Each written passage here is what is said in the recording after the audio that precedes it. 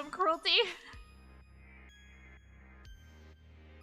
Because on my phone, I took a quick peek over at what the stream looked like. It looks a little bit laggy, but it doesn't look that awful. Is it that bad? I'm gonna let there's still time. It's not 7 yet, so I'm gonna let other people show up and let me know to say if it's bad or not. But oh man, oh man. I hope it isn't, because on my end it looks okay. Task Manager, what you saying? Task Manager even says things are fine. OBS says things are fine. It's a lot faster? Okay. Okay, thank goodness. Don't scare me like that, okay? After last week's conundrum. Hi, if you're watching the VOD, last week I tried to do this exact same stream. Actually, I've been trying to do this stream for 2 weeks. The first week, I was so burnt out, I couldn't do it. I was so stressed, I couldn't do it. I did not feel well. And then last week, the second time I tried to do it, my internet exploded and decided, no stream for you. So I couldn't stream, and it was awful, and I cried a lot. But now it is the third time, which is the charm, as they do say. I am praying it is the charm. Let me just double check my mic settings and everything. And it's only 7 now. Usually I give like a 5 minutes after 7, so we're gonna give it's gonna be a nice 10 minutes on nothing until we begin. But yes, hi Cruelty, how are you doing? How are you? If you hear a noise, it's me rubbing my hands together because anxiety. I'm so nervous and I need to do something to keep myself sane. And my options are, I'll tell you what my options to de-stress are. They're rub my hands together, play with blue tack like poster putty, or I have a pair of scissors, and I like to take scissors in my hand and open, close, open, close, open, close, because I really like the sound and the motion of it. But I should not be playing with scissors, so we're going with the not scissors options today. I also have magnets, which I tweeted about, on how I wanted to do a hand cam stream with building stuff with these mini magnet things I have, called specs. And then I went to put them all away, and I realized when I was playing with them for the first time in months, I lost one. So now I have an incomplete set, and it bothers me so much, I refuse to touch them. It hurts me so bad, I can't do it anymore, guys. I'm at my limit. I was considering wearing my Blackrock Shooter, like, outfit, using the Blackrock Shooter model today, like the skin, but it's not rigged right. It's not rigged right. It doesn't have, because I had to update my rig, because my initial rig was, not great. It was fine, and this one's just okay too, but I didn't have as much bounce, which I don't even have that much bounce, but there's more bounce than before, and then the turn of my body was all wrong. We don't talk about that. We don't talk about that one. So if I look at that model, I'm gonna see how stiff and ugly it is, and I'll be Echo? Do I have reverb on? No, the echo is not intentional. Thank you, Cruelty. See this? Finally, people tell me when things go wrong. Yeah, no, the reverb was not intentional. I had to, last week when I was trying to fix everything, one of the things I did was I updated to the latest version of OBS, which I had been suppressing for a long time, and I had no problems. Everyone was like, oh, you're gonna have problems. And then I had no problems, and I never had problems. And then I thought maybe it's the problem, but no, it was just my internet. And then everyone was having internet problems. Oh, you wanna know what the problem was actually? Let me explain it. Basically, but yeah, the presentation will start soon. Okay, we just gotta wait for people to show up. I should probably annoy people about it and be like, hey, Blackrock Shooter fans, get in here. But we figured out what the problem with my internet was. But yeah, so I updated OBS, I updated Stream Elements, I updated all that, and yeah, so it made me lose like my stream information manager little dock widget thing in OBS, which is very annoying, but I can just use my phone for that, so it's fine. But the problem with my internet is the outlet that the internet is plugged into, like the router box, is connected to the same like outlet power source thing as another outlet, right? In a bathroom. and that outlet broke. That outlet died.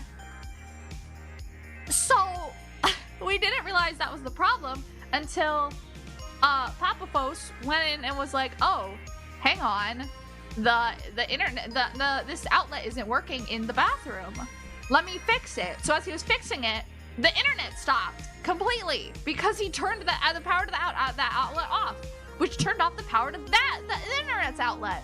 And so for a whole day, it was back and forth and back and forth. So for 3 days, we were sitting here like, why is the internet bad? And that was the reason. That was the reason. And there haven't been any problems since, I don't think. It's been a little wibbly wobbly, but it's so much better than it was. Obviously, I can go live, so that's a positive. I really should have done like a test stream last night or something, but it's fine. It's all working out, it seems. I'm gonna go annoy people in a Discord server that I'm a part of. I'm gonna have my manager, yeah, let's call that. Let's say that. I'm gonna have my manager go harass members of a Discord server.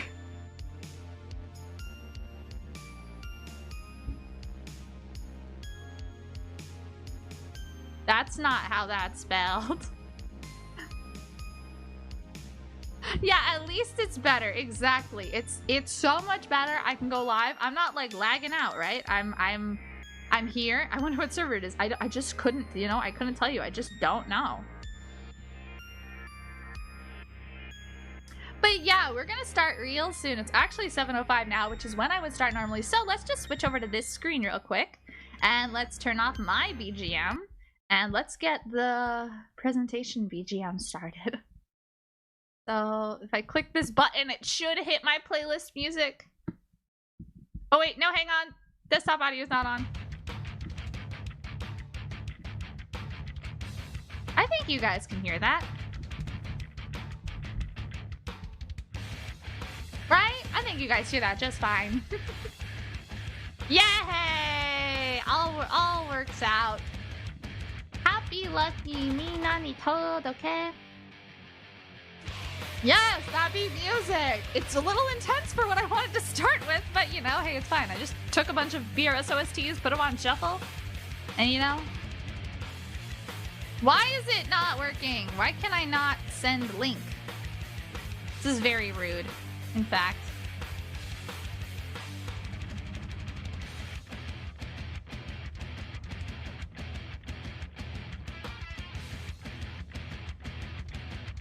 Anyway, we're just gonna wait for people to show up, but yeah, it's finally happening. It's finally time. I'm about to be so mentally ill. I'm about to be so mentally ill on y'all.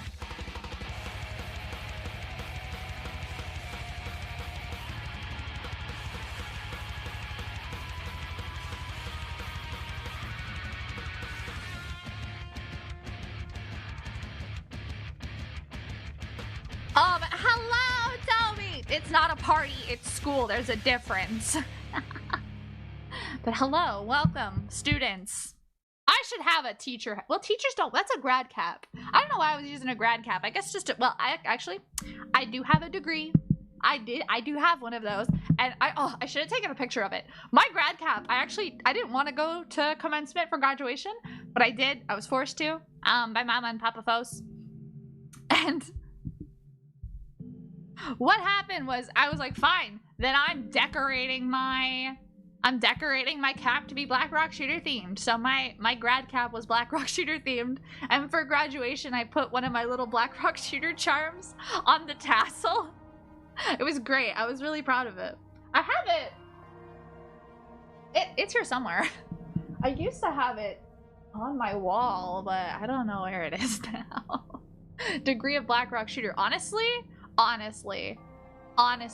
I have a doctorate. I have a PhD. I'm Dr. Fos in Black Rock Shooter. It's like Elle Woods in Legally Blonde, where it's like, I have a 4.0. Yeah, in fashion merchandising.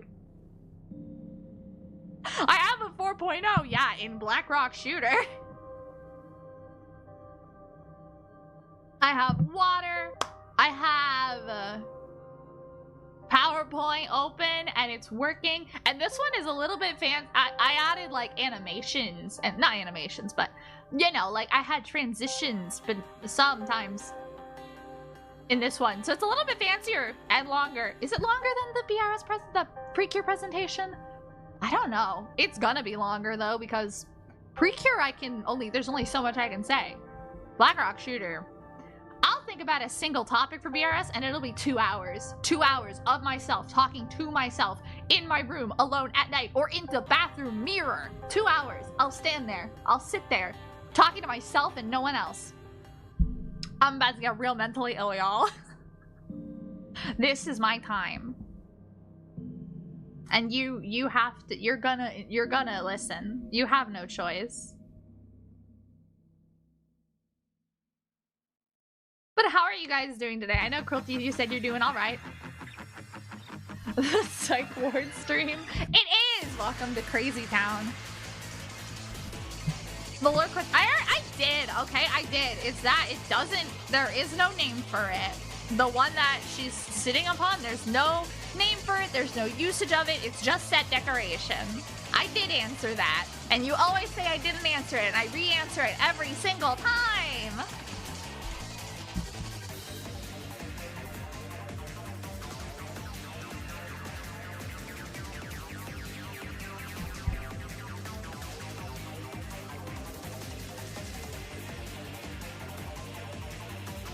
I'm making the rounds on Twitter. Annoying everyone. Get in here. It's my time to be weird. I'm gonna be so unhinged, y'all. Y'all aren't ready. We have some rules though. Not rules, but guidelines, I guess, expectations to go over. But we're gonna get there, But hello, Glock, how are you doing? And Toby, I don't know if I asked how you were doing, but how are you? Welcome to stream. Good to see you again, finally. It's been a while. Dying. Oh my goodness. I thought I was gonna throw up. I was so anxious about stream. Like 10 minutes before, I was like, I stood up from my chair. I immediately sat back down because I felt so nauseous. I was like, my anxiety, it better work today. And if it doesn't, I'm gonna fight God or something.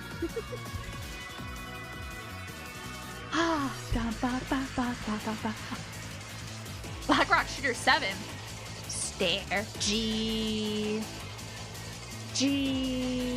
Hello. Hi. I love your name, by the way. Incredible. Hello. Welcome to stream. You are just in time. We are going to be starting class very, very shortly. And you are in time, so you will not receive a demerit. I hope you're doing well today. Oh, yeah. Did I mention about the demerit system? I have a little piece of paper in front of me. And I'm going to be keeping track of good and bad behavior. Mostly just bad behavior, though, in class, because I'm your teacher, right? And if you get too many demerits, you have to go to detention. And detention is one of two things. Detention is either... Now, you're going to know more about why these things are bad later, unless you actually experienced, one of these things with me. Cough, cough, 2020 screaming. 6 hours of VRS the game straight. Detention is either you have to sit down and watch the Blackrock Shooter Dawnfall dub, or you have to no damage all the bike missions in VRS the game. I don't make the rules, except I do, and they're my rules, so you have to follow them. But yes, hello. I'm going to start now. It's been like 18 minutes since I hit go live. Because I hit go live 5 minutes early just to make sure it wasn't broken. But okay. I will harass you no more with all these things. Good thing I prefer dub. Have you seen the Dawnfall dub? No damaging that wasn't required for anything, was it? Yeah, you gotta no damage. No damage. You gotta do it until you don't get hit. Cry like I did. 20! That was insane. That was a great time. Anyway, we'll get back to Blackrock Shooter the game. We have to talk about BRS in general first. Okay, I love this song. I love the Waltz of Loneliness. I love Hellfire, okay? This is not the vibe for the opening of this. It's not so grim. Let me go through. Let's pick a song. Let's go with... what's a good song to start with?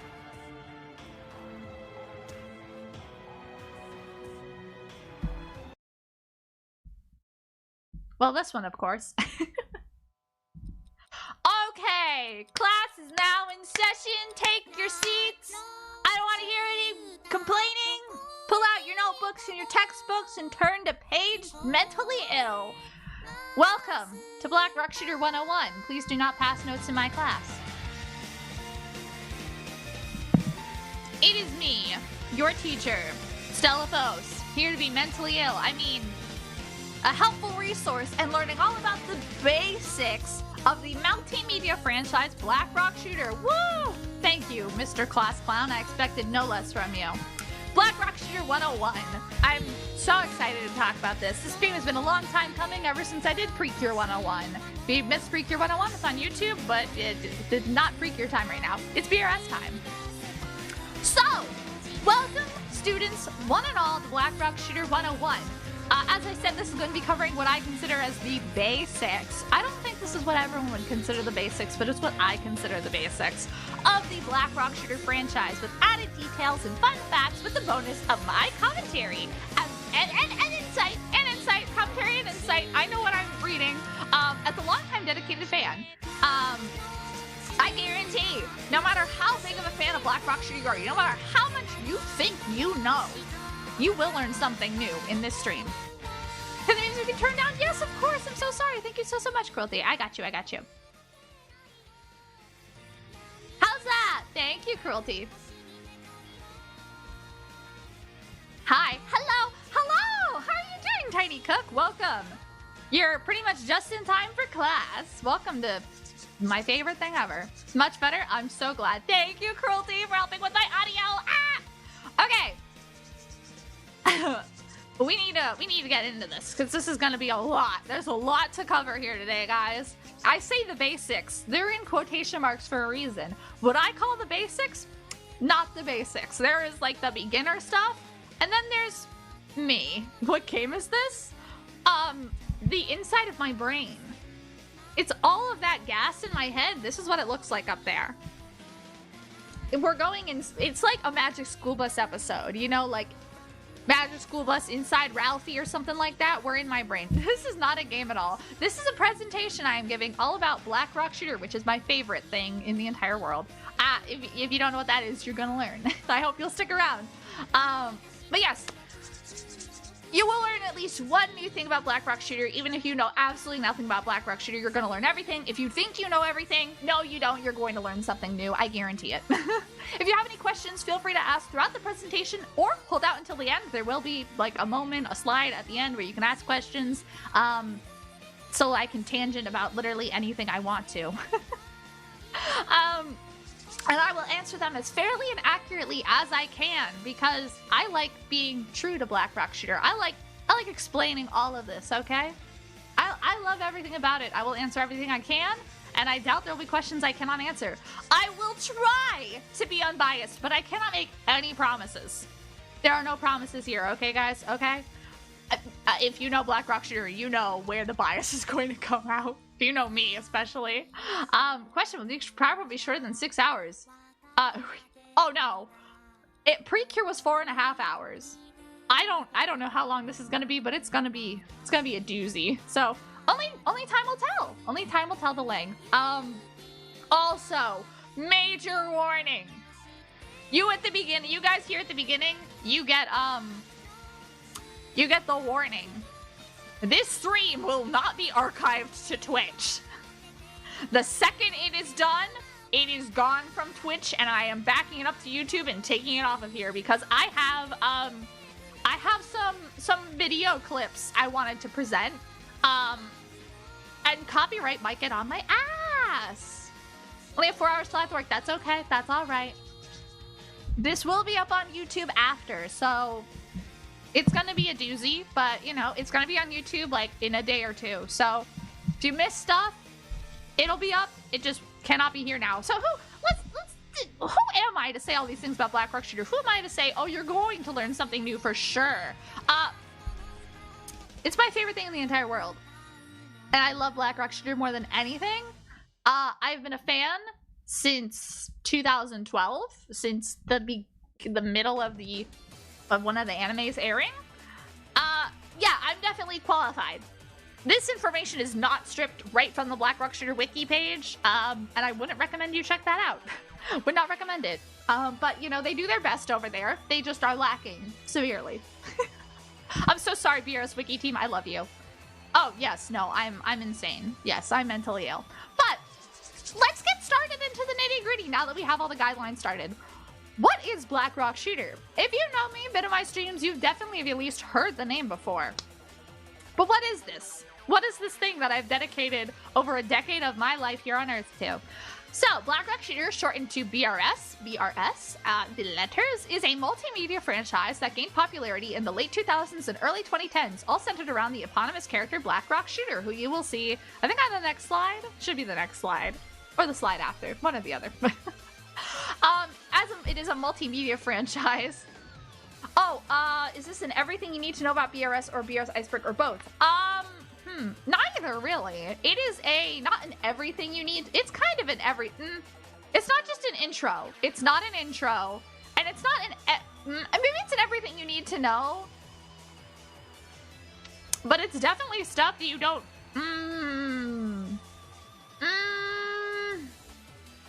It's more than you need to know, but it's not an iceberg.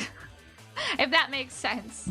Everything, no, it's not everything you can know. I have left some stuff out. I have left some stuff out because it would just be, it'd be so long. Guys, I wouldn't be able to shut up. It would be so long, and I was already fighting with PowerPoint. There's so many, like, transitions inside some of these slides that it was like, no, no, no, no. So PowerPoint just does not want to add more to this presentation. So I'm sorry, I couldn't include information about every single minor event and card game collaboration and mobile game collab. I'm sorry. This is Black Rock Shooter 101, not 102 or 4000. It's 101. It's the basics, okay? Basics. I explained this in the previous slide. Demerits for not paying attention. Let's see. Oh, wow. Cruelty. Toby. I wrote a P. Poby. Demerits. One for each of you. How dare you? But like I said, Black Rock Shooter is a multimedia franchise, which means it encompasses all different kinds of media, from music to video games to animation to merchandise to everything. There's something Black Rock Shooter for pretty much everything out there. But that said, it is a completely separate universe. Nothing in this is connected. Even if it looks like the personalities of characters are the same or their names are the same, they are not connected. This is also not a chronological presentation. This is a presentation that's going to be like, hey, here's what makes the most sense in the best order, in my opinion. So it's not chronological. It's not a timeline. It's an overview, and it's organized according to my decisions. Like I said, this is my favorite thing in the entire world, so if you think I'm wrong about something, I'm not. You're wrong. Oh, I love this song. So, before we can talk about Black Rock Shooter herself, or itself, we need to talk about the creator of Black Rock Shooter, and that is the artist Huke. So, Ryohei Fuke is his full name, but he's professionally known as Huke. He is a freelance artist and illustrator, and the creator of Black Rock Shooter. He's the Riddler. Huke does not show his face in public. He constantly wears different kinds of masks and disguises when he is attending events. This is one that is most commonly passed around. This is from his appearance at Anime Expo 2013. But he has also worn different camo suits with different masks. He's worn cardboard boxes. He's worn paper bags over his head, which is what he most recently did actually at Anime Expo 2022. For a panel for Ruby Ice Queendom, because he's the illustrator or the character designer for that. Yeah, he wore a paper bag. He's very silly. We love him. But Huke isn't just the creator of Black Rock Shooter and, like I said, the character designer for Ruby Ice Queendom. He is most well known for being the character designer and artist for the visual novel Steins Gate, which, if you, the Rizzler, does Huke have Riz? Among all his other problems, does he also have Riz? We'll see. But if you know Steins Gate was very popular back in the 2010s. But, you know, not so much anymore. It's a classic. He is also, in this line of work, VTubing, he is also known most well these days as the artist and designer for the Hololive Myth English VTuber, Takanashi Kiara. Woohoo! We love Kiwawa here. Good old Tencho. And then also, he got his start, really, doing art and designs for the Metal Gear series. So that's really how he started, but it wasn't until Black Rock Shooter that his career took off, because Black Rock Shooter happened, and then companies wanted this man. Companies wanted this man, okay? He went to work, he did work with, what was it? Fate Extra? Some Fate series he did the weapons design for. He does so much. Huke does a lot of stuff. He does Arc Knights, celebratory merchandise and art. He does everything. This man is great. And although he is the creator of Black Rock Shooter, and he does all these other things, he does not do story work. And he actually does very minimal work when it comes to Black Rock Shooter projects themselves. He does minimal work, as in he does concept designs, and maybe sometimes he does art, but that's about it. He doesn't give any story direction, he doesn't do the creation of the stories or the worldview, he does character design, and that's what he does. He said years ago in an interview that he would one day like to try writing a story, but he never did that. Designed at least one major FGO character. He did, in fact, design Altera for Fate Grand Order. I don't think he has the Riz. I don't think so either. He's got too much depression. Speaking of his depression, let's get into Black Rock Shooter's origin. So, how does that correlate? Just sit tight and wait, you'll see. So, Huke created Black Rock Shooter back in December of 2007, and her original illustration was uploaded to the new at the time platform Pixiv on December 26th, 2007. Day after Christmas, baby. We don't celebrate Christmas in this house. We celebrate the BRS Anniversary Eve. Huke has said in an interview that Black Rock Shooter's creation was inspired by a deep depression he was in, something he still struggles with to this day. But he claims that he came up with the idea by carving out of a black canvas the silhouette of Black Rock Shooter, and then adding the details later, all with the idea of wanting to create a character that looked like she could be from a video game, where it's a small girl holding a very big weapon. He also claims that the early development of Black Rock Shooter projects and support and growth of BRS helped him get through his depression at that time. Unfortunately, if you pay attention to his work these days, this is an upsetting song for this topic. He still does struggle with mental illness quite heavily. So I hope this man gets happiness, because Huke is so deserving of it. I love him so much. He really deserves it. His work is so beloved, and not just because his work is so skilled and great and just touches so many people's souls, but he's just a really gentle guy from his presence that you see just online and in his in-person events. So that's how Black Rock Shooter started. Black Rock Shooter was born from depression. Depression, a theme you will see carried heavily throughout Black Rock Shooter as we get into it, starting with the very first media project for Black Rock Shooter, the song. Now, the song is probably the most popular thing for Black Rock Shooter. If you haven't heard it, who are you? What's wrong with you?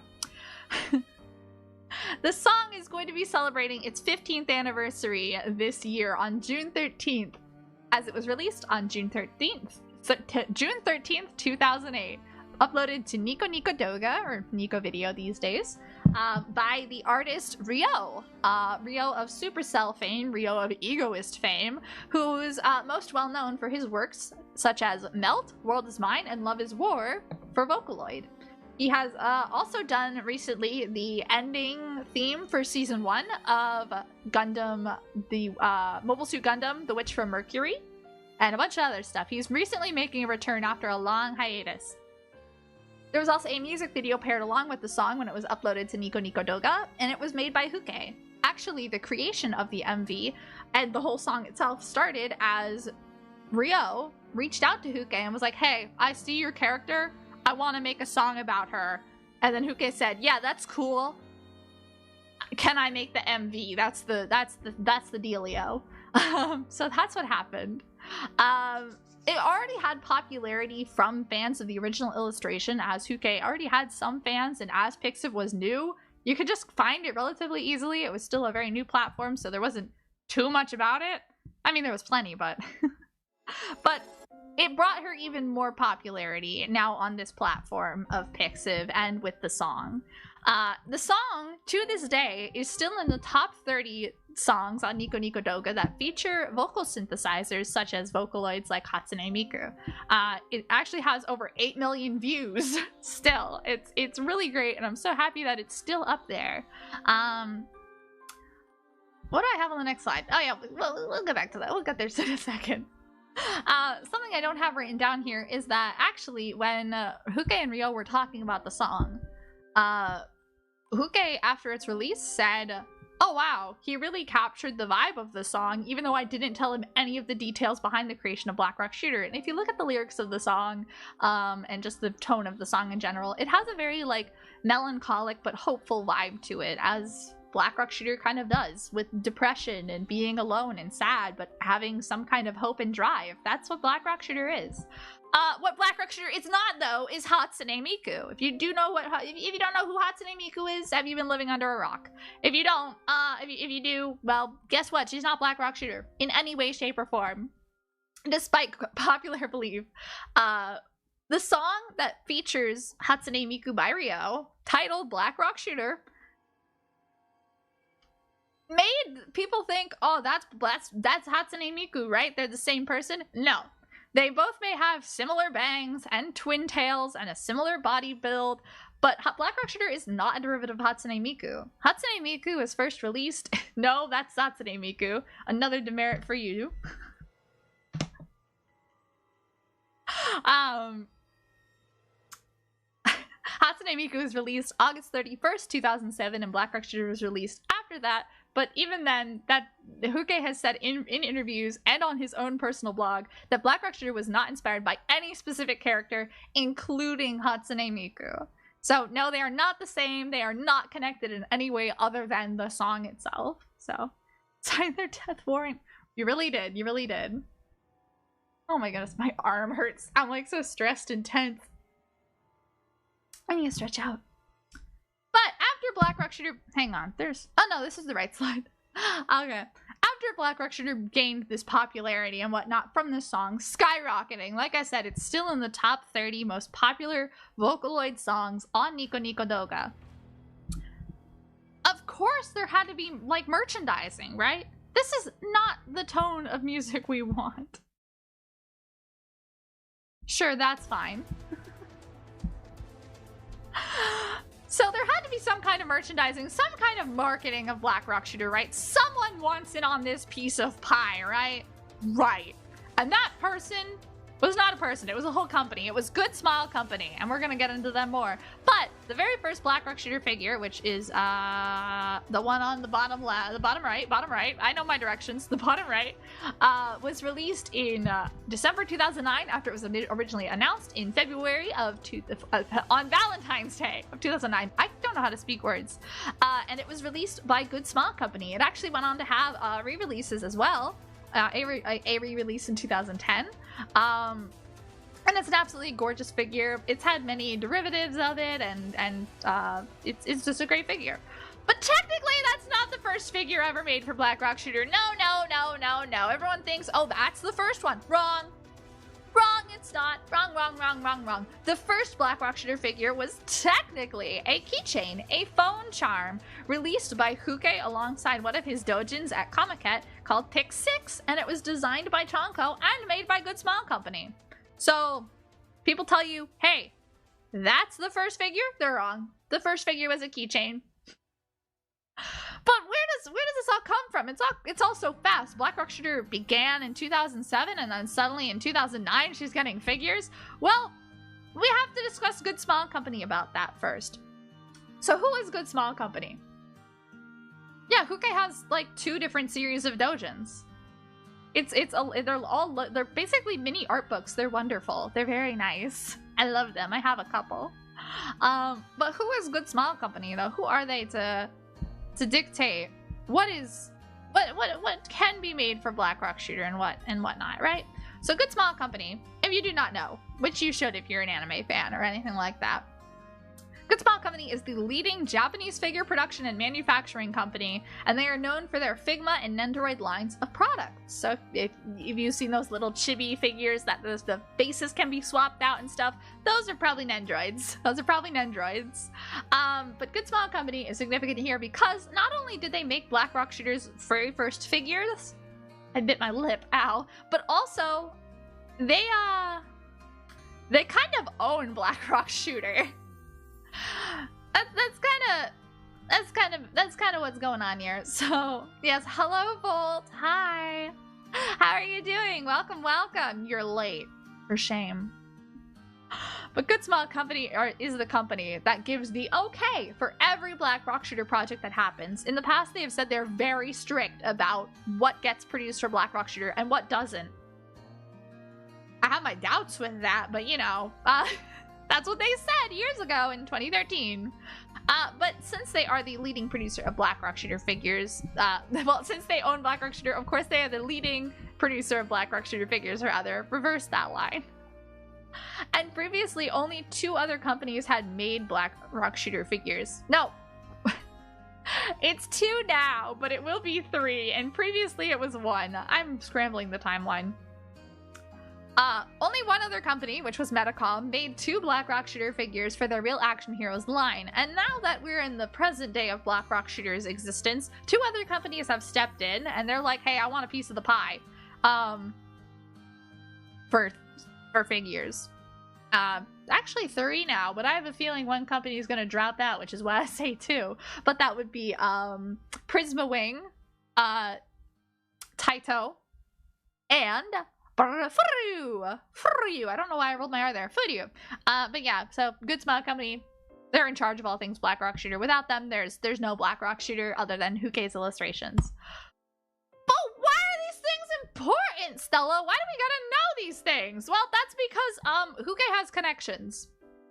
Everyone always tells the story of Black Rock Shooter as either it's a Miku derivative that got so popular, or it's this guy's OC that got so popular, someone wrote a song about it, and then a company wanted to make figures of it. People think this is like a small town gone big story, and while Hukei was just a single guy who made Black Rock Shooter, it's not without connections that Black Rock Shooter became popular. So, years ago, before Black Rock Shooter was made, Hukei and Ryo were introduced over Skype by a mutual friend. And they talked and they became buddies and whatnot, right? So when Black Rock Shooter was originally created, they were already talking to each other. They were already friends. This wasn't a sort of just one-off instance of, hey, I really like your OC, can I write a song about this? They were already talking. They were already buddies. So there was already a good chance they could have collaborated. Not even Black Rock Shooter. All right, freeing. But it's released under Good Smile Company. It was released through Good Smile Company, so it's like how Pixtone, there's the fat figures and whatnot. Since it's kind of, you know, through Good Smile Company, they have all those. I mean figures that aren't released under the Good Smile Company name, such as the Real Action Heroes or the Spiritel line, or any of the prize figures. But yes, you are correct. But then in that case, we also have to mention Good Smile Company, Max Factory, you know, Fat. And then even on top of that, with merchandising, you would have to talk about other things like Deco Kick. There's so many things, but they all get released under the Good Smile Company name because Good Smile Company has the rights. If that makes sense. So, speaking of Good Smile Company again though, Hukei didn't just get approached by Good Smile Company. In fact, Hukei is the one who approached Good Smile Company himself. It wasn't the other way around. Hukei had buddies at Good Smile Company and was like, hey, can you make a little charm of this figure, of this character of mine that I can sell alongside my Dojin? And they were like, yeah. Hukei and the creator of Max Factory and the CEO of Good Smile Company, Max Watanabe and Aki Takanori, are buddies with Hukei. They are buddies. And they had been friendly since well before Black Rock Shooter's creation. Hukei was in the industry. So while Black Rock Shooter is this lovely story of one guy's OC becoming popular, it is because of his connections to the industry. and to creators attached to the industry. Even then, later on, many Black Rock Shooter projects feature artists that Huke was already friends with previously before Black Rock Shooter's creation and after, such as Nui Tomono, who did art for Fragment and character design for Fragment, as well as art for Dawnfall, which we'll talk about later as well, and Taiki as well, who did stuff throughout Black Rock Shooter's history. Taiki did so much for Black Rock Shooter. We'll talk about that as well. What an accomplishment Huke made it.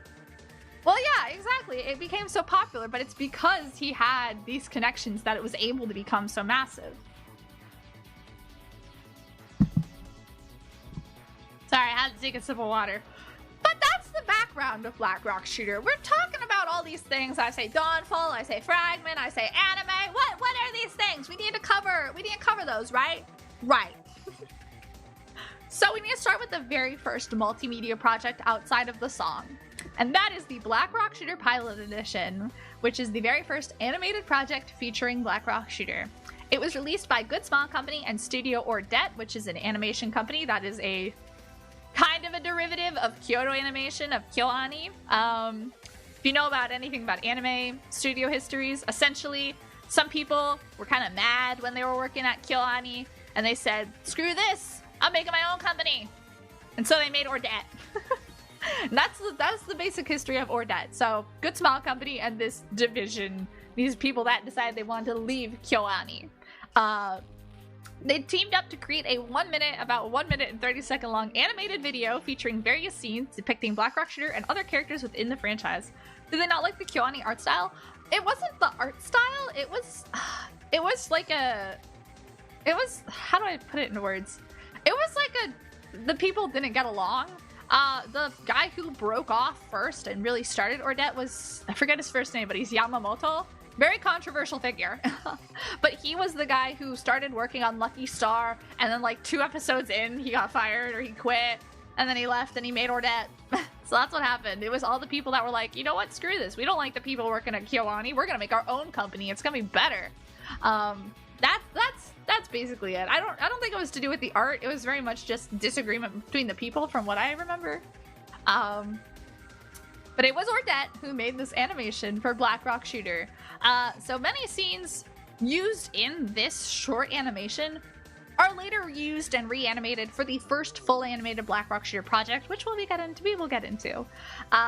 We already discussed the song Black Rock Shooter, but for this release, there was a new version of the song released, or created, titled the 2M Mix, also made by Ryo, featuring the latest vocals of Hatsune Miku, the beta, in fact, of the latest vocals, titled Hatsune Miku Append, which at the time was just called like Hatsune Miku something beta. It was great. But not only that, did he use a beta of Hatsune Miku's Appends, he also used a live band to record the instrumentals, which I think is so cool. I played the 2M Mix at the beginning, but you're gonna hear, well, we could always play it again later. This was a physical release both in DVD and Blu-ray format, and it came with the disc for the thing. Anyway, on the discs. It included 3 versions of the video. It was all the same animation, but the backing track was different. So one had the original instrumental from the original song, another had the 2M Mix's instrumental, and then the other one had the 2M Mix with the vocals playing. Really neato. We love it. It's really great. I love the 2M Mix a lot. But to really understand the 2M Mix, I don't think there's much a better way to do anything with it than to show you it. So let's hope it works. I will show you now the 2M Mix. Turn that volume up a bit.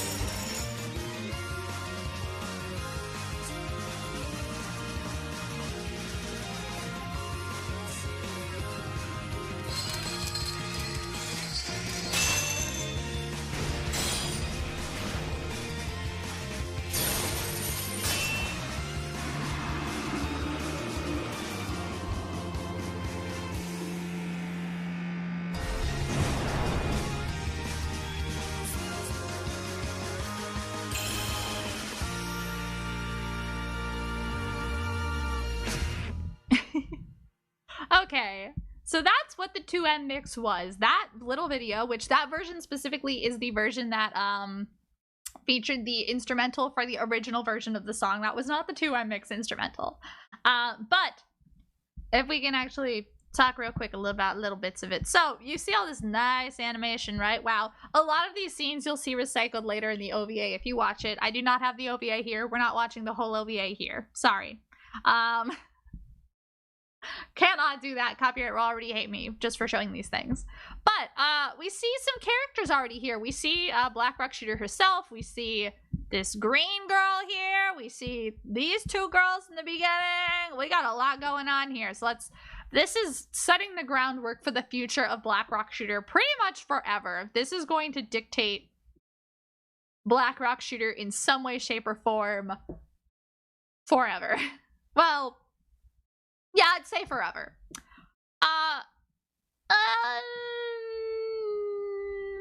Yeah, let's talk about it in here first. Let's talk about here first before I get to that bit. So we see all these characters, and if you follow Huke's artwork, you already know who this girl is. That's Black Rock Shooter, of course, and who this girl is. That is Deadmaster. We'll talk about more about her later.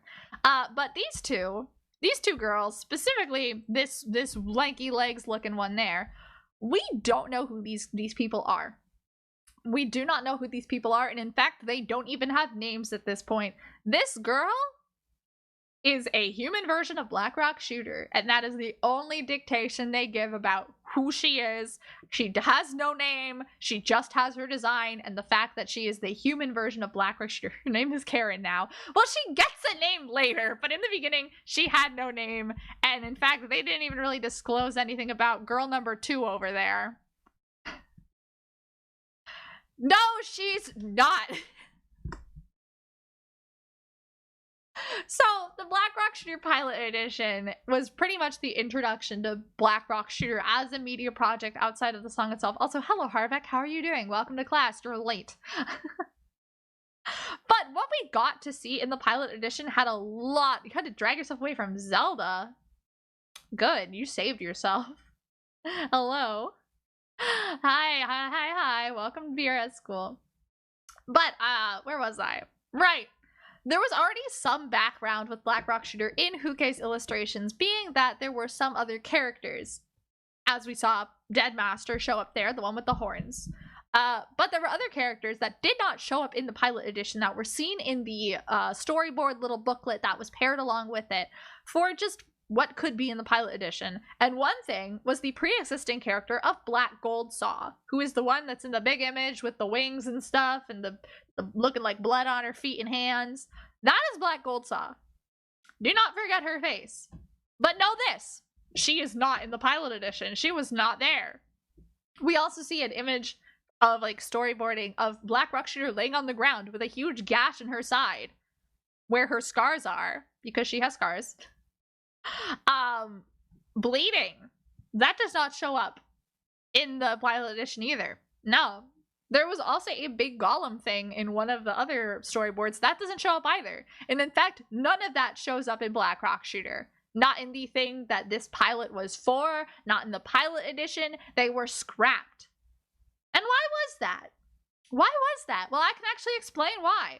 Originally, the people who were writing the Pilot Edition and the later OVA, the full video animation for Black Rock Shooter that this was a pilot for, wanted to make it more mature. They wanted it to be like kind of gritty. They wanted it to have violence and blood. But Huke said no. Huke, who I said did very little involved with Black Rock Shooter projects, stepped in and went, no, you're not putting that in Black Rock Shooter. I want it to be for a younger audience. I want it to be, that's something anyone can enjoy, specifically targeted at a less mature audience. Like, not like children, but like a middle school audience. Like a high school, middle school audience. So blood in my Black Rock Shooter? Nope, not at this point in time. Not at this point in time. Later, yes. But now?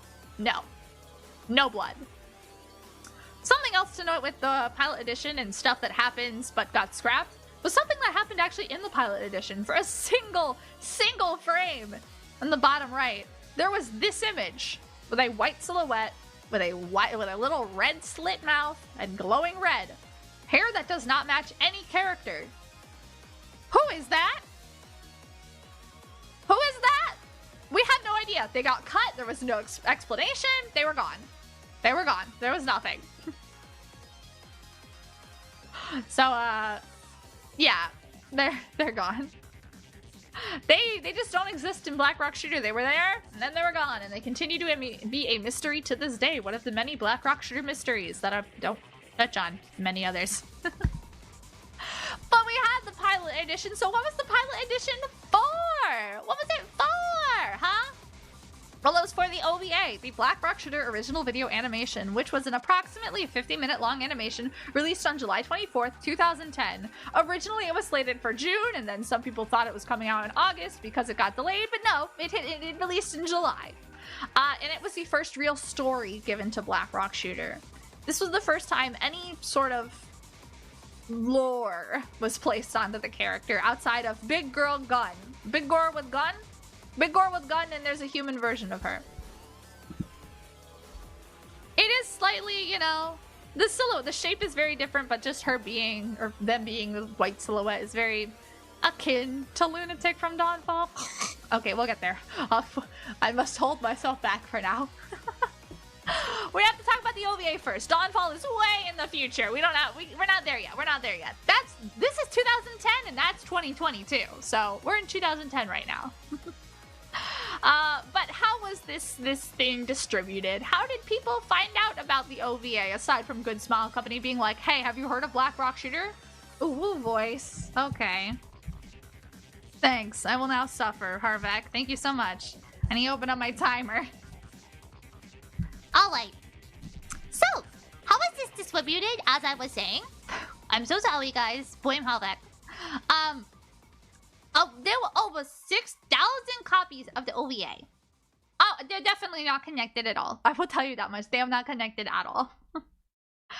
No Black Rock Shooter project is connected, and even though we see Dawnfall pull nostalgia bait inspiration from other things, it's not. I promise you that. I can assure you, the writers behind Dawnfall are not that smart. And they're not connected. But as I was saying, over 600,000 copies of the OVA were distributed as a free bonus. You heard that, free, F-R-E-E, a free bonus in magazines, at events, and with figures. They want a Good Small Company, being they, wanted people to watch Black Rock Shooter so bad they were giving it out for free in different magazines, and with those figures, they were like, buy this and watch the movie, please. So that's what happened there. But over 600,000, and that's not including the official release of it. But originally, the OVA, like I said, was said to have a darker tone, but Huke wanted to be for a younger audience. Huke himself had very little input in the project, and even before the OVA was released, in an interview, he said he hadn't even seen it yet, and he was excited to see what would come of it. Excuse me. So yeah, OVA was first released for free. What do I have here? Oh! A twirl, right. I must pause the music. So this is the twirl for the OVA. So you will see similar things to the pilot edition, and you will also see, you know, new things. I'll pause the timer for you, Halbeck. Hee hee hee. Oh, I need to turn the audio up again. There we go.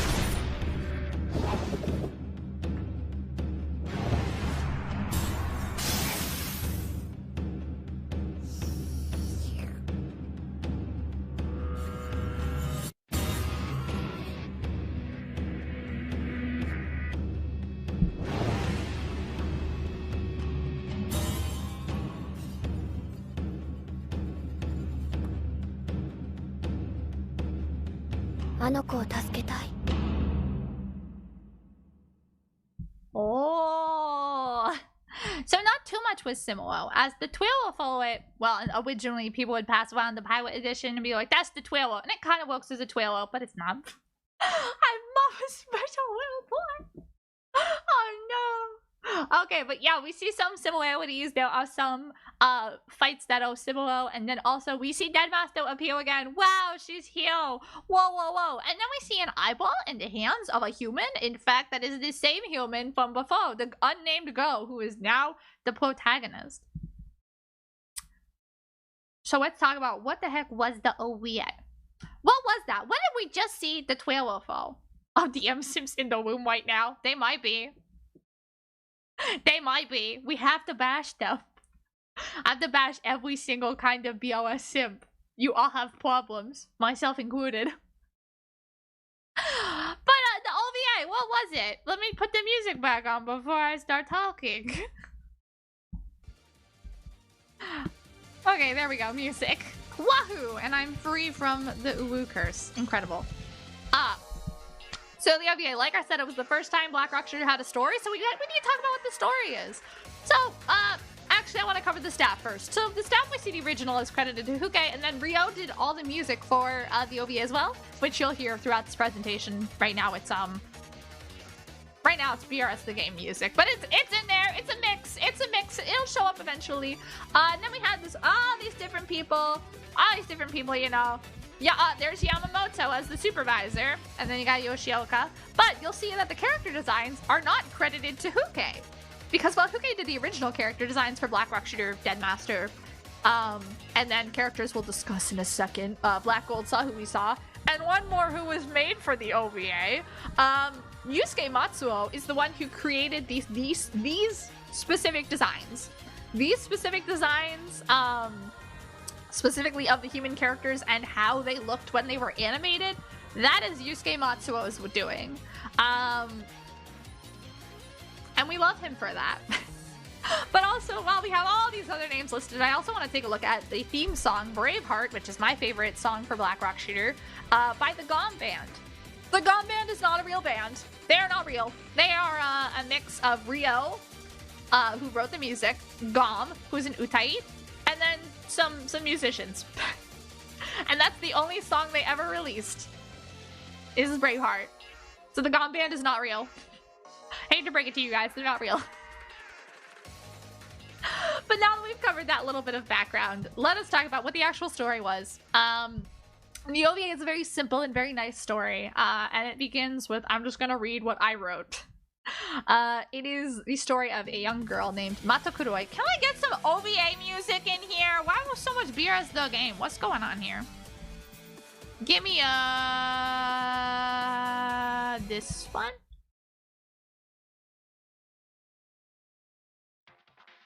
Yeah, sure.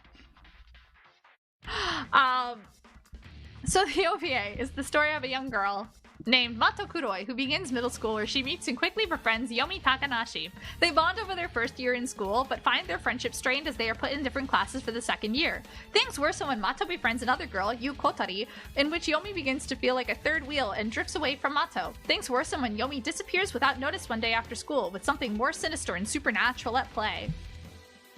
In another world, Black Rock Shooter travels across a barren world in search of her— well, a barren world. Good job, Stella, writing redundancies. Across a barren world in search of her opponent, Deadmaster. Upon encountering Deadmaster, she and Black Rock Shooter battle. So that's the basic synopsis of the OVA. Very simple story that somehow people come out of and they go, I'm confused, I didn't get it. And to be fair, they don't do a lot of explaining the OVA. They don't need to, though, because it's a simple story. You're supposed to suspend your disbelief and just be like, okay, this makes sense. People don't like to do that. I've mentioned Mato before.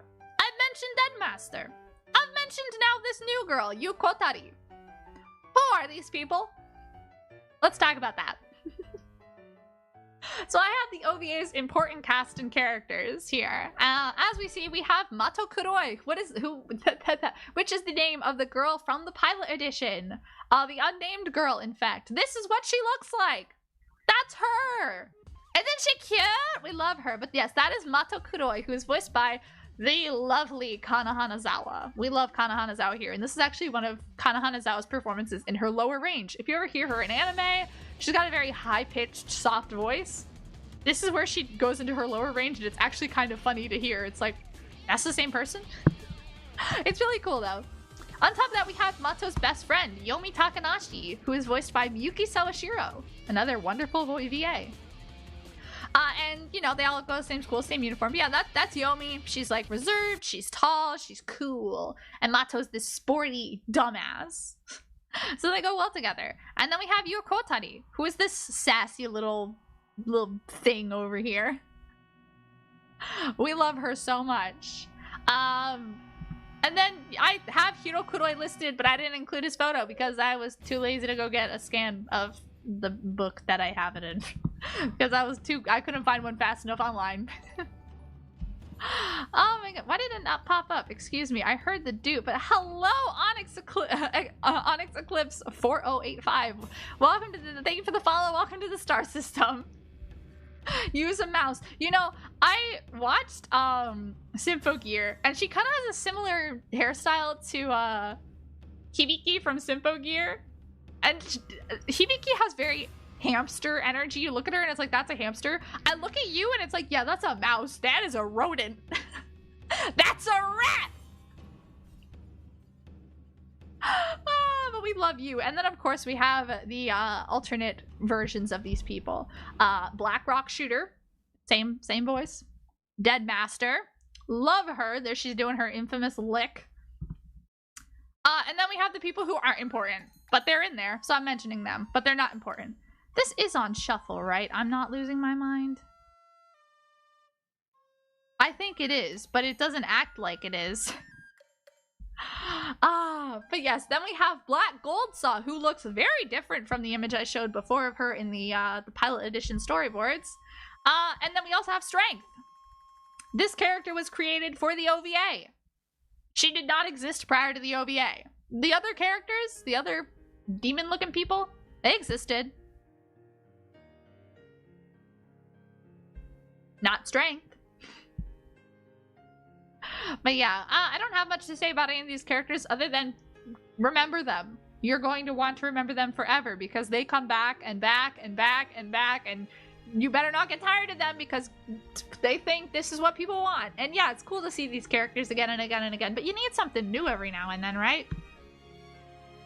So I already mentioned that there was like the 600,000 free copies of the OVA distributed, but there was also a Blu-ray release with a DVD. It was a Blu-ray DVD bundle release. It was great. It had little figures with it. It had like a little storyboard book. It was really cute, really great.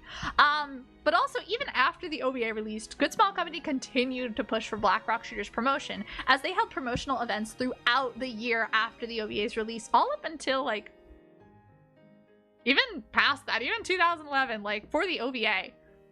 Good Smile Company was still releasing figures, and they would do events like even around Christmas time. There's nothing Christmas about Black Rock Shooter, but they decided, you know what? There needs to be a Christmas event. There needs to be a Christmas event where we go around with a camper van that's decked out like a BRS Itasha would be, and we need to hand out free clear files with Dead Master and Black Rock Shooter cosplayers there. Like they were like, you need to watch Black Rock Shooter, you will love Black Rock Shooter. They were going all in, and I loved them for it. But the OVA itself, even then, how badly they wanted everyone to watch Black Rock Shooter as much as they could, as many people as they could. The OVA, originally, not even fan subbed, came with 7 different language subtitles. Japanese, Chinese, German, English, Spanish, French, and Italian. They were like, we gotta cover as many bases as we can, right? They wanted people to love the OVA. And I do love the OVA. But basically a BRS cult. Yes, of course. Definitely. Oh, one day. I love this song. Red Rose, how beautiful you are. This is a song from the OVA. But things to note. This is going to show up at the end of every section pretty much. Things to note. These are little things that I want to add as my Black Rock Shooter fan knowledge wants to share things. So to start off, the OVA, like I said, doesn't do a lot of explaining, so a lot of theories come up over the years. Which one of my favorites is Black Goldsaw shows up, but I said she's not an important character, because she shows up in the beginning, and then she's gone, and she has no relevancy to the story at all. So people were determined to figure out, why is she relevant? Why is she here? Well, there's a scene with a bunch of schoolgirls on the train, and while all these other ones, Strength, Deadmaster, Blackrock Shooter, have a schoolgirl equivalent, there's no schoolgirl equivalent for Black Gold Saw. So they looked at the scene of all these schoolgirls on a train, and they saw one with long hair and bangs, and they went, it's her! And so an image of this girl sitting on the train with a big red conspiracy like theory YouTube video type circle around her was passed around the internet in different Blackrock Shooter circles. And I think it's really funny, and I wanted to share that. There's another thing I want to mention, which is one of my favorite theories about Blackrock Shooter, is that Yu is the instigator. Yu is the friend that comes in later, and she's the one that kind of drives the wedge between Mato and Yomi. It might be accidentally, it might be on purpose. One of my favorite ways to watch the OVA is to pay attention to Yu and be like, hey, she's up to some funny business. It's a very interesting and different way to watch the OVA, and I think it brings some good new perspective. One other thing that I didn't actually write down here, is that Blackrock Shooter, this version, is very often referred to as a magical girl movie show. This is often thought of as magical girl media. And while I'm iffy on that, it does share a lot of the tropes with magical girl media. But I don't know, and there is a transformation, but like, you could go either way on that. So just to know that. Also note, there was going to be a sequel to the OVA, as the OVA actually has an after credits cliffhanger. There was going to be a sequel, which was discussed at a panel many years ago. I think it was, they mentioned it in 2011. I forgot when exactly. I'm pretty sure it was 2011 though. I trust my instincts. That they were going to be working on more Blackrock Shooter animated works. And they were like, oh yeah, we're gonna make a sequel to the OVA. That didn't happen. There was no sequel, it was canceled. They instead did a different animated project. And Mato, that main character, that sweet little stupid girl, we love her so much. Mato is a middle schooler. She's going to middle school. Originally, she was not. Originally, Mato was a high schooler, but the creators, the creative staff behind Blackrock Shooter, the pilot edition, and the OVA decided, you know, we want to age her down, we want to make her younger, especially because Huke was like, we want to make her a younger audience. So she went from being a high schooler to a middle schooler. Just something I thought I would share. What if Black Gold Saw was there to sell toys? Very possible, very possible. But like, there's no real point of her being there other than that then. Because there were other characters that could have been there to also sell toys, but no, just Gold Saw. Strength has her significance, but yeah, she's barely there. She's got 3 scenes. We don't count her. So, that canceled sequel. What replaced it? Here's the thing, Black Gold Saw didn't have Booba though. We're going back. She's got a little bit, but there's not much. There's like nothing there really. Kind of, but she was there to act as Yu's counterpart, but like, Strength has no significance to the story really outside of theorizing. Like, you don't need to know about Strength to understand the story. I'm sorry, but these two are insignificant. Black Gold Saw didn't have the booba she later has, which you'll see. But that canceled sequel! I swear I have this on shuffle. Why is it not acting like it's on shuffle? It is, but it isn't acting like it is because it just keeps bouncing around the OVA. And because it's not the OVA anymore, I decide that we're going down to the 2012 soundtrack now. We're gonna start with this song. So, OVA sequel is canceled. They make a different project instead. It isn't YouTube. It isn't YouTube, it's my computer. This is all music that I just already had downloaded. No, I do not have repeat on. This is just groove music. No, I know that, but it's just like, this is not Spotify, something. It's not YouTube. It's just the music I have downloaded to my computer with the Groove music player, which replaced like Windows Media Player or whatever. Anyway, what replaced? Just like Groove music replaced the Windows Movie Maker for like music, audio. What replaced the canceled sequel? Black Rock Shooter TV. Also known as Black Rock Shooter 2012, which I actually call it both, and I give no explanation for that throughout the presentation, but I do that. But Black Rock Shooter TV, released in 2012. It began airing on February 3rd, 2012, which, you might see in things, you might say, hey, that's wrong. They say it released on the 2nd. You're wrong, Stella. You are incorrect. I'm not. Well, no, it's not outdated, because even then, people always called Black Rock Shooter, like, TV, Black Rock Shooter 2012, but Black Rock Shooter's other TV anime, Dawnfall, has a subtitle, so you can't really get them confused, because if you're gonna call it Dawnfall TV, why? It's called Dawnfall. So no, it is not outdated. But, you'll see in sources, even from Black Rock Shooter themselves, that it began airing on the 2nd. Wrong. Technically, in terms of time, it began airing on the 3rd because the Noitamina block of the Fuji TV channel. Thank you so much for the follow, Black Rock Shooter 7. Welcome to the star system. But the Noitamina block of Fuji TV, which is the anime block of this TV channel, runs. It starts at like 1 a.m. But because of how TV blocks work in Japan, it still counts that as the day before. It still counts it as the day before's TV programming. So in marketing, they say, oh, it began at hour 24, like 24:30. No, there's no such thing as 24 in military. No. It was at 1 a.m. on the 3rd. So, that's a little fun, silly thing that it might be like, oh, I thought it was the 2nd. Guess not. It's not. That's one of the things that if you knew things, you might not have known that. But what is this TV anime? Why would they not make a sequel to the OVA when they left it on the cliffhanger? Well, they decided they were going to reboot the story entirely, using this sort of a new take on the pre-existing characters presented in the OVA, as well as new ones. They were going to create a similar but brand new, not connected story. Unfortunately, the show is only 8 episodes long. I say unfortunately because if you watch it, you'll tell there's a time crunch. You can tell it needed a full season block. But the reason it was 8 episodes is because it shared the season run with a 3-episode show called Thermal Romai. Ah, nice. I believe in you. Have fun with that. I wish you the best of luck in building a full black trike. Thank you for coming. I hope you have a good rest of your time zone.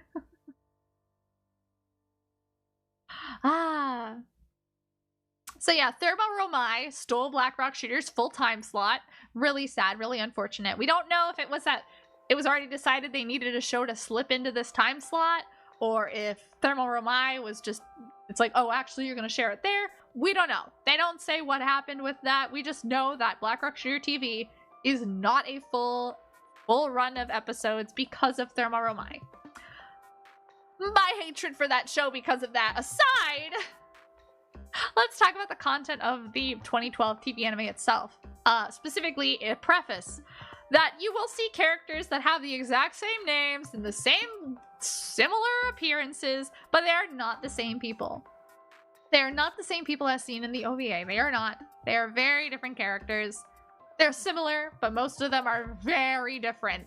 And this time, Ordet is back. Studio Ordet returns, but they are now fully collaborating with Sanzigen to make a show that is both 3D and 2D in animation.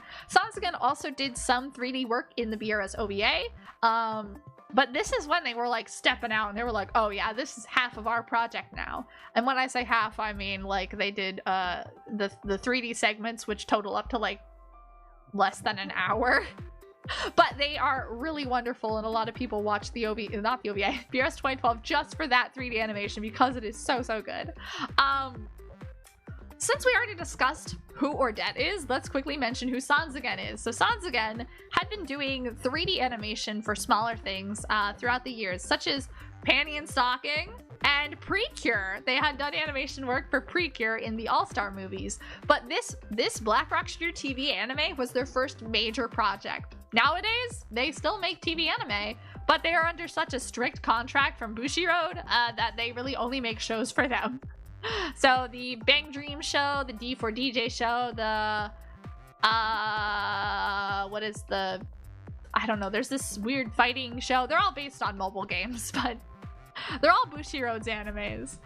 So before we can go any further, let's take a look at what the Black Rock Shooter TV anime looked like and how they presented it in the trailers, because I have another trailer to show you guys. Let's turn off the music and turn up the audio, and let's take a look at the trailer. One of the trailers. I chose the longest because bias. So for the 2012 TV anime.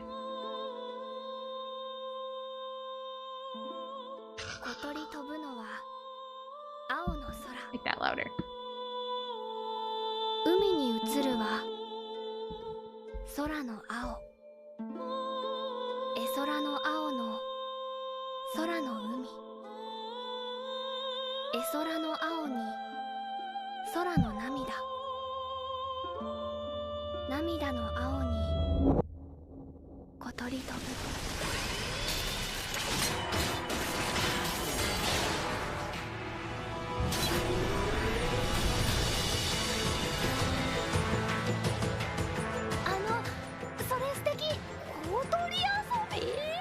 面白い子がいたの。ダメだよ。ダメだから。その小鳥遊びってのと友達になりたいんだね。いえ、そうなんですけどね。ねえメアリー、この人いつまでいるつもりなのかな。え？まだ帰らないのかな。かぐい。助け。これね、ヨミがやったの。助け。ヨミがやったの。助け。ここから落ちた。もう絶対に許されない。助けて。かがり助けて。死んだりして。助けて。助けて。よみってもうダメ。助けて。誰かのようになりたくて。人に嫌われるのは怖い。でもやっぱり高梨さんと仲良くなりたい。たとえ刺されたように痛んでも血が噴き出すことも傷が生んでチクチクすることもない。誰かがね、あなたの代わりにその痛みを引き受けてくれる。お祭り。え？一緒に行こう。一緒にいろんなもの見よう。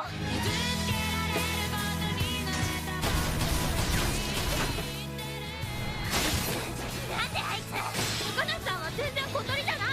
だって高梨さんはどこにも行けない。そんなのおかしい。絶対おかしい。でよ、ここから一緒に、ここから出なくちゃ。いつまでも私たち変われない。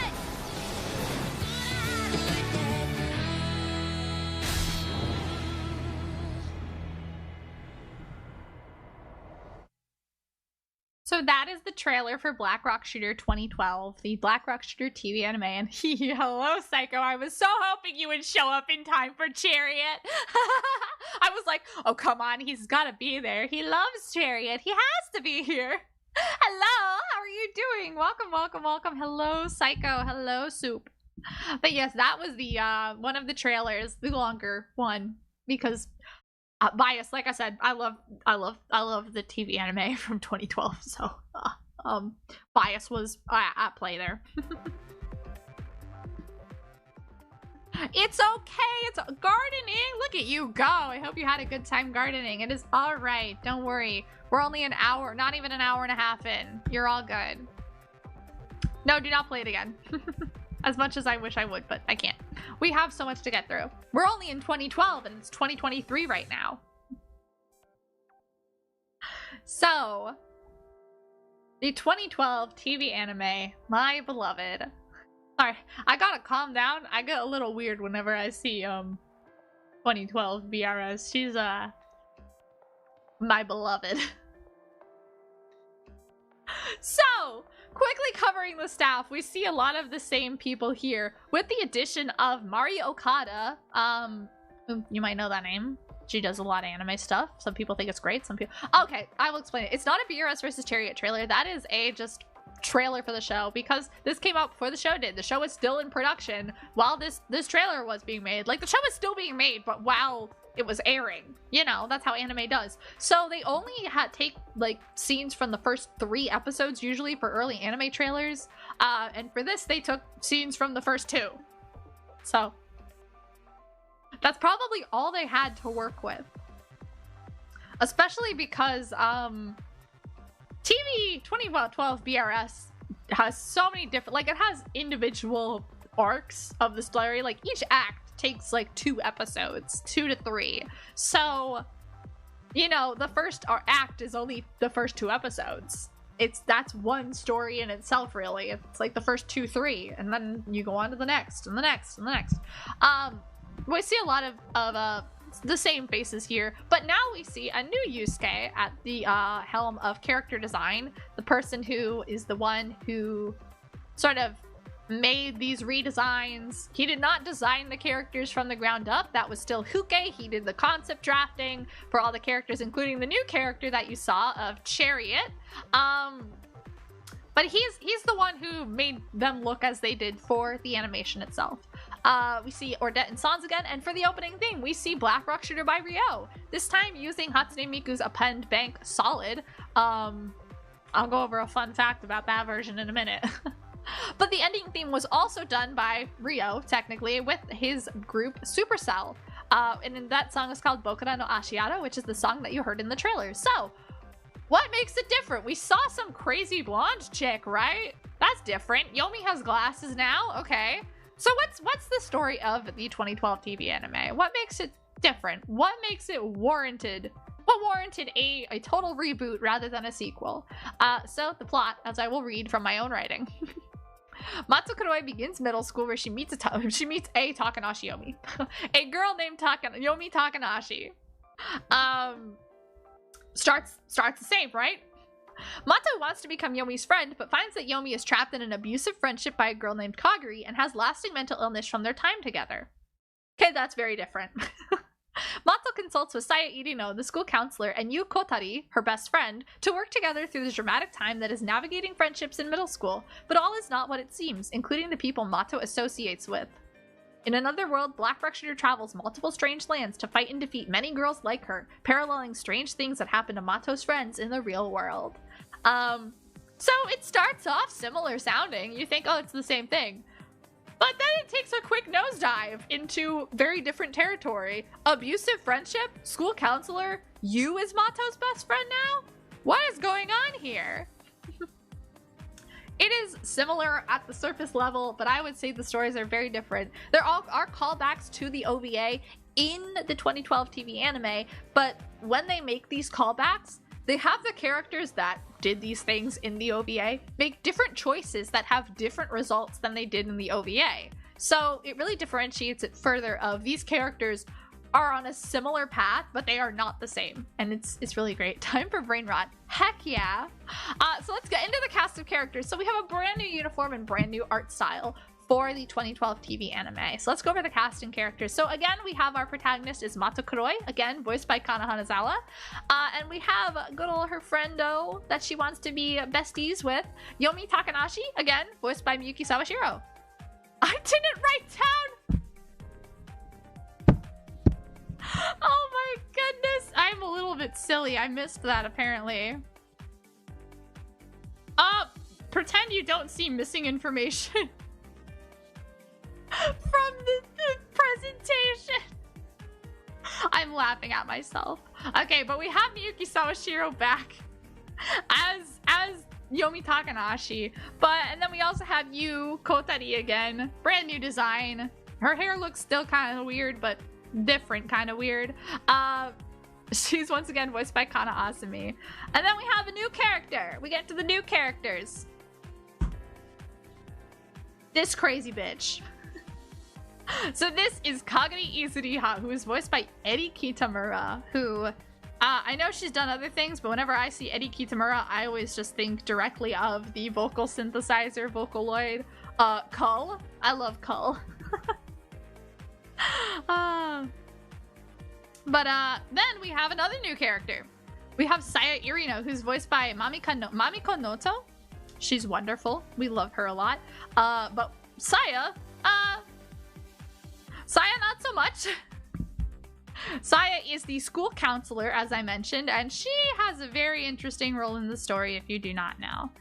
Then also we have another character who's slightly significant. Arata Kohata, who is voiced by Manami Numakura. I can say names. Banana Kohata is too strong. She's too strong. She's too strong. But she is the lead of the basketball club. She is a second year and she is in charge of the basketball club. And she's pretty great. And she plays a minor but significant role in the story. Then we get into the TV designs for the other characters, the alternate selves of these gals, except for Arata, because hers isn't that significant. We have Black Rock Shooter. Bark, bark, bark. I love this design, okay? This is Black Rock Shooter's TV animation design, and wow! Wow, I love all the zippers she has going on. She lost her scars, but I love this design. I love this design so much. She's just, before I get weird, let's move on. Then we have Deadmaster, who takes a drastic turn from what she previously was. She now has a much larger skirt. She's got green accents on her horns and wings and everything. Glow up and a half. I love the TV design so much. I think I like original Deadmaster and OVA Deadmaster more, but I still like TV Deadmaster. She's got a lot of green on her. She's got glasses. She's got a veil that they tried really hard to make work in figures and merchandise, and they didn't do really a great job with that, but they sure did try. But that's Deadmaster's new design. As you can see, they're back again. Then we have Strength. Strength had a really, really big change. Strength's arms became even bigger. They became even bigger. Don't you say that about my wife. How dare you? How dare you? Gun. I am shooting star. We have Strength, who has gotten a lot larger of a little hood, and her dress is pretty much very similar. She has white thigh highs instead of black, you know. She's cool. Her arms got absolutely massive. So massive, I couldn't fit them all in one picture aside from her behind shot. And then we have Chariot, who is the character new made for the TV anime. I love Chariot's design. She's so cool. I have more to say about Chariot later in specific aspects, but she got wheelie feet. I love her wheelie feet. Chariot is awesome. She is connected to Kagari Izuriha, as I have noted. She's so cool. I love Chariot's design. She's really great. But that's an overview of the cast and characters. Oh wait, and Black Goldsaw, right? She's there too. I forgot. Black Goldsaw became red. Much more red than before, and yeah, there's the booba that everyone's like, Black Goldsaw has booba. Not until this point. Not until this point in time. She sure is. That still looks like Black Goldsaw to me. There's not much change, aside from just a lot more red. Nice. Very cool. I see a lot of people recreate BRS characters in Phantasy Star Online and Code Vein. It's always really cool and interesting. I love seeing people do it. It's so cool how much they can push the character creators. But yeah, that's the cast of the TV anime. Now we get into my little brain rot hours. Things to note! AKA, the Stella is gonna be weird and talk about little things that I like when it comes to this stuff. Starting with the distribution of this. Why is the audio BGM so quiet? Turn that up a little bit. It's Chariot music. But the worldwide distribution of Black Rock Shooter 2012 had problems. It did not go well, nor according to plan. So originally this show was going to be distributed for streaming via Funimation. That fell through.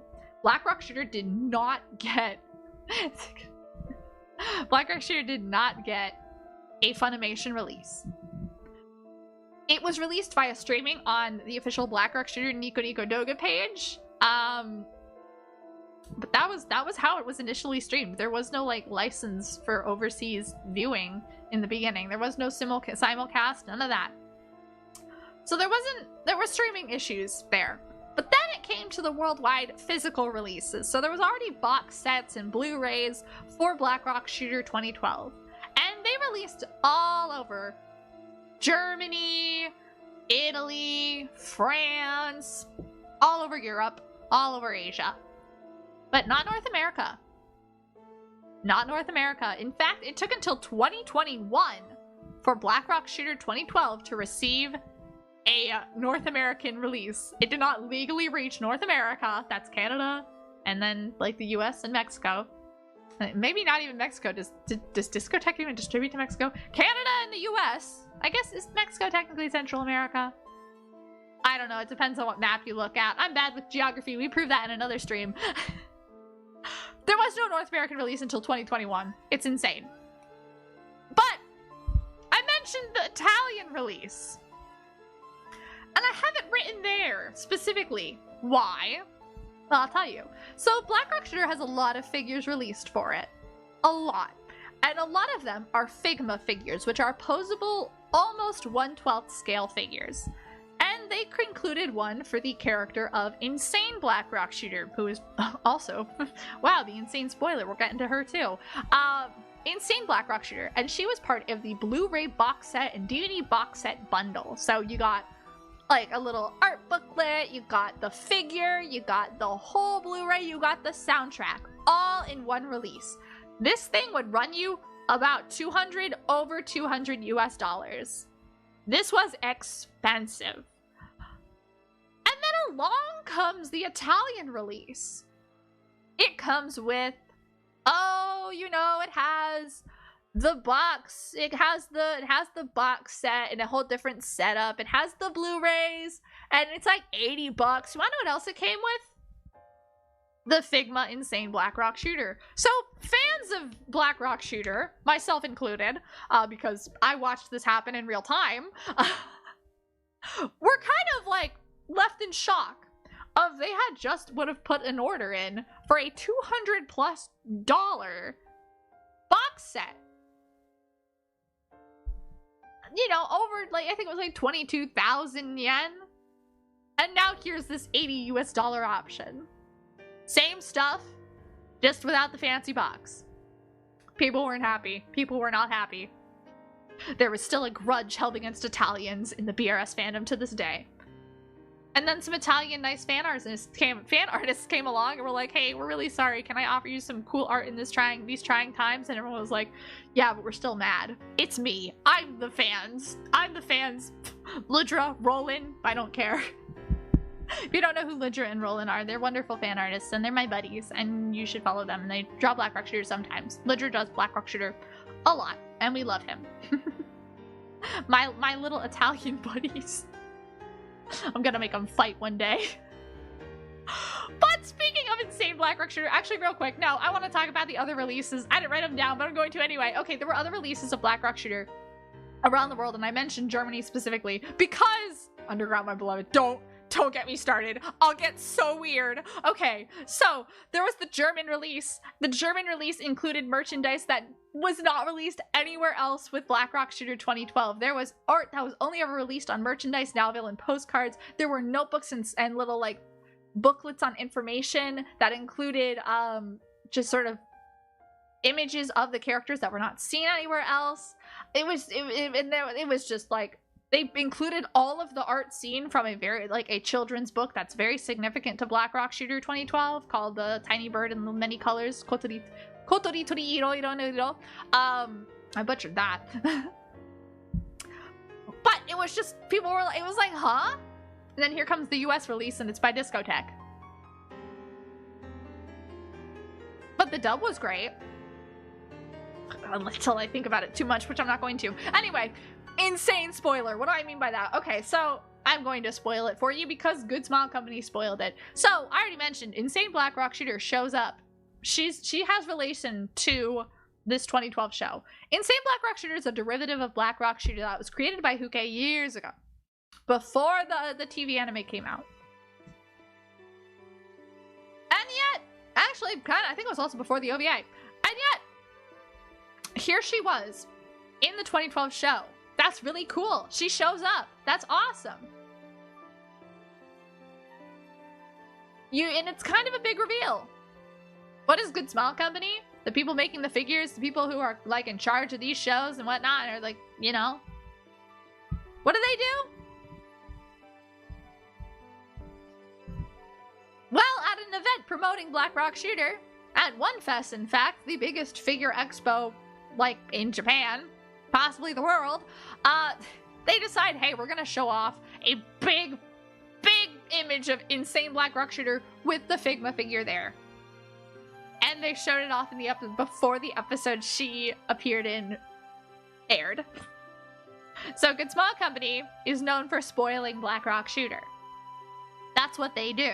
They do this often. It is not uncommon of them. They spoiled in seeing Black Rock Shooter. Very rude of them. Yeah, look, I get a little angry at Good Small Company, okay? I'm a little bit out with them. Underneath that, I have mixed reception. Why wasn't it as liked by an overseas audience? And okay, there's a lot of different reasons for that. So let's just boil it down to some objective ones. One, if you wanted to watch this show with English subtitles, you had to go through multiple different fan subs that were released, and none of them were really good. None of them were good. There was no good fan sub for Black Rock Shooter. But on top of that, aside from not having many proper Western releases until a year or 2 years or 9 years after the release, even then, the Discotheque sub also sucks.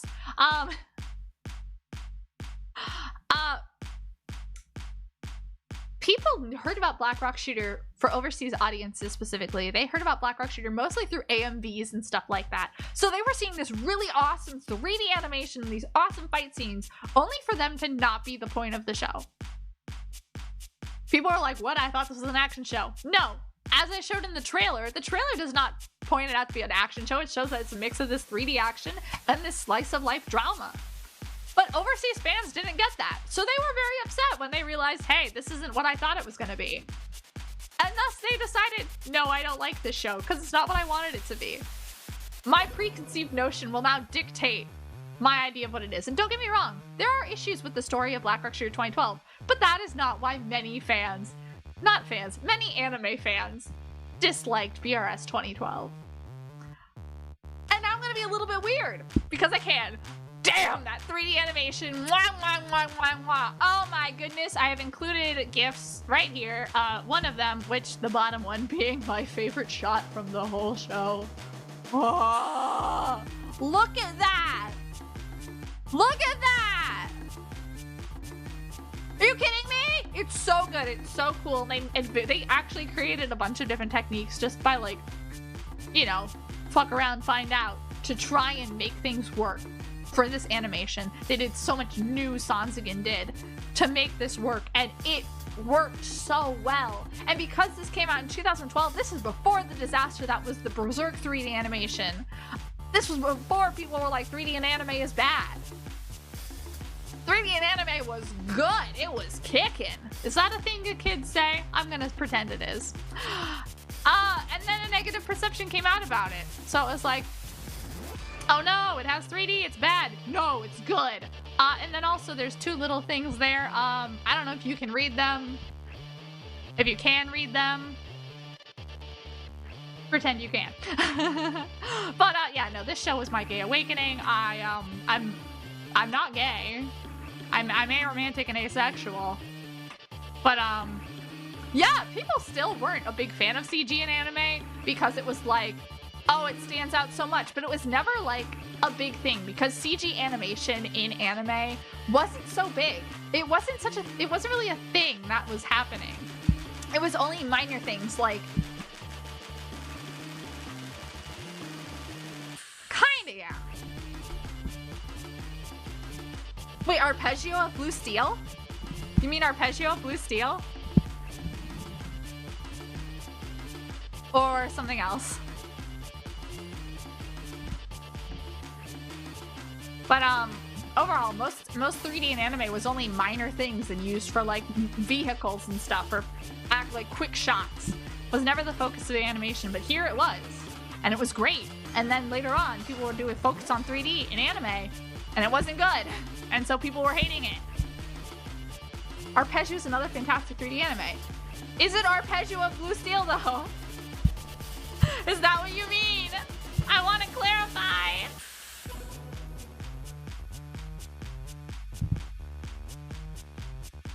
Okay, Arpeggio of Blue Steel, yeah. I'll tell you why it's fantastic in your opinion then. Whether you think it's good or not bad animation, good or not, better. Anyway, the anime for it came out in 2013, which is after Black Rock Shooter, and also Sanzigen also did Arpeggio Blue Steel's anime, so... I just wanted to confirm there wasn't another thing called Arpeggio. I like the funny emotes. Okay, yeah, but that was also done by Sanzigen, and it came after Black Rock Shooter, so... But yeah, I'm not gay, but I'm gay for Black Rock Shooter. This made me go, I love her.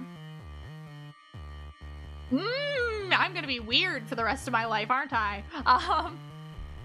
But also, I've seen this show over 500 times, so if you have anything to say about this show, I've heard it already. If you have anything to say about this show, and I don't, it's not something that I would say about it, you're probably wrong. You're probably wrong. I'm just saying. I know more than you. Moving on, though, before I get weird. Don't make me. Just don't talk about her that way. Only I'm allowed. Anyway. I'm trying not to be as unhinged as I could be, but it's not working very well. Let's move on. We've talked about the animated projects. We need to now talk about the not animation-based projects. We're starting off with Black Rock Shooter the Game, which I've titled The Game, not because it is the only game, but because that's just what it's called. It's called Black Rock Shooter the Game. What is this The Game? It was a third-person shooter on the PSP game. It was a third-person shooter PSP game released by Image Epic, released on August 25th, 2011. So a year after the OVA and a year before Black Rock Shooter 2012.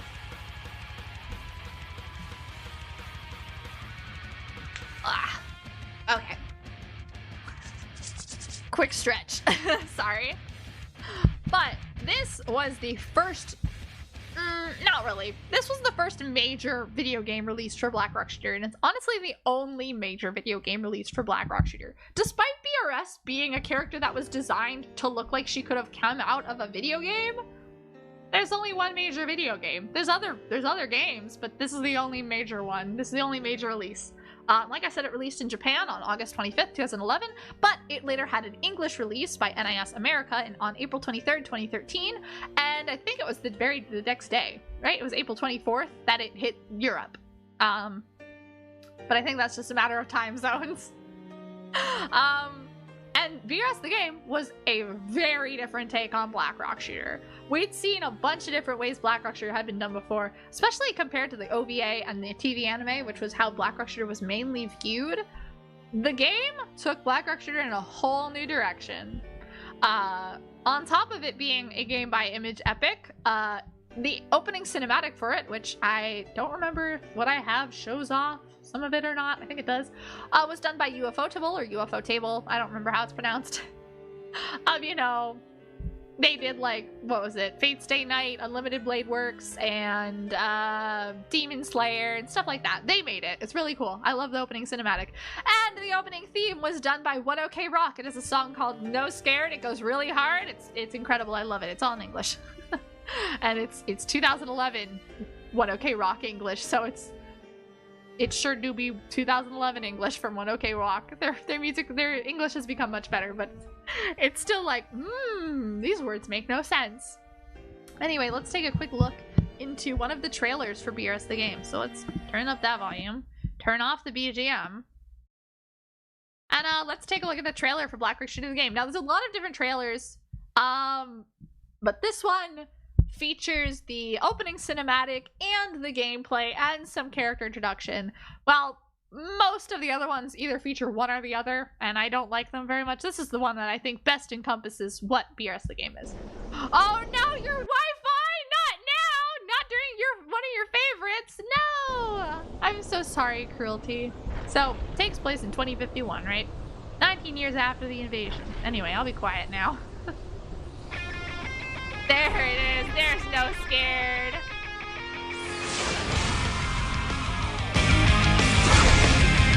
Ooh, why did you turn up so high?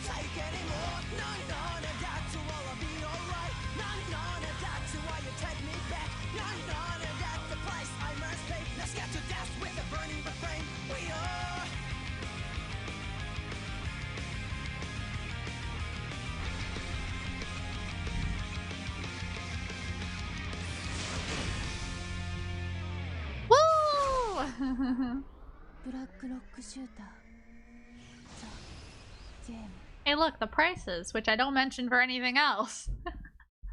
I figured it wasn't that important of information to mention the pricing.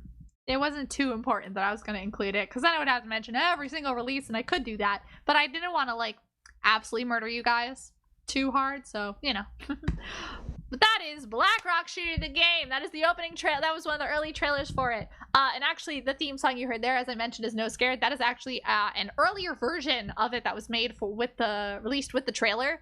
The full version release of No Scared and the actual, like, proper release sounds quite different.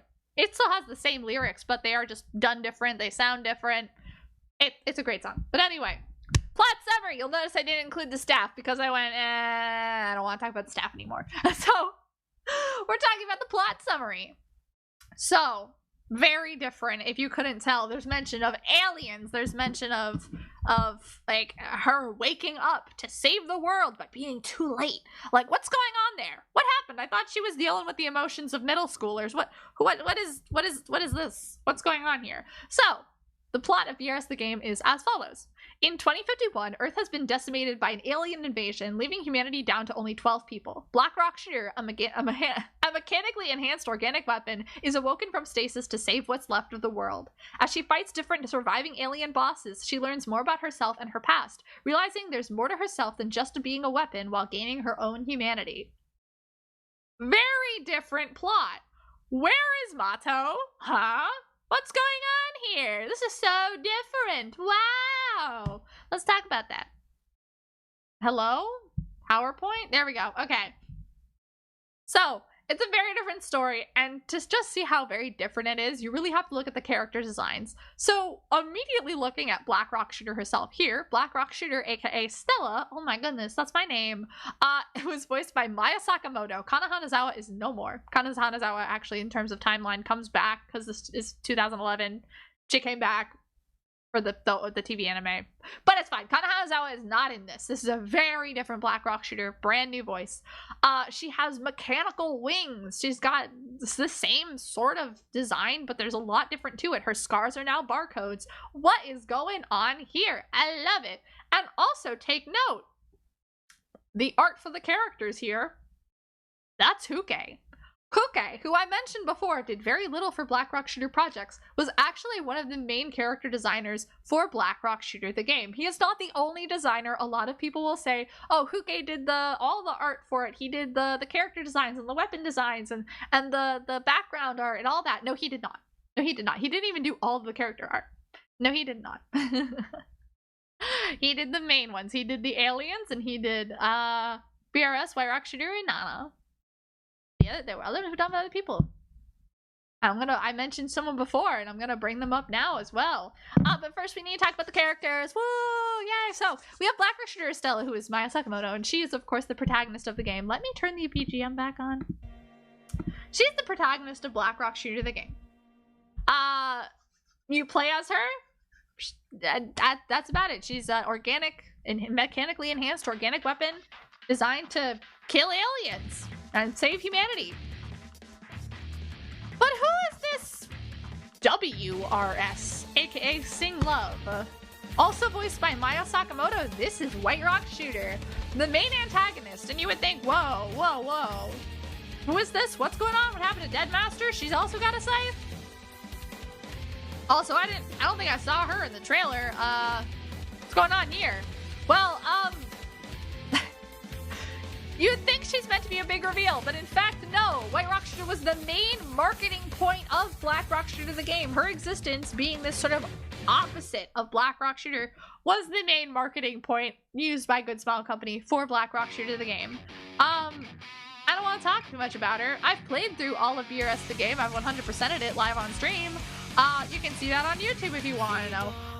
Braveheart. I'm gonna turn the music down some because I forgot to do that, but I love this song. But yes, White Rock Shooter. She's the main antagonist. She's cool.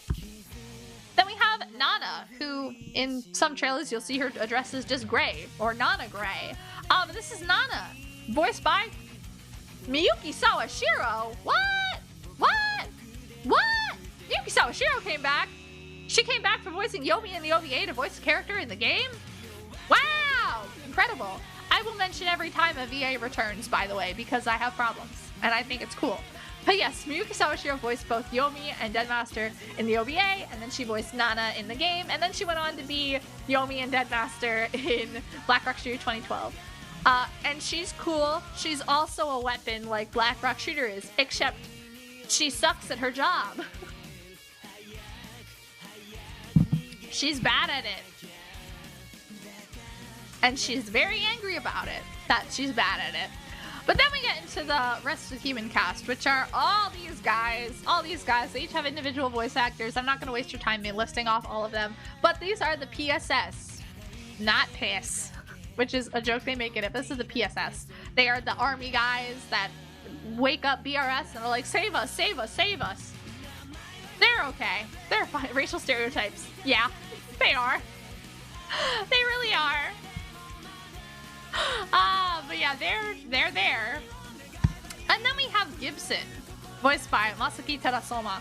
He is very important to the story, but he only ever shows up in flashbacks because he's dead. He's the narrator, basically. But he also has a very important role because he has something to do with Black Rock Shooter's history and why she was made. He's great. I think he looks like Colonel Sanders, so I always just call him Colonel Sanders. But there are more characters than just these guys. We gotta get into more of what Huke made, right? We gotta get into Huacha, the aliens. The aliens. So they have some really funky names here, but it's fine, don't worry. I've included pronunciation guides. So first up we have, they're in order of how you fight them in the game, by the way, so... Miss OnlyFans, yes! This is me, voiced by Mai Nakahara, and she is the first boss you fight. She's got this weird thumbs up axe, and she's got a witch hat. She's weird. She speaks Spanish sometimes. She's weird, and she's the purple one. Notice Deadmaster's not on this list. Deadmaster actually appears in BRS the game, but she's not important because she's a robot. She's a robot. Then we end up my favorite enemy in the game, Mazuma, voiced by Tomokazu Sugita. He is a Muppet, and I love him. He is obsessed with movies. That's his personality. He's wonderful. He's so obnoxious. I love him. The third boss is actually a duo, and they are Shizu and Carly. Carly being the one on the left, and Shizu being the one on the right. They are brother and sister. And they can be a little weird together. But Shizu is voiced by Yoko Hikasa, and Carly is voiced by Yoshimitsu Shiboyama.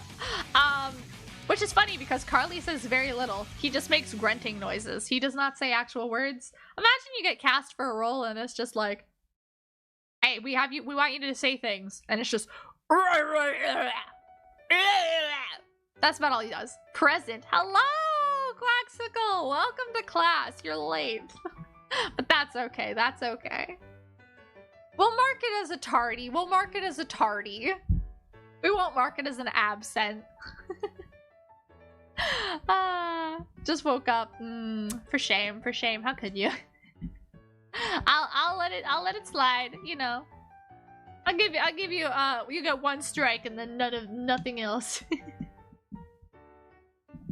But yes, these are Shizu and Carly. Essentially, Shizu is like a knight, and she rides Carly like a horse. Like she stands on his back. And that's how they fight. And they're weird and love them. They're great. Imposter. Hey. Shizu existed before Chariot did. Let's address that real quick. Shizu has this similar looking crown. She's yellow and she's got blonde hair. She came first. Chariot came after. Okay? We have to address that. Okay? We have to say it. I deal only in facts here, okay? No, she was not. She was not designed after. Let's move on. Oh, let's go back. I changed my mind. Ugh. This is our next boss. This is Lilio. Or as I call him, Simplio, because his personality is that he is a simp for me, the purple witch. That's about all he has going on. Is he really likes me. And he's obnoxious about it. Also, his fight as a boss is one of the most annoying in the entire game. And he is voiced by Hiroshi Kamiya, who, he is a pretty big VA. He goes on to do a lot of stuff after this, including voicing Levi in Attack on Titan, which is the role that I know him most for. No more auto lock. He disables your auto lock, and it sucks. Then we have Nafe, who is voiced by Asami Shimoda, who is actually the voice provider for the Vocaloids Rin and Len. She's a little pink bunny girl with big old robot arms. She's pretty cool. Nafe's cool. Her fight is also annoying, but it's not as annoying as Lilio. And then we have our final boss, who doesn't even get proper image because he just didn't get one. And that is Zaha, voiced by Yosuke Akimoto. He is, as I call him, Karate Grandpa. That is his personality. He is loyal to the general, who is the leader of all the aliens, and he is a grandpa kind of character, and he does karate. He's Karate Grandpa. But as you'll notice, all of these character art, all that character art, that's all done by Huke. This is not done by Huke though. But all this character art is all done by Huke. It's so cool. This is like Huke's most involvement in a project. We have Chariot at home. Oh no! I mean, fair enough. Chariot's design is pretty great. It's better than Shizu's, I will say, but I mean, like, she did come first, so we have to acknowledge that. But there's another thing we have to talk about with Black Rock Shooter the game, because there is a game. There's the game, which is the main thing, but there's also a manga adaptation of Black Rock Shooter the game, and oh boy! Wow, it sure is. So, I'm sorry, Cruelty. I know this is your favorite. I don't care. My bias is slipping through. So, the game manga. So this is Black Rock Shooter the game, a comic by TNSK. So, it's a 13-chapter adaptation of BRS the game, pulling inspiration from the characters and general plot to craft a new and different take on the world and characters. And when I say new and different, I mean very different. This is level of like the OVA versus the 2012 TV anime. Think of it less as an adaptation and more of a reboot. Because you have the same characters, but they have different personalities, they have different backstories, they make different actions and different choices. They're very different people. And it was released in the Comtique magazine before releasing as 2 volumes. One had Black Rock Shooter on the front, and the other had White Rock Shooter on the front. The manga was written and drawn by TNSK, and it is much edgier than the source material. It takes things and it goes, what if edgy? And a lot of times people will look at this and they go, oh, it's supplemental to the game. It gives you the backstory and the lore of the characters, but it really doesn't, because the characters are so different. There's an entire different plot line that happens in the game manga that it's like, no, these are not connected. You cannot call these people the same characters, because they are not. Had to take a sip of water there, but interesting fact, while this is an adaptation of BRS the game, it came first. Black Rock Shooter the game, the manga, began its magazine serialization on August 10th, 2011. Now, it says it released in the September issue. That does not mean it released in September. No, the September issue of Comtique released in August. August 10th. So, the first chapter of this actually came out before Black Rock Shooter the game did on August 25th. So, fun fact there. Just a little fun thing to note. Speaking of things to note, let's get into my silly little things that I want to say, because I like to ramble. Actually, let's start from the bottom this time. We're gonna bounce around. Let's start with the 4-koma manga. So it's actually not, there wasn't just the one manga adaptation. There was also a 4-koma manga series, what was a collection of a bunch of artists that that came together to create a bunch of different 4-koma panels. 4-koma being like a 4-panel comedy manga, like just a little comic strip, featuring the characters from Black Rock Shooter the game, set in the universe of the game itself and not the game manga. And it's very silly. There's no English translation out there. It's great though. I own it. It's really silly. It has a lot of boob jokes. It's really weird like that. But that's, you know, it's with Black Rock Shooter. They're just ever present. Sometimes they're done better than others. I can excuse it because it's a 4-coma manga. It's a silly comedy manga, so it's really good though. Has a lot of silly frames, like White Rock Shooter sitting in a kiddie pool on the surface of the moon all by herself while everyone else has a pool party. It's really great. It's really silly. But back up to the top. There is so much rare merchandise for Black Rock Shooter the game. It is rude. It is so rude. It was so sad. No. It's silly. It's silly. It's very silly. But yeah, no, it's really rude that they really have so much rare merchandise because the game is not my favorite. And I'm a collector of Black Rock Shooter merchandise. How dare they make me want to chase after all this rare merchandise when I don't want to? I love BRS the game, but I don't want to spend so much money on it compared to the other series. Ah! And also, they rarely come up for sale. There's so much I want, but it's never there. There's like one specific t-shirt that I want, and I'm never gonna get it. It's so sad. The bike challenges. If you watched me when I was streaming Black Rock Shooter the game, yeah. Ha ha ha ha ha ha ha ha ha ha.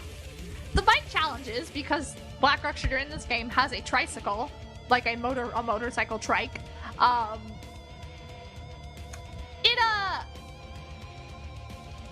There's a racing element, and there's a challenge for it. There's a couple challenges in which the objective is to not take damage.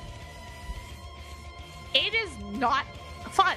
It's fun. It's fun, but it's painful. It takes a lot of time. It's very hard. It's very difficult. It took me an hour to do all 3 in my last time. I've 100% completed the game twice now. Once on stream, once not. Didn't we hear this song? I swear we heard this song already. But, yeah, they're painful. They suck. The third one is awful. And it's just infamous for that. Another silly thing, though. Another silly thing. On top of me being silly, no hit runs. Haha, yeah, they're a woof. Bark, pain, woof. More woof than bark. Because bark is good and woof is bad. But silly thing. People wanted this game. They wanted this game really bad, and there were a couple different ways it was released. It was released individually, and then it was released as a box set with a Figma, just like I mentioned Figmas before with the same Black Rock Shooter, of White Rock Shooter, the main antagonist. Wow, look, we're gonna make her a big selling point, even though that's kind of a massive spoiler. But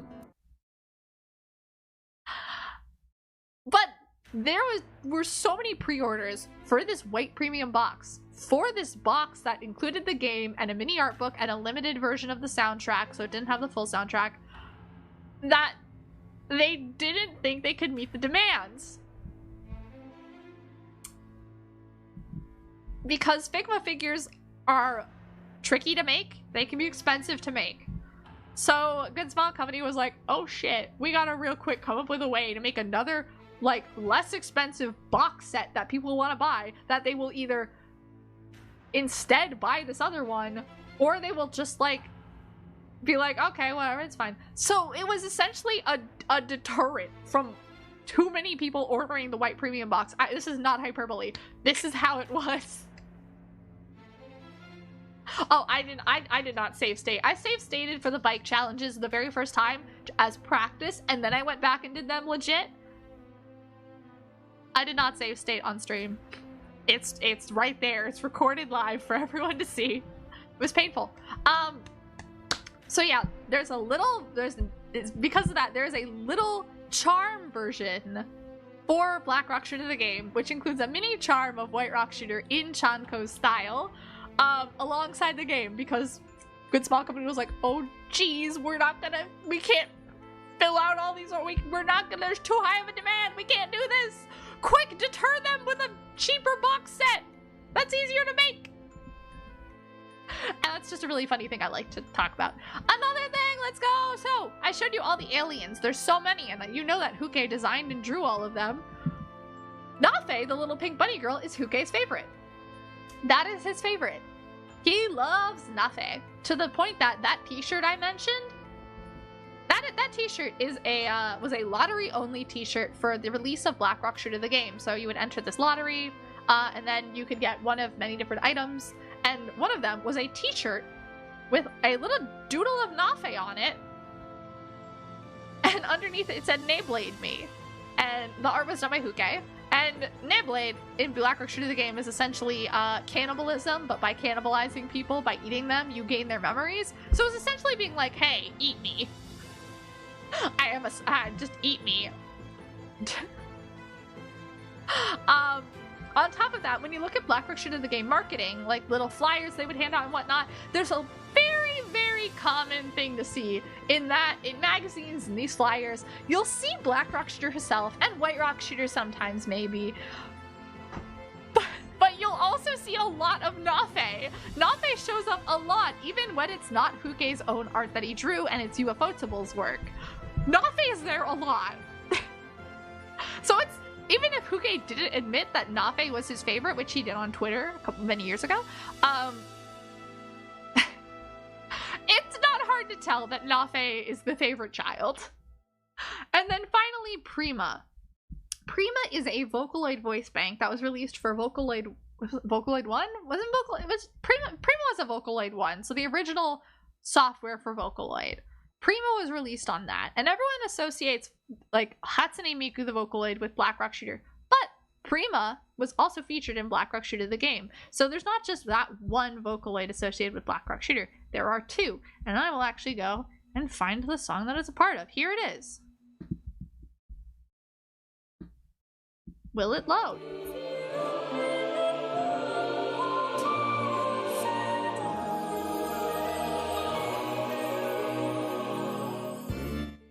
So that little vocal trill right there in like Latin, that is Prima, the Vocaloid Prima. So just when people talk about Vocaloid and Black Rock Shooter together, you can't just mention Hatsune Miku because Prima is also there, and I think she is very much worth noting. But we have to move on from Black Rock Shooter the game now. We need to talk about the manga now. I could go on to talk about the other Black Rock Shooter games, but since we mentioned the Black Rock Shooter manga, let's talk about the other big projects for Black Rock Shooter, the other significant ones, starting with the manga Black Rock Shooter Innocent Soul. Oh, Innocent Soul. Dies of death. Don't die. Come on, we're not done yet. We're only 2 hours in. This might actually be shorter than the Precure presentation. Who knows? Yes, that is Prima. So, Innocent Soul. Innocent Soul is a 12-chapter manga released, serialized in the Young Ace magazine from June 2011 to May 2012. And it later released in 3 different volumes. They're all very nice. They each contain 4 chapters. And they're great. We love Innocent Soul. So Innocent Soul is a manga written and drawn by Sanami Suzuki, and it's considered by many to be the best Black Rock Shooter project. And what do I mean by that? I just mean that people look at it and they go, this is the story that is the most put together, it makes the most sense, it is the most interesting, and it's just the most fun. It has the least bad to it. And yeah, I'd agree. I don't think Innocent Soul is my favorite. It's definitely up there. I'd say it's in my top 3 Black Rock Shooter projects. But I would say, in my opinion, it is the best. It is the most well-conceived, well-released.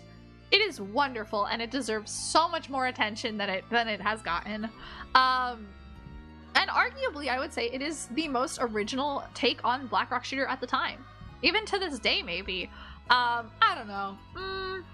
It's one of the most original takes. I would say it's between 2. So this is a very different story of Black Rock Shooter, and I wish there was some trailer for it. Like, I would show the trailer for other things, but there isn't. Because it's a manga. So, what makes Innocent Soul so different? So, we have to cover the plot summary for that. And you'll just see how different it is. It isn't sci-fi. It isn't middle school drama. So the summary goes as follows. In a purgatory world called Hazuma, a stoic girl named Rock and her partner, a shape-shifting snake named Ron, work as a Black Star unit to defeat stagnant souls that refuse to move on to the afterlife. While fighting, Rock begins to question the world and the purpose of their job, learning about herself and growing into more than the battle-ready husk she is meant to be. But this growth does not go unnoticed, as the cannibalistic Black Star named Deadmaster and the leader of the Black Stars, Ram, realize Rock is an asset and/or threat to their individual plans. Very different! Very, very different! Manga trails go hard as fuck. They really do. There's actually, I don't know if they're still up on YouTube. It has a look. But there were people who were doing like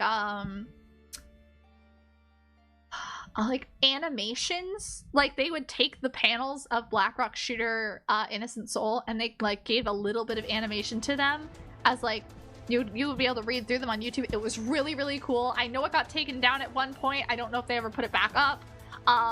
Or if it was unlisted or whatever. It was really cool. I wish they had continued it. It was awesome. I loved seeing it all. But yeah, Innocent Soul is a very different story. There's no aliens. There's no middle school drama, really. It's in purgatory.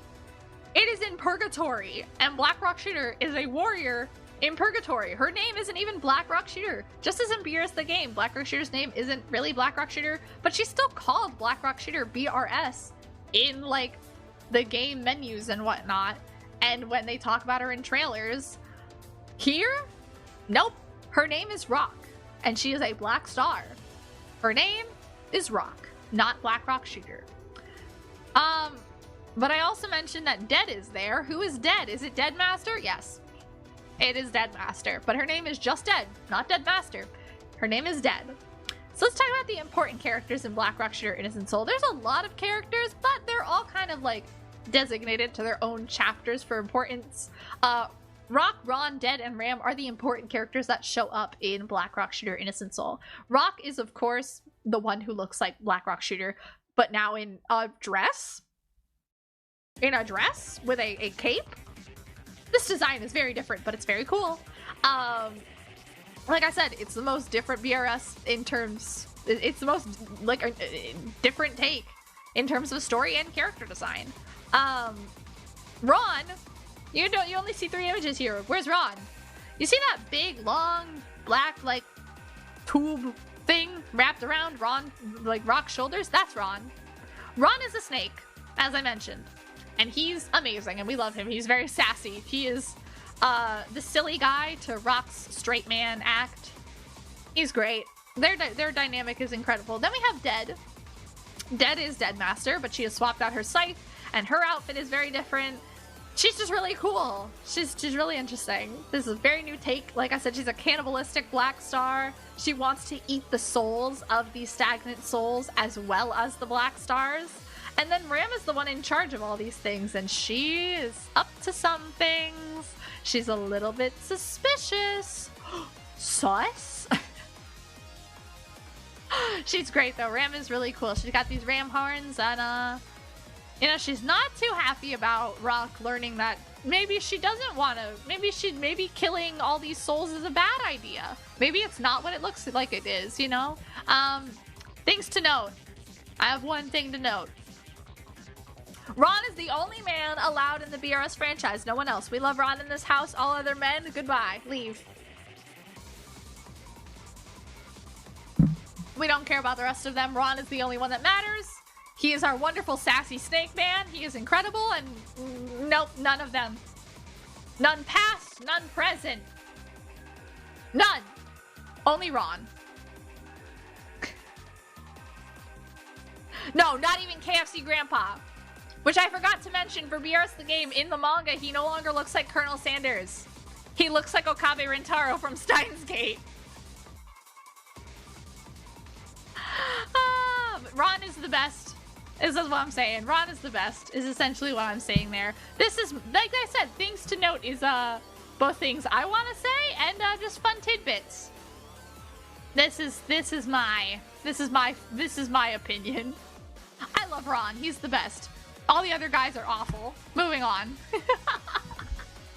We need to talk about another manga. Woo! Manga! Yay! This time we're talking about another 4-koma. This is Black Rock Chan, which is a 10-chapter 4-koma manga written and drawn by Ringo. It was serialized in 4-koma Nano Ace from March 2011 to February 2012, and it released as a single volume in February 2012 as well. It is a very silly... This is what I say, like, arguably the most different, because Rock Chan is so incredibly different. But that's because it's meant to be. It is meant to be different because it is a comedy series. It is a silly little comedy manga. Is a silly little 4-coma, and the plot is that Deadmaster, named De-chan, raises an inexhaustible and gluttonous child, Black Rock Shooter named Rock-chan, in a supernatural world.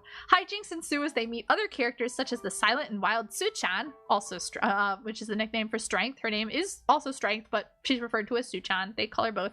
An old shopkeeper and her granddaughter Stella, and the knife-throwing daycare manager Goldson. DM mom, yes. Literally. Black Rock Chan is wild. It is very silly. It is very adorable. It's such a cute and silly manga. So if we go quickly to the characters, I didn't add the grandma because I didn't really care. Obasan wasn't important enough to me to mention. So the characters here, we have Rock Chan, who is of course Black Rock Shooter. She's the one with her mouth open on the bottom left. And then we have De-chan, who's in the middle, looking absolutely just perplexed. Then we have Su-chan, which I wrote as Su-shan. Whoopsies. She's the other one with her mouth open. And then you have Gold-san, who's all the way on the right. A new genre, cutlery girl. She's a daycare manager. She throws knives at basically anyone who walks in the door of the daycare, including children. And then you have Stella or Stella, depending on where you look into your information, and how you translate things. She is the one at the top in the first image. Then we have the grandma, who's a shopkeeper. Stella is a little brat. Yeah. She's a very similar personality to Kaguri, but again, Kaguri didn't exist yet, and Stella of Black Rock Shooter, the game. Yes, the game, you know, it wasn't out yet when they started. I think it was actually out when the chapter that Stella is in happened. But whatever. There's two Stellas if depending on where you read it, and how you translate it, goes. But yeah, Black Rock Chan. It's a really silly manga. It's 10 chapters only, 1 volume. It's really simple, really silly. Doesn't have much impact on Black Rock Shooter as a whole, but I felt it was worth mentioning just because, it's there and you need to know about it. Oh, what's that? I have another video to show you guys because it's time to introduce the next BRS project that we're going to talk about briefly. Does the franchise, how does the franchise have We Have Tyrion at Home 2 times? It really does, though! It really does! Also, how have the videos been loading? Have they been playing right? Okay, no problems there? I hope so. I would hope so. Yeah, we have another video to show off. And this time, I'm not telling you what it is first. No, it's not Dawnfall. We're not there yet. This is another Image Epic project. I love this trailer so much.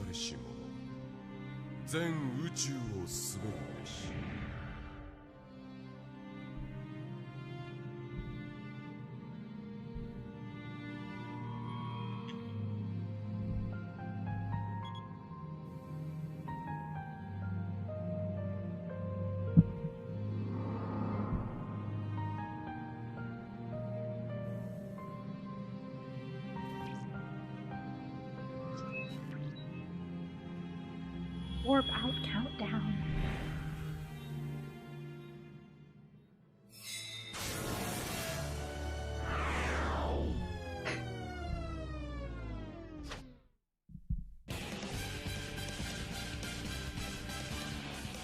宇宙の彼方にあると言われるプチッと星を舞台に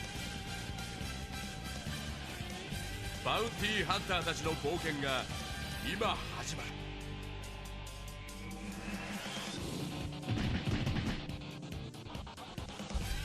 プチッと星に眠るレア資源プチッと星人をめぐって時には争いそして時には協力して宇宙支配の鍵を握るグレートプチッと星人の謎を終えプチッとロックシューター2011年3月9日ニコニコアプリに登場。Alright, so now we are talking about Potato Rock Shooter. Not for long though. I think I only have one slide for it. Don't worry, guys. But I wanted to make sure you guys saw that trailer because it is so... Oh my god, I love it so much. It's so silly. So, the horny bait alien. Yeah! The great petite, Gureto Puchito Seijin. Yeah, the great petite alien. So, Pochino Rock Shooter was a series of games released by Image Epic, who also made Black Rock Shooter the game. So there were 2 games. There were like other games that featured Pochino Rock Shooter, but we'll get to those. They're just gonna be little mentions because they're not that important. So that's all. That would be for a whole other day. This is the basics in quotation marks. So, Pochino Rock Shooter. There were 2 main games. The first one I have a lot to say about because I want to recap it. But basically, Pochino Rock Shooter is a social game style RPG launched on March 9th, 2011 on a social application service Nico Nico Apply based on the Nico Nico Doga website. Players would create their own avatars, though the initial appearances of Black Rock Shooter, and then it can be freely changed, and play with other users. Character illustrations were handled by Chanko. So the art is all done by Chanko.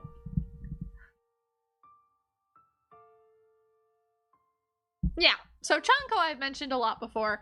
Chanko designed the very first piece of Black Rock Shooter merchandise, you know, the very first official Black Rock Shooter figure. It was a phone charm. Released, and Chanko continued to have a presence, and still does, in Black Rock Shooter as a franchise. Pochino Rock Shooter is the main thing that Chanko has done, though. So what is the story of Pochino Rock Shooter? It's really silly. Essentially, there's a Pochino star, which is the MacGuffin. It exists somewhere in the universe. It is said that there is a legendary existence called the Great Pochino Alien, where legend says that the one who is tied to that person would rule the whole universe. Following the legend, many bounty hunters gathered on the planet. Sometimes they fight, sometimes they cooperate, all while chasing the mystery of the Pochino star. So basically, how it works is, I didn't write it down that way, but essentially, if you collect all these little Pochino stuff and try and get the Pochino star and whatnot, you will get a wish granted by the Great Pochino Alien. And a lot of people want to rule the world. They want to rule the universe. They want that wish. That pink-haired lady, that is the Great Petite Alien. Gureto Puchito Seijin.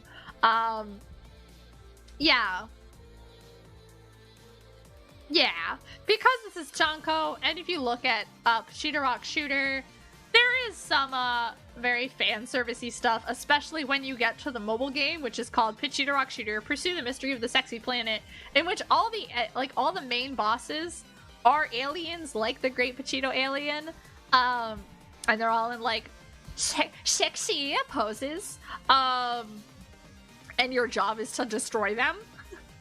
It's like Black Rock Shooter murders sexy women, the game. But I didn't cover much of it because, one, there's not too much known about the game because it wasn't archived very well.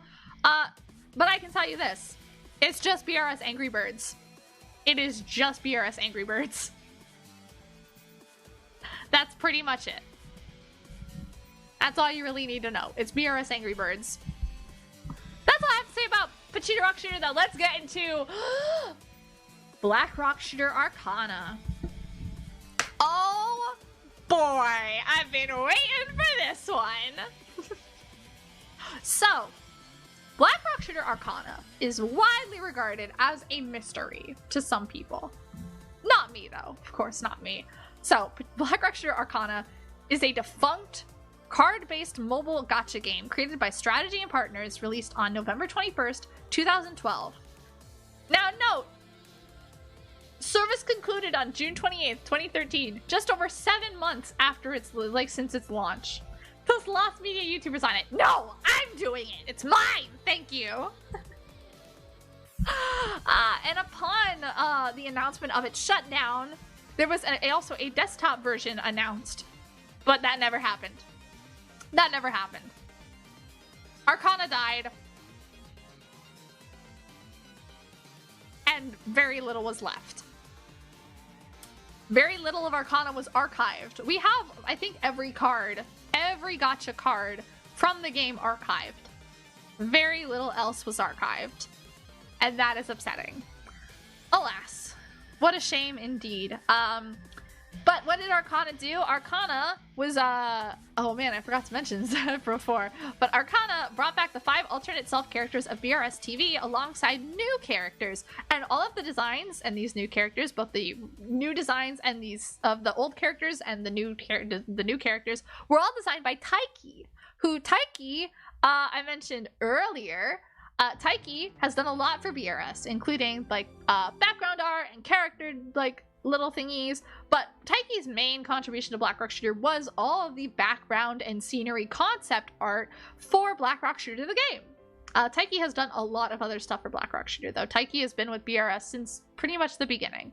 And this was Taiki's big project. Right? Taiki designed the characters here, and yet it died after only 7 months. It's really sad. And it was also the final BRS project of the 2010s. This was it. BRS Arcana shut down, and it didn't seem like there was going to be anything else. It was sad. It was a sad time. We had figures, and then that was it. It was silence. But we'll get into that. Because first we have to talk about what happens in Arcana, which you probably don't know. I'm going to tell you things about Arcana you probably learned from me, if anywhere. Did this kill the franchise? We'll get there. We'll get there. I promise we'll get there. I have a mention of it. So let's talk about what Arcana was. A rough plot summary, because there is no one really solid plot summary, and the story itself wasn't archived much at all, so we have very little to go off of aside from official press release stuff. But what I can gather and tell you is that it was the story is that an application/communication network called Rails has taken the world by storm in the year 20XX. Unfortunately, people have been using Rails start losing consciousness while accessing the system. That's called flatline syndrome. I didn't write that down, but it is.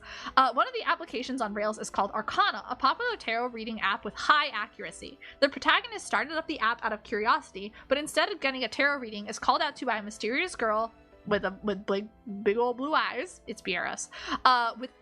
Without the world Arcana. Wait, without? I think I meant within. From within the world of Arcana. And then within the world hidden behind the application of Arcana, a war is being fought. And so the protagonist, you, must help fight this war of Arcana. And that's all I got for a brief summary. To not make it that confusing as best I can.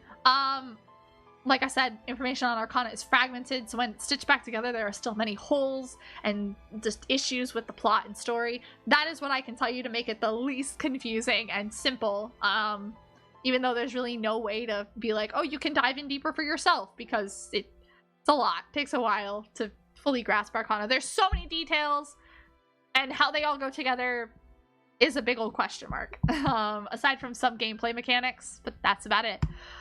So let's talk about the characters from Black Rock Shooter Arcana. As I mentioned, there were new ones and there were old ones. So we see the 5 old characters from the TV anime. As I mentioned, Black Rock Shooter, Deadmaster, Black Gold Saw, Strength, and Chariot. We're going to show those off now, and then we're going to talk about the other ones.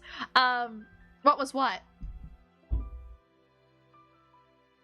Oh yeah, no, the plot is really bizarre. I like to think of it as, when I think of Arcana, I think of it as like, oh, so they were trying to be like SAO. I always look at it and I'm like, oh, they're trying to be Sword Art Online, aren't they? But, sounds like AO3, it kind of does, you know, it kind of does. It's weird, it's very strange. Arcana was very weird. And, yeah, as you look at it, it just gets weirder, but... Black Rock Shooter, we see here, and, on this, I only have the main cards for them here. There are many cards. They are archived. You can find them up on Twitter from the Fuzzy. And just, I don't know where else they have access for the archive, but I know on Twitter the Fuzzy has them uploaded in a mega file. But we have Black Rock Shooter here. Her design, honestly, most of the designs in Arcana are pretty cool. It's really sad that they didn't get anything. But we have Black Rock Shooter. And then we have Deadmaster, who now has a hood, like a Reaper, like a Grim Reaper should, right? She has kind of weird design. It's kind of like they over-accessorized the original Deadmaster, in my opinion. She's really weird, but you know, she's not that bad. She's fine. Then of course we have Black Goldsaw, who I love her design here. I love the accents of gold along her leg armor. I love her little crown that she has. I love that her cape is kind of like her little capelet is a callback to her original design. I think Arcana Goldsaw is really cool, and I love the look of the King Saw, which is her weapon. Honestly, hang on, I didn't mention any of the weapon names here. Shame on me. Shame on me. Oh my goodness. A crime. Then we have Strength, who her fists were previously always connected to her arms. Now they float, because in Arcana, anyone can use anyone's weapon, because in the gacha, you can have, like, you can pull Strength, and she'll have Black Rexur's weapon of the rock cannon. Or you could have, one of the new characters wield, like, the Dead Scythe for Dead Master. It mix and match all around. So you can't just have them attached to someone's arms, they have to float off. I love Arcana's Strength design. I love her little dress. I love her little hat. I think she looks so cute. Then we have Chariot. Chariot has a lot more white in her design now, but it's still pretty much the same silhouette. And there honestly wasn't too much change in her weapon designs. Her shield still looks pretty much the same. It's just a little less spiky. Chariot probably had the least redesign. Also, she has a tie now. I think her tie is very cute. Then we get into the new characters. Oh wait, hang on. I messed up. I meant to talk about who each of the characters are. So I'll give a brief overview of each of them. So Black Rock Shooter. Who is Black Rock Shooter? Black Rock Shooter is the one who doesn't want this war to happen, and she's reaching out. She previously used to be like an astrologist and would read the stars and stuff like that. But now she's run away and she's reaching out to the human world for help. Dead Master is was a shrine maiden who died and then came back, and she didn't want any suffering in the world, and she was brought back to serve for part of this army that's led by Black Goldsaw, actually, and her deciding of world peace, of like how to bring peace to the world, is, hey, I know how to bring world peace. The world will be at peace if everyone is dead. That is Dead Master and Arcana. Black Goldsaw is the Empress of the world, and that is also her Arcana. BRS is the Star Arcana, Dead Master is the Death Arcana, Goldsaw is the Empress Arcana. Funny. We'll get into why. She's the Empress of the world. She's kind of leading. She's like the ruler. She's in charge. No, she's not wrong. Strength is she's called like the Silent Fairy. Her Arcana is Strength, of course. She's silent. She serves Goldsaw. I don't remember much about off the top of my head. I should have written this down, but it's just like thinking about it. No, it is cool though. It is pretty cool in the world of Arcana. Like they all fight this big war. Chariot we know nothing about, because Chariot was never, her information was never included on the website, because the website promptly stopped updating with information very quickly upon its launch. And Chariot was added in, I think, January. I'm pretty sure it was January. Chariot was added to Arcana. So there wasn't a lot known about Chariot. She was there, but we don't know what her role was. Then we get to the new characters. Yay! Also, Chariot's Arcana was the Chariot. Then we get to the new characters. Finally. Okay. This is Farside Bunny, whose Arcana is the moon. And Farside Bunny is an astrologist who previously worked with Black Rock Shooter and is absolutely pissed that Black Rock Shooter abandoned her to try and stop this war in her own way. Who's like, Black Rock Shooter's obsessed with human stuff. She's like Ariel from The Little Mermaid. She's like, humans are so cool. I want to learn more about them. And Farside's like, hey, get your head out of the clouds, girl. We got work to do here. And BRS said no. So she's angry at her for that. Then we have my favorite character from Arcana and my second favorite character from Black Rock Shooter as a franchise. Like, all together, I adore Eldercaster, who you see here is spelled Eldacasta. Yeah. I have to mention something about the card names in Arcana. There's some typos, as in there will be some cards where Dead Master's called Black Goldsaw, or Black Goldsaw's called Black Rock Shooter, or Black Rock Shooter's called Black Goldsaw. There's a lot of problems. This game had a lot of issues. It had a lot of problems, but Eldercaster, mwah, my beloved. So who is Eldercaster? Eldercaster's, can I speak words? Eldercaster, Elder Pasta. Eldercaster's Arcana is the Magician. No, she's Italian Eldercaster. Oh my goodness. Eldercaster is a witch, and she takes no sides in these wars. She's a magician, actually. That's what they call her. She takes no sides in this war, but it is said that if she were to take a side in this war, the other side would be demolished. Eldercaster is this super powerful being that just does not mess with the war because she's not interested. Eldercaster's actions are determined by her interest. If she doesn't find something interesting, she doesn't do it. And thank God she doesn't find the war interesting. Am I right, lads? But yeah, it is said that if Eldercaster were to fight, her opponents would be very sorry. And I love her. She is so cool. She's so cool and I adore her design. I love Eldercaster so much. Anyway, moving on. Next up we have Loveness. Loveness is what do I say about Loveness? Okay, Loveness is a troublemaker. Loveness is a chaotic diva, I believe is how she's described in her character description. And her arcana is the Lovers. It is said that Loveness can sing. Now, I'm gonna say something that, based on the translation, you either say that she sings so well that she could stop a volcano from erupting, or she sings so badly she could stop a volcano from erupting. I am pretty sure that she sings so well. I'm pretty sure. Also, you can't see it here in this card, but she has a massive ahoge, like a massive hair loop off the top of her head. It's not shown on this art, but you can see it in others, and oh my goodness, it's so silly looking. So many artists forget it, including myself. Bystander syndrome. Oh no, yeah, she's definitely. Yeah, I mean, I could probably drag it in here after or something. We could talk if you remind me later. I could drag a card in and show you. But yeah, she's wild. She's this chaotic diva that sings, and she just wants chaos. She just wants chaos. Then we have Taimare Ellie. She has Chariot Syndrome. Her arcana is the Hermit, and we know nothing about her. She's weird. That's about it. That's about all we know. Taimare Ellie is a mystery to us. But there are more arcana characters. What? There are more, but Stella! Stella, isn't this all of them? What? But this is all the ones we know about. Ha, joke's on you. There are more. Ha ha. Ha ha. No, yeah. It depends. It's hard to tell because, like, who knows? Who knows? You ask different people and they'll give you different translations.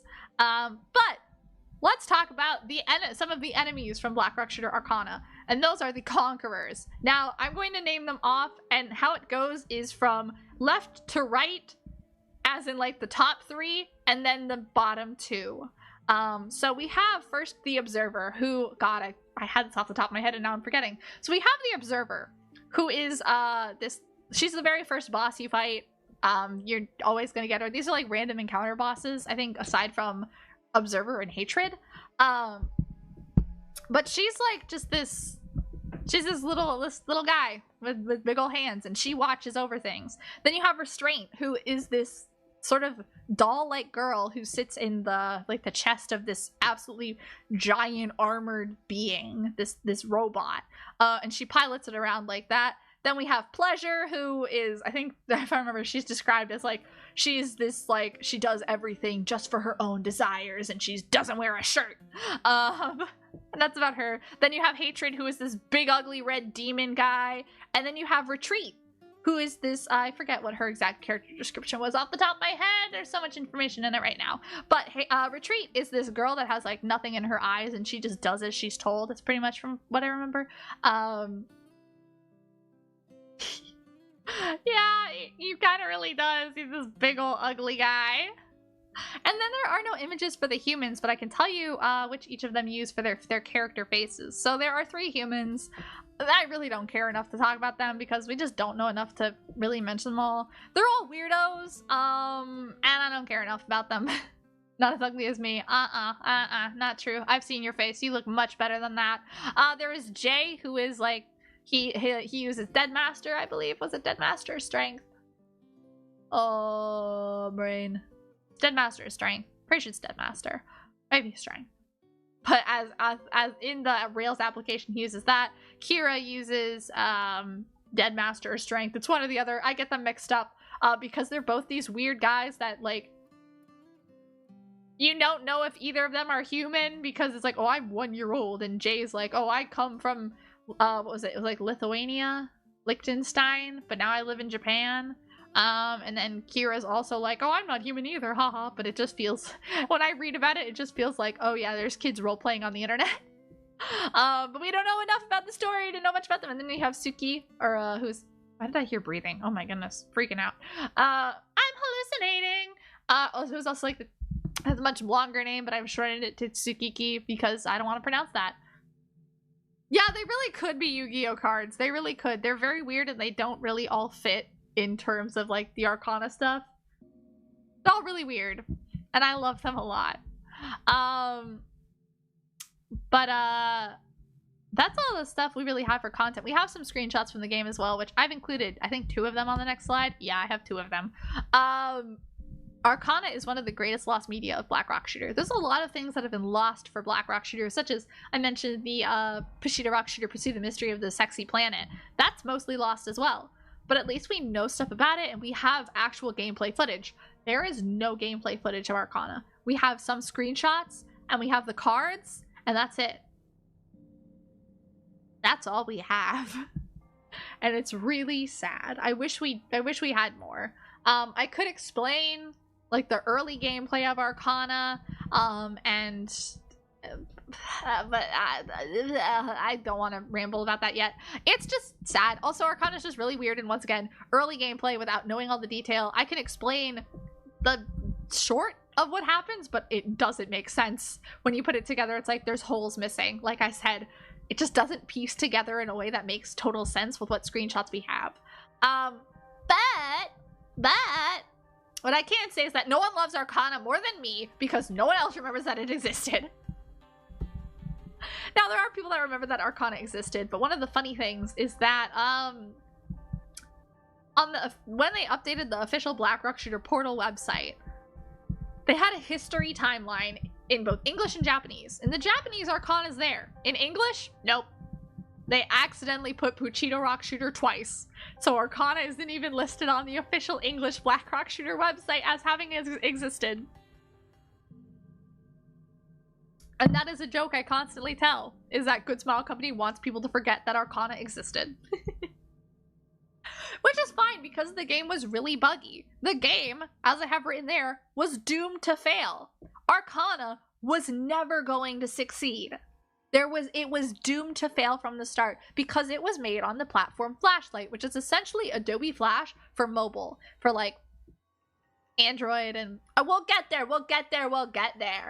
I gotta talk about Flashlight first.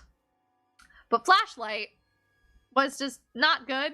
It was announced by its creators as a commercial failure. It just didn't work. It wasn't a successful program, and yet Arcana was built on it. They announced that Flashlight was a failure back in 2010, and yet in 2012, Arcana released on Flashlight. Why? It was doomed to fail from the start. There was no way Arcana was going to succeed. On top of that, the website was not constantly updated. People said the story was boring. Events were buggy. Some things didn't work, including the main effect of the game, in which card art would transform as you upgraded it. Only some cards, funny enough, those that featured loveness, would actually have that feature work, or have that in the files at all. It just didn't work. The game was broken from the start. So Arcana was doomed to fail. And then came Attack on Titan. Now I say this, and you think, Stella, what does that have to do with anything? Why bring up Attack on Titan? Actually, I need to start up by bringing Sword Art Online. Because what killed Black Rock Shooter is a mix of Arcana failing, as it was designed to do. I say designed as like a conspiracy theory level thing, but it was destined to fail. Arcana shut down in June of 2013, and Season 1 of Attack on Titan released in April of 2013. So you think, did I say April? I did say April, okay. Which, are around the same-ish time, right? April comes before that. So what happened with Attack on Titan? What happened with my mention of Sword Art Online? Well, anime did something that it hadn't done before, and it hit the West in scale, at a scale much larger, at a much greater popularity than ever before seen. Anime previously had a presence in the West, but not to the point it did in the years of 2012 to the early to 2013, in the late 2012 to 2013, starting with really SAO, which really took off in a little bit in the West, specifically the US. I remember having people come up to me knowing I liked anime at least a little bit, or they barely know me. And they'd be like, oh, hey, I started watching Sword Art Online. Anime isn't that bad. And I'd be like, oh, okay. Sword Art Online spread. And then Attack on Titan spread like wildfire. And Good Small Company really realized that anime marketing in the West was where the money was. To push anime in the West and to put more funds into that, more attention onto that, is what happened. And Black Rock Shooter, with its lacking of a presence in the West because it never had any real proper releases over there, none in North America, was cut off. Black Rock Shooter died because anime got popular. Anime is valid, actually. No, I'm not kidding. That would happen. People would be like, oh my god, have you seen SAO? And I'm like, no. And they're like, oh, you should watch it. I heard you like anime. I didn't like anime until I watched Sword Art Online. And I was like, okay, cool. Sure.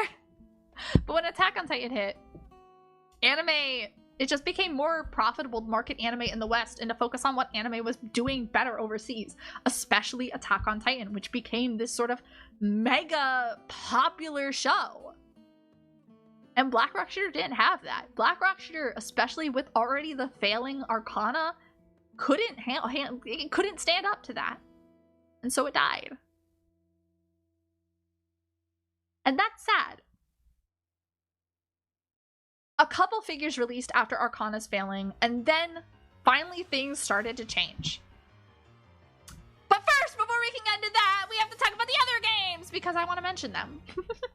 So Black Rock Shooter has made appearances in multiple other games in different forms, including Nendoroid Generation, which is like a Nendoroid-based RPG made by Good Small Company. Nendoroid Planet, which is like a Nendoroid gacha game, kind of for the like iPhone. Chaos TCG Online, which is a card game, and White Schwartz, and there were many other games, and I could talk about more of them, but there's so many collaborations, it could be a whole different presentation. So we're not going to talk about those, and we're going to go into the BRS Renaissance! Things changed. Black Rock Shooter was thought to be gone. It was like, oh no, there's no more. They released the final figure they had scheduled, they canceled the rest of them. That's it. Black Rock Shooter could not survive. And yet, 2017 hit.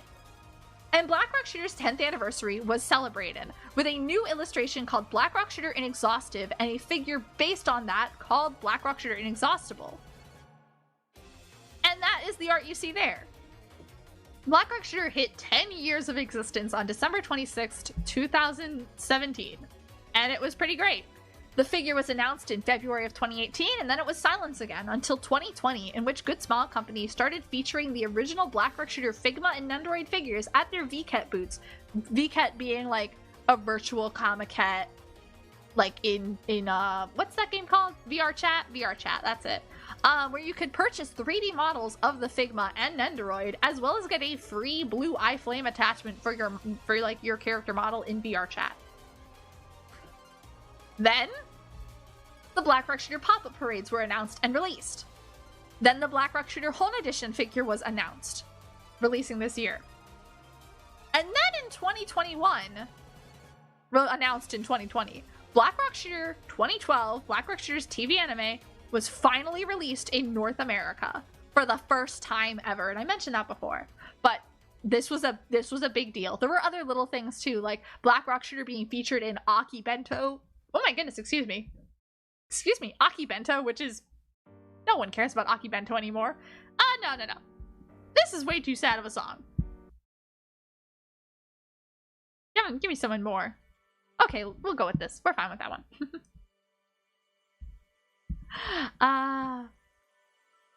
So Black Rock Shooter was kind of having the beginning of a renaissance.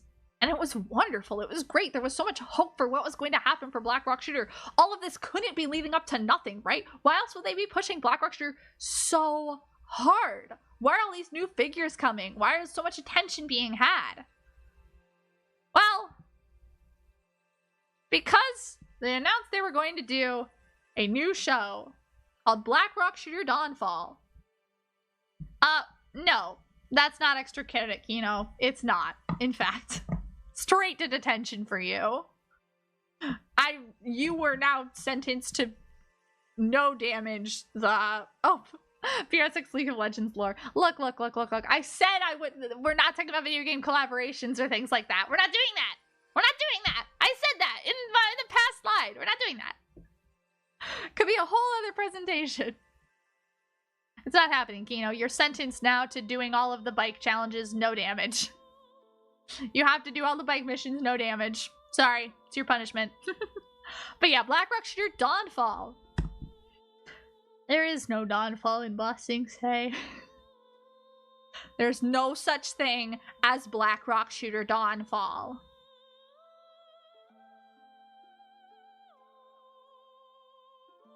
Nothing.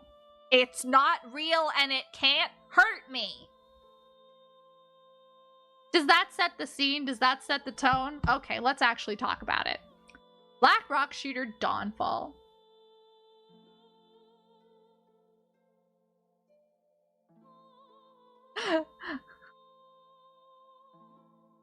BRS Dawnfall. What to say about you? Well, let's cover the basics first. So, Black Rock Shooter Dawnfall was a 12-episode TV anime made by Byberry Animation Studios that began airing on April 3rd, 2022. Actually, hang on. I love this song. This is a great song. One of my favorite songs off of the BRS 2012 soundtrack. We need something more suiting for this. Okay. Let's get into this now. So, Black Rock Shooter Dawnfall began airing on April 3rd, 2022. And when I say airing, I mean, we'll get to that. It featured a mix of 2D and 3D animation, just like Black Rock Shooter 2012 did, but they handled it in a very different way. And why did this happen? After all this time, Black Rock Shooter returns? Huh? With a new anime? What's going on here? Well, it was decided upon sort of out of just like an interest. In 2018, it was announced that Black Rock Shooter may return by Huke at Anime Expo. That lines up timeline-wise because it's Black Rock Shooter Dawnfall began working on Dawnfall 3 years before it was announced in 2021. So you know, that makes sense. But what made them want to make a new BRS anime? What's going on? Well, the staff claims in an interview that they made Black Rock Shooter Dawnfall off of their desire to create a Mad Max / Hollywood style show, all while using the Black Rock Shooter name. They wanted to make a show that was like Western movies, Mad Max, and they decided, let's put Black Rock Shooter in there. Let's use Black Rock Shooter for that. You could say it's the most mature of Black Rock Shooter media.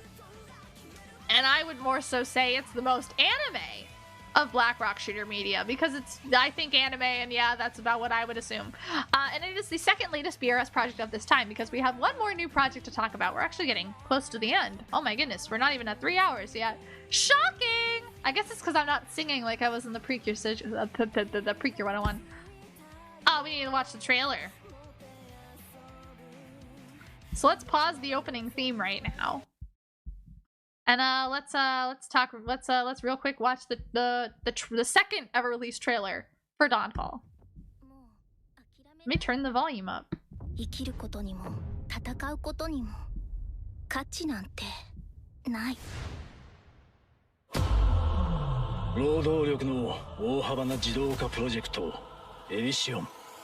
その中核となる人工知能アルテミスが人類との戦いを選んだ。ねえ、私は誰？お久しぶりです。ケンコです。徹底的に強化された人類の切り札。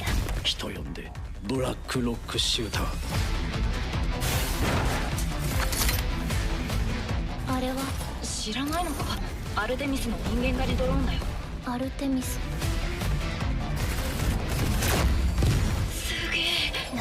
あれは月で大量生産中の巨大機械軍が大挙してやってくる。私はみんなを守らないと。そうだ、お前はそのために生まれた。どうし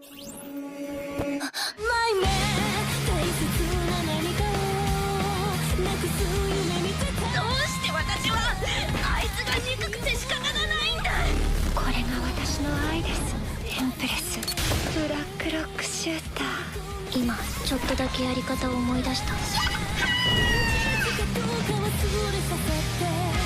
私は困っている人たちを見捨てるような人間ではなかった。そう思いたいのだから諦めない。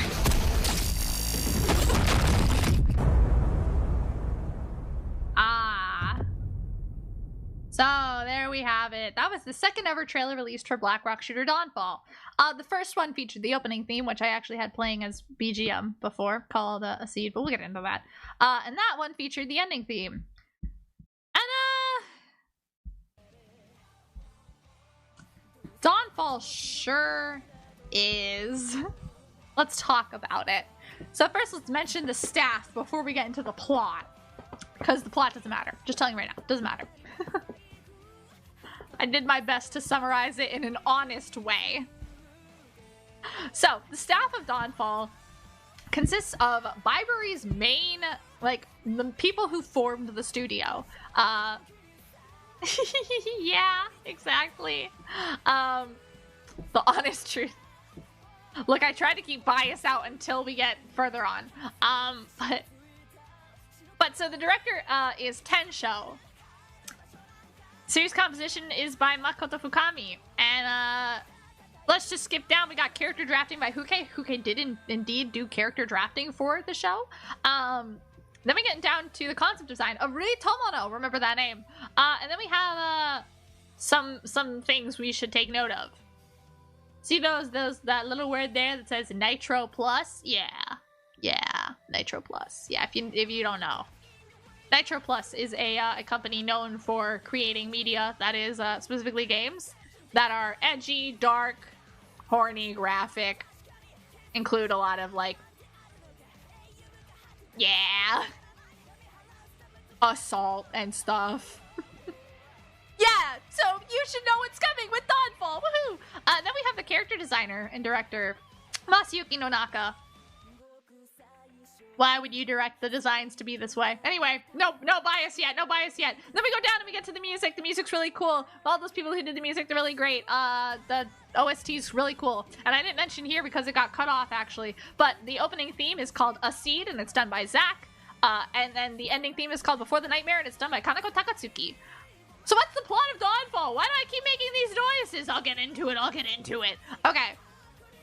So the plot summary is that Empress, Black Rock Shooter, awakens in the post-apocalyptic year of 2062. She remembers nothing other than that she needs to find a location called Lighthouse Number 8, but upon encountering human resistance forces, she learns that she was once considered the savior of humanity and must stop an army of robots before an infinite factory of them on the moon is connected to the Earth by a space elevator. Along her trip to the elevator build site, she encounters her once friends, Deadmaster and Strength, who now hate her for vanishing years ago. Empress must battle not only her past friends and the robot army, but also a sex death cult, all while trying to remember who she used to be and who she is now. A Sneed. Everybody needs a seed. I need a seed. This song is great. So yeah! Dawnfall, am I right?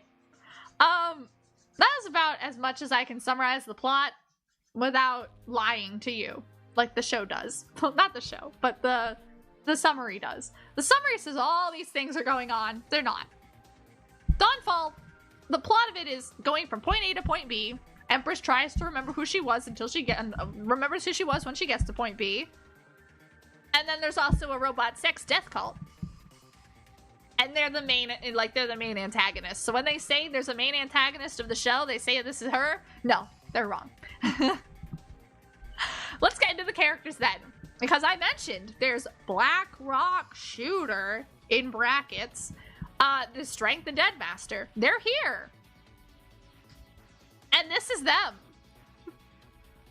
So from left to right, we have Black Rock Shooter Empress, whose name is not actually Black Rock Shooter. They mentioned it a couple times in the show to be like, hey, it's Black Rock Shooter, but her name is not Black Rock Shooter. Her name is Empress. Black Rock Shooter is a title that some people call her sometimes, and that's it. It's very rare. Her name is Empress. In the middle, we have, oh yeah, and she's voiced by Yui Ishikawa. Did I mention this actually has a really good voice cast? Yeah, the voice casting here is really good. Yui Ishikawa. Then we in the middle have Strength, who's voiced by Megami Han. And then we have the tall, antler, Mountain Dew looking lady, Deadmaster, voiced by Sayori Hayami. Oh my goodness. Tripping over my own tongue. Moving on. Then we have the next set of characters. Where'd they go? Oh, there they are. Okay. The Black Trike, voiced by Misaki Kuno. Oh my goodness, we know that name.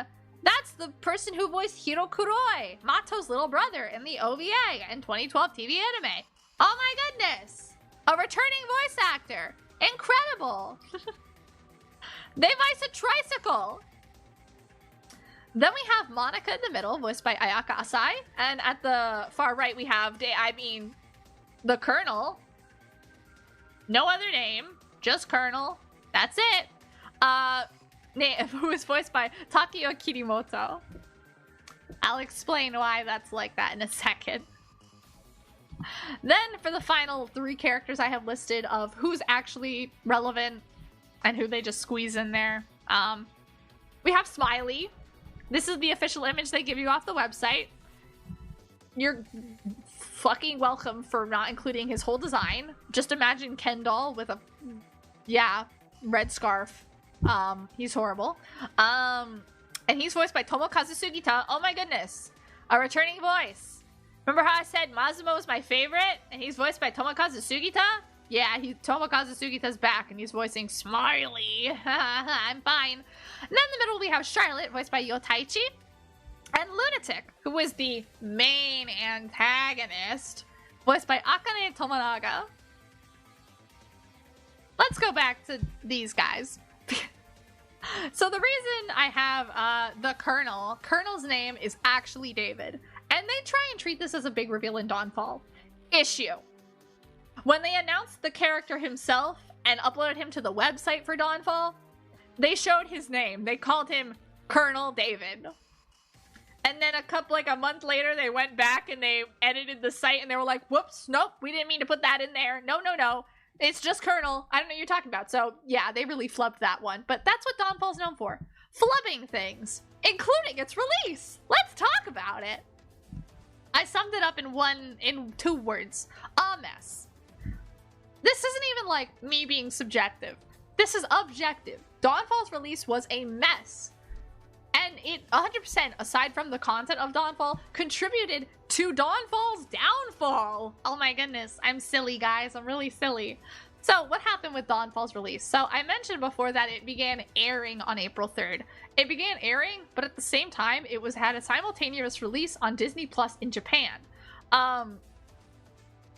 That's crazy. And that's actually how I watched it, was using Japanese Disney Plus. But before that, they announced that, before even the show began airing, it was announced that Dawnfall would be released worldwide on Disney Plus. That didn't really happen. And when it did happen, it happened very badly. So the launch on Disney Plus and Disney Plus equivalents around the world, such as Star Plus and Hulu, as well as other Disney Pluses and Hotstar, they went unannounced and they were dropped silently. I think it was only the French and Australian release, maybe the Malaysian release, had announcements for, oh, they're happening. I don't think the Malaysian release did. I'm pretty sure it was only France and Australia got announcements of, hey, this is what's coming this month. And Dawnfall was on there. Nowhere else. So, yeah. It took a long time for the show to release worldwide. And when it did, it went unannounced. There was no fanfare. There was no, hey, look, anime. It was just there, and it was as if they were pretending it wasn't. On top of that, there were dubs for Dawnfall in multiple languages, many languages, from Hindi to English, and everything in between. Many dubs for Dawnfall. But the dubs were released out of order. Especially the English dub. So episodes were released, and the dubs didn't begin releasing when they hit this like location around the world. No.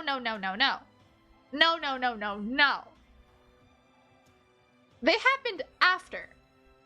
So a show would get its release. So Dawnfall would be released in an area, and then the dub would be added later on. Or, alternatively, with the English dub especially, they would get to an episode, say, episode 9 out of 12, and they would just say, oh, we're going to start the dub here. We're not going to upload the dub for the rest of the episodes. We're going to start uploading the English dub with episode 9, and then continue forward, and then go backwards, but skip a couple of the old episodes, like episode 2, and then we're going to wait months to release episode 12's dub. Really great time. Really great time. Official subs for Dawnfall, even though they said, oh, worldwide release, it took a while. Originally, there were no subtitles, then there were Japanese closed captions. So official subs took a while, and it wasn't until its first release on Hotstar that English subs were available, and that took about 3 weeks. 3-4 weeks into Dawnfall's release, depending on how you count things. Yeah, 3-4 weeks. So it took a while, and the subs themselves, they were okay. They didn't translate very well, and they missed a lot. There was a lot lost in translation. It just felt very flat of a script. So of course fan subbers took to Dawnfall, and they were like, oh, we got this, we're gonna sub this to make Dawnfall happen. Okay? There were a couple groups that were doing it. One was a well-known person who stopped when they realized an official sub was releasing. They were like, no more. One was a group that was all about, I think the group was called Is This Yuri? And once there was, yes, This Is Yuri, where there was 2 gay characters and they kiss in one episode, they stopped subbing. Then there was the group Arc, or Arke, and they were doing like speed subs, like of decent quality, of okay, you know, they did what they could. They worked. They were better than the official subs for most of the time. And then there was Awface. Awface. Which really made this fan subbing, it made it even more of a nightmare. Because their entire goal of Dawnfall was, oh no, people are subbing it and the show is not good. A bad show doesn't deserve good subtitles. So they decided they were going to run the closed captions translations through machine translation and then edit the translations to be bad. Even worse. So they would just take things out, they would delete subtitles, they would completely change dialogue, or my favorite part, they would upload the episode encoded with the subtitles, and anime websites would grab it. So there would be little things posted on the screen. Example, episode 6. What happened in episode 6 aside from the awful subtitles? Oh! There's a swastika! Plastered on the image. I'm fine. So that was just really frustrating and wasn't good. So there was no way. So upon Dawnfall not having an easy way to access it for release, for like fan subs or just like legally, now your only option, because for fan subbing, was either, if you knew how to torrent, was to torrent the fan subs done by the speed subbers, or watch it on an anime piracy site, which was taking these fake subs. And most people just watched the fake subs, the troll subs, the subs sabotaging the show even further. Dawnfall was being murdered. It was walking out the door already destined to fail. And it was still being shot down. It was out the door dead. And then we're still shooting it. It was wild, to say the least. It really did. I mean, it deserved it, but at the same time, it didn't deserve it to that level. That's overkill, you know? It's CG ass. Oh, we'll get there. On top of that, Dawnfall's official Blu-ray release came not in a full box set like other Black Rock Shooter projects had. No, it was separated into 4 separate Blu-ray boxes. And that totaled to over 39,000 yen. Yeah. Oh yeah, on top of that, Black Rock Shooter Dawnfall is currently available in the West, not in the West, in the US on Hulu, because Why not? Disney owns Hulu, right? They own a controlling share of it. We're not gonna put this on Disney. Oh my god, no. This has rape in it. This has murder. This has swearing. We can't have that in our show. We can have this on our platform. Put it on Hulu. I mean, you could put it on Disney everywhere else and in Canada and whatnot, but not here. Meanwhile, Deadpool. Exactly. Meanwhile, Deadpool. And now there's the Hulu Disney Plus merge thing happening. So who knows what's going to happen with Dawnfall in the future. Right now it isn't listed as one of the shows that's being deleted, but who knows? Haha! So yeah, expensive Blu-ray that didn't include really much to make it worth it. Yeah, Dawnfall just was... It was like beating a dead horse. So let's get into my things to know. This is where I get... If I seemed biased, man, I was doing my best to be honest. Now we get into the biased part. Or some of it. Some of it's not biased, but most of it is. Returning voice actors! I love when VAs return! Tomokazu Sugita had nothing to say about his previous work on Black Rock Shooter the game, but Misaki Kuno was overjoyed to be part of Black Rock Shooter Dawnfall, and she specifically was like, oh, I'm so happy, I'm so glad I got to be on this project because Black Rock Shooter means a lot to me. It was one of my early roles, and I hold Black Rock Shooter voicing Hiro Kuroi somewhere very close in my heart. I'm so happy to be a part of a new Black Rock Shooter project. That's so cute. I want it. I'll see if I can get it to you later.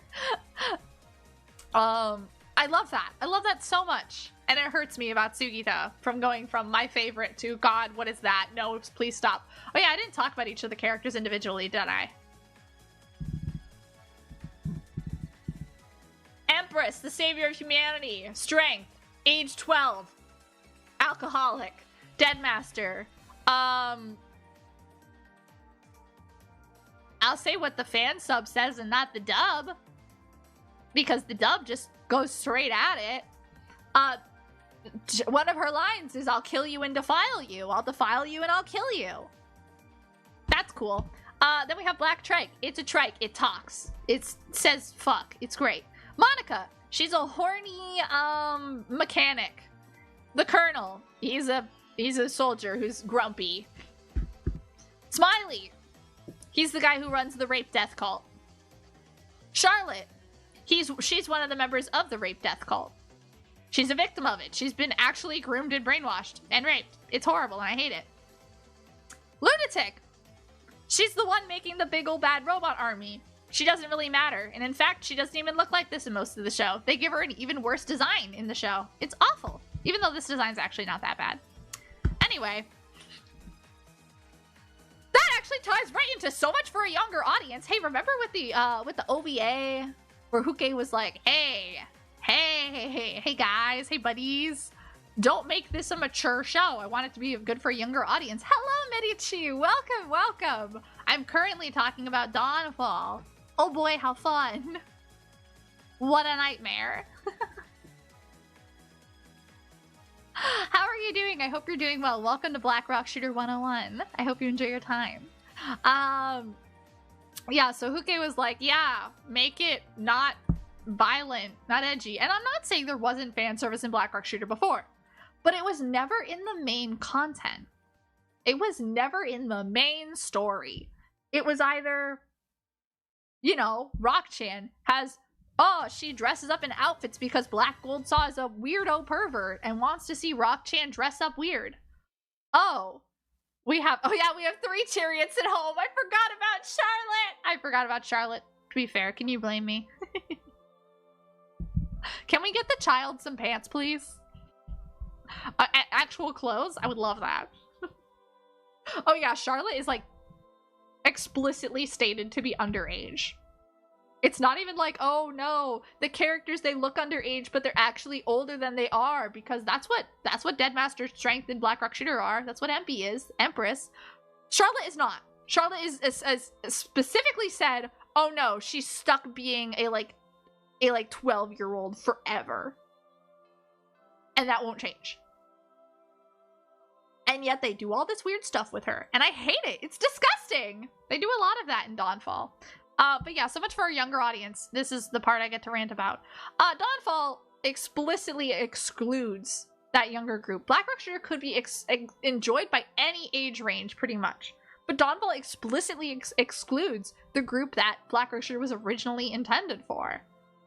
And it's upsetting. And like I said, sure, there was fan service before of, say, Black Goldsaw being a pervert in Black Rock Chan, or there being weirdly, like, scantily clad, even for Black Rock Shooter, outfits in Black Rock Shooter the game. Promotional art for BRS 2012 had weird, like, there was some weird, like, fan servicey art for, like, a pinup anime magazine. So, like, it's not that it didn't exist, but it was never the main content. And yet here Dawnfall is specifically targeting that audience. So when I say there's something Black Rock Shooter for everyone, I guess it's genuine now, because now it's for people that have no taste. Now there's something for people that have no taste and are degenerates. A lot of the time when I hear people that talk about Dawnfall and how they like it, most of the time I've talked to people that enjoy Dawnfall, they say, it's not a good show, but I just enjoyed it. Or when they talk about it and they say they liked it, how they talk about it makes it feel like they didn't watch it. Because they say things and it's like, did you watch the show? That doesn't happen. That's not how that happened. Did you watch the show? I could go off for hours as I have written there, but I won't. I have so much I could say about Dawnfall, because it's just, Black Rock Shooter fans deserved better. We really deserved better. And yeah, we got Dawnfall. And I have to restrain myself, otherwise this should just be a whole presentation about everything wrong with Dawnfall. But I won't. We need to move on, because I want to talk about the other things for Black Rock Shooter Dawnfall that are important. Number one, we're going to mention Dawnfall, which is the second one of the two listed.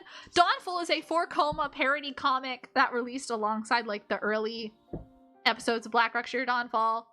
And it was really silly. It's actually Dawnfaru, but, and so people will translate it as, like, Dawnfaru instead of Dawnfall. But I think it makes more sense in translating it, having the meaning translated from English, so it's not like anything lost in translation. Have it be Dawnfool, because that's very much what the intention feels like behind the different silly name change. It's just a silly little 4-coma comic. I think it's really cute. The art in it is adorable. And then there's Before Dawn. Before Dawn is essential reading material for Black Rock Shooter Dawnfall.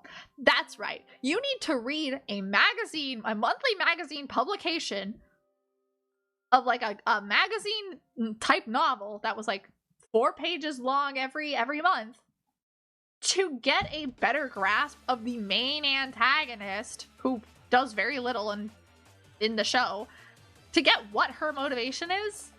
And even then, it makes sense in Before Dawn, which is this prequel to Dawnfall, obviously. But when they get to her character in the show, it doesn't feel like it fits. So it's like, oh, I get it, and then it doesn't make any sense. So, to understand the world, because the writers have explicitly said Dawnfall, which same people wrote Before Dawn, Dawnfall, they wanted to include so much, but they couldn't fit it all, so they wrote Before Dawn. And yet there's so much garbage in Dawnfall, there's so much that was unnecessary and has no place in Dawnfall as a story and does nothing for it, that it makes no sense! It makes no sense! Ah! It hurts me. Ruby, yeah, hey. Black Rock Shooter was one of the homeworks for Ruby, though. But yeah, no, like, seriously, though. You gotta read. You gotta read. It's stupid, and I hate it. Let's move on to something better. Please. For my own sake. No more Dawnfall. I'm cutting myself off. We could be here all night. Let's talk about the most recent Black Rock Shooter project released. Black Rock Shooter Fragment. Hee. So, I'm gonna start talking about this and you're gonna be like, what? If you don't know, you're gonna be like, huh? So Black Rock Shooter Fragment is a real-time wave defense strategy mobile game created by G2 Studios. It was released November 24th, 2022 in Japan, and an English release is said to be released in spring 2023. Yeah, it's May and we still don't have any information about that, so we'll just have to wait and see. Am I right, lads, or am I right, lads? Crying. What is Fragment about? Well, it is a sci-fi story. A sci-fi post-apocalyptic world inspired by Lovecraft and Cthulhu mythos. I'm not kidding.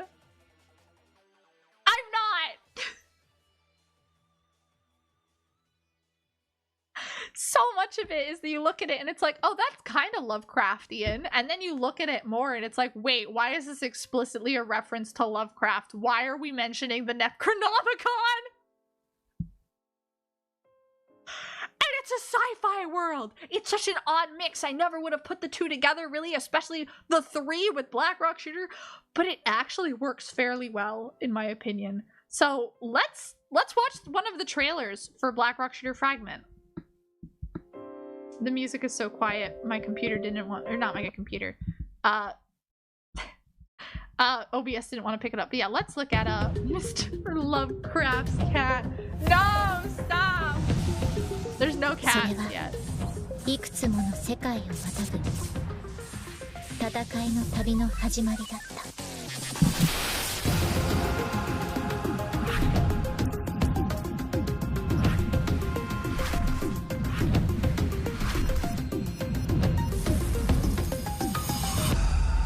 その青き瞳に宿る千の物語。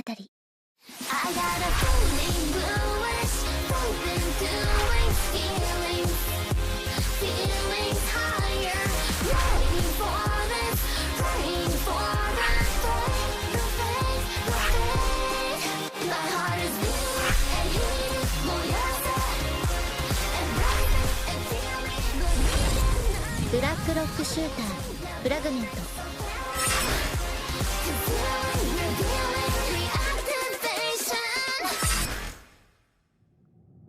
私が探しているものは言葉にしにくい。でも見れば出会えばわかるはず。And that is one of the trailers for Black Rock Shooter Fragment. I love Fragment. I think it's really cool, and I think it's a fun new take on BRS. So, what is Fragment? First, I'm gonna pull up the song that you just heard, though, in the trailer, because, oh my god. I love it so much! Teddy Lloyd! Come here and you shall find! Okay, so, this is Black Rock Shooter Fragment's basic plot summary. That's probably too quiet. A little more. That's fine.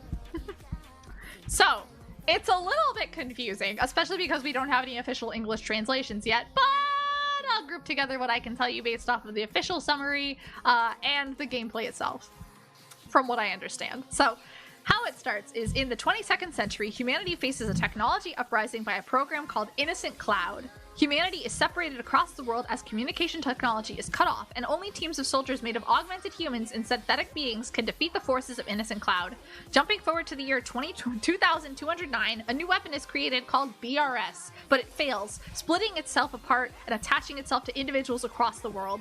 After awakening in an unknown location with 2 strange girls, one who looks suspiciously like the player's dead sister Alishka, the player and armament soldiers must travel through the different societies of Earth to collect fragments of the weapon known as BRS. Weird, right? Very weird. So essentially what it boils down to is, years ago there was a uprising of there was a robot uprising all by this program called Innocent Cloud. It divided civilization, so now everything is divided into its own sort of type of community, be it like woodland forest or retro Japan, or I don't know. What's another good one I can mention from it? Weird dictator school place. The desert. There's actual locations, but then there's bits of society that have all sort of been divided. It's really weird. But it's really cool because you get different aesthetics and musics for each chapter of the story then. But what happened in the past is that the player was originally a commander of a team of these armament, weapon, synthetic being, and augmented human groups that would fight off the robots and the infection of the robots that they had, called Innocent Cloud. And then they got put into stasis for years. And I think it was 30 years exactly, 30 years about. And they wake up, and it's like, oh my goodness, before I was put in stasis, My sister was dying. My little sister was dying. And now I wake up and I don't know why. And a girl who looks like my sister is there. And it turns out she has the weapon embedded in her. This Black Rock shooter, this BRS. There's a fragment of it in her.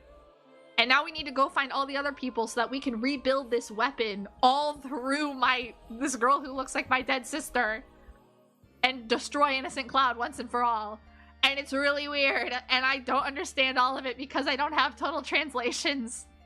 But it's really weird. And I think I like it. It's really silly. Where's the Lovecraft stuff playing? I don't know how to describe it. There's like weird, like otherworldly beings. There's like the sister of the person who wrote the Necronomicon is a character. There's like one character has like made a contract with some otherworldly being and thus has like these weird tentacle like appendages like that surround her. Like there's a lot of weird stuff. There's like the shadow dogs from whatever. There's one Lovecraft story or something like that. I don't remember what it's called. It's like that. It's not the Hounds of the Baskervilles, but it's the Hounds of something. I don't know. Oh, hello, Turn Up. Welcome, welcome. We're on to Fragment, so which is actually the last property we're talking about, but it's fine. I don't know. We have more to talk about though. It's the last project we're mentioning, but there's still more to talk about. We're not done yet. But this is like the main stuff is almost done. But hi, Turn Up. I hope you're doing okay. Hello, hello. So, can I switch to the next slide, please? Thank you. Ah, yes. We're gonna go down to the characters. I thought I had one other slide. I guess I don't. I thought I had one other slide. Oh, well. Let me actually put on a Fragment song. I'm doing wonderful. My internet is not dying. I love it so much. I am living right now. But we're gonna get into the characters because Black Rock Shooter Fragment is a gacha game, as most mobile games are. But it is a gacha game and there's all these characters, and I did not include every single type of unit for every single character, but I did include just their main looks and whatnot. So let's talk about them. So first up, I want to change over to, even though this is a great song, a Fragment song, just a short one, and then we'll see what it shuffles to. Excuse me, oh my goodness. This is the opening theme for the main menu, or I guess the loading menu. Okay, so from left to right, I didn't write it in because I made them too big, but I will tell you each of their like names and their VAs. But so from left to right, we have Yuzuki, who is voiced by Kana Ichinose, and she is the leader of the team Bunny 1. She is like the Genki, kind of a little bit stupid leader where, you know, she's doing her best. Actually, I should have prefaced this with Bunny 1 is the newbies. They're the newest group to fighting in this war and stuff. So they're all kind of baby. But Yuzuki she does her best. She's the leader and she has really good luck. Really good luck. So good that they joke about it that every time she cracks open an egg, she gets 2 yolks. After that, we have Furin, who is voiced by Miku Ito. And she's the second in command. She's the sniper, and she's kind of like the quiet one who's just like kind of fickle, but she's careless, where it's like, what's the word?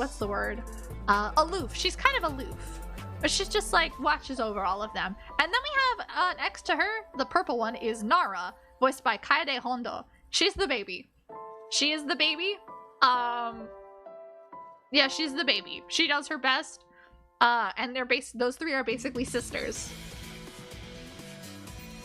And then there's Alishka, who is our possibly dead sister, the player's possibly dead sister.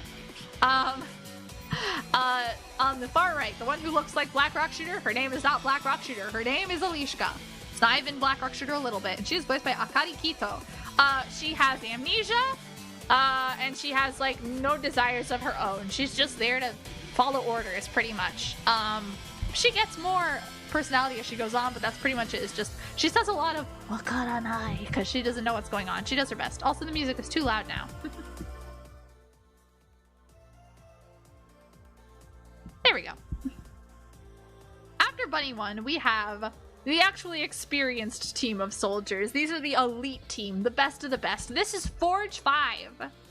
So from left to right again, we have Yuzuki, not Yuzuki, Yvette, there's the Y names, oh man, Yvette, who is voiced by Ayane Sakura.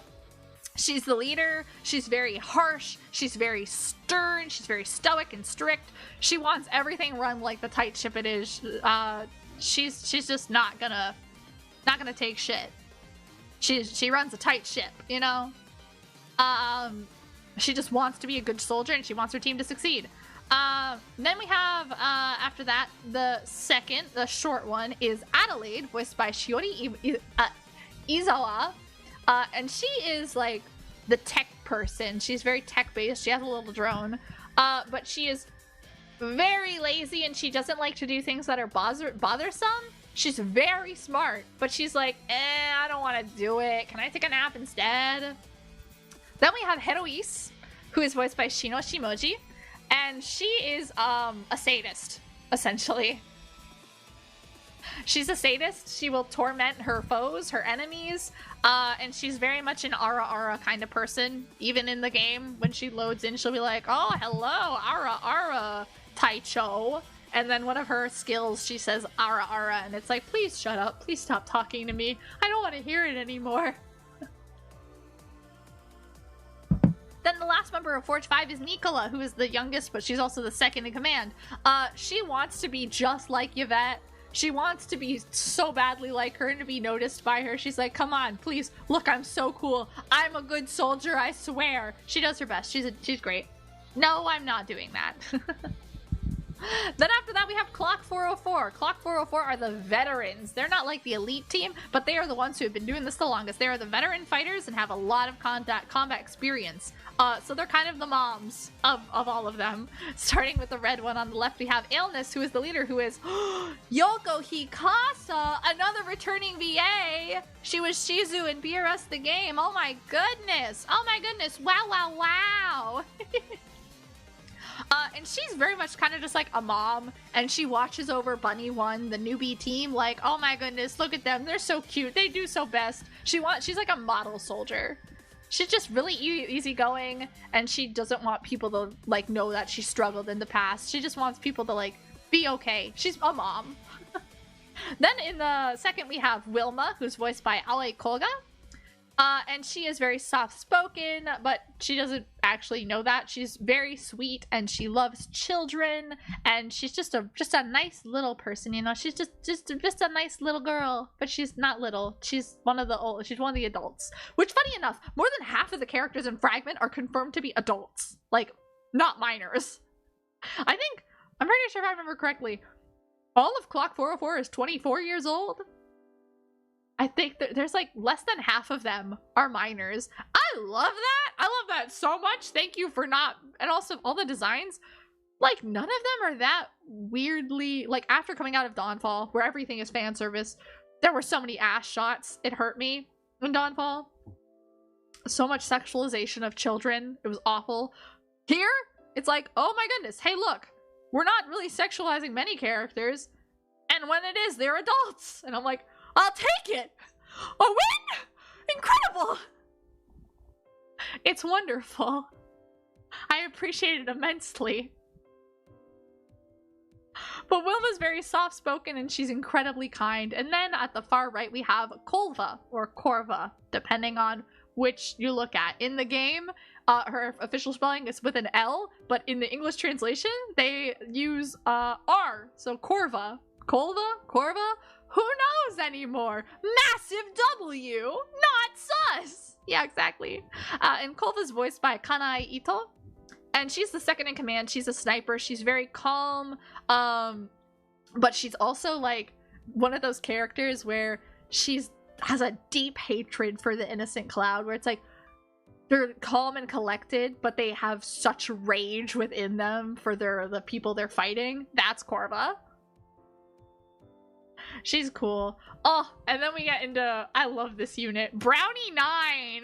Brownie 9 is the defective unit. I'm not even kidding. They are unconventional with their skills, and thus they have been branded by like the army and whatnot, and the people fighting Innocent Cloud, as defective. because they don't work. They're not a very well balanced team, but they're disciplined and they do their best to be effective. And they can be, it says like when they are deployed at the right place and time. So they're like good in special situations, but overall they don't work well. They do their best. So we have Avril, who is the leader, voiced by Rina Hidaka. She's the leader, but she has taken, even though she was once really upset about being called defective, she has taken the word defective and decided this is a badge of honor. I'm defective. I'm imperfect. But guess what? I am imperfect, but I have discipline, which becomes perfection. So imperfection is part of my character. I'm better than you in that sense because I'm not perfect. And I love her for that. She has this really weird snow leopard hair, and she's actually sisters with the one on the far right, who is also like a snow leopard. Then we have in the middle Grace, voiced by Tomio Kurosawa, who is a member of a member of Brownie 9. We know that already. She's very timid. She's very shy. All of her voice lines, she sounds like she's about to cry. She doesn't have a lot of skills. She doesn't do well. She was basically adopted by the two sisters into their group of being like, oh, you're defective too? You're basically discarded as a defective soldier? Come with us, you're one of us now. Welcome to our team, we are Brownie 9. She basically is a support where she is constantly afraid of everything, but she does her best to help out. And then on the far right, we have Constance, who's voiced by Inori Minase. And she is the sister of Avril, and she's very much like quick to act, and she has a very like rough personality. She's like more abrasive, but also while Avril is cool, calm, and collected, Constance is very like loud. So she makes up for, they complement each other. They're like two halves of a whole. They're also twins. They have the same birthday. They are twins. I forgot to mention that, but yeah, Brownie 9 is adorable and I love them. Then we have the final group, Suicide 7. Suicide 7 is the sort of insane group. They are the people who like, they're unconventional. They're how do I explain them? They're like the people that they're like absolutely wild. They're almost anti-hero type. Oh, no. Go back, thank you. Hit a wrong button. So on the left we have Naomi, who is the leader. She is voiced by Himika Akanaya. I think it's how it's pronounced. Akanaya.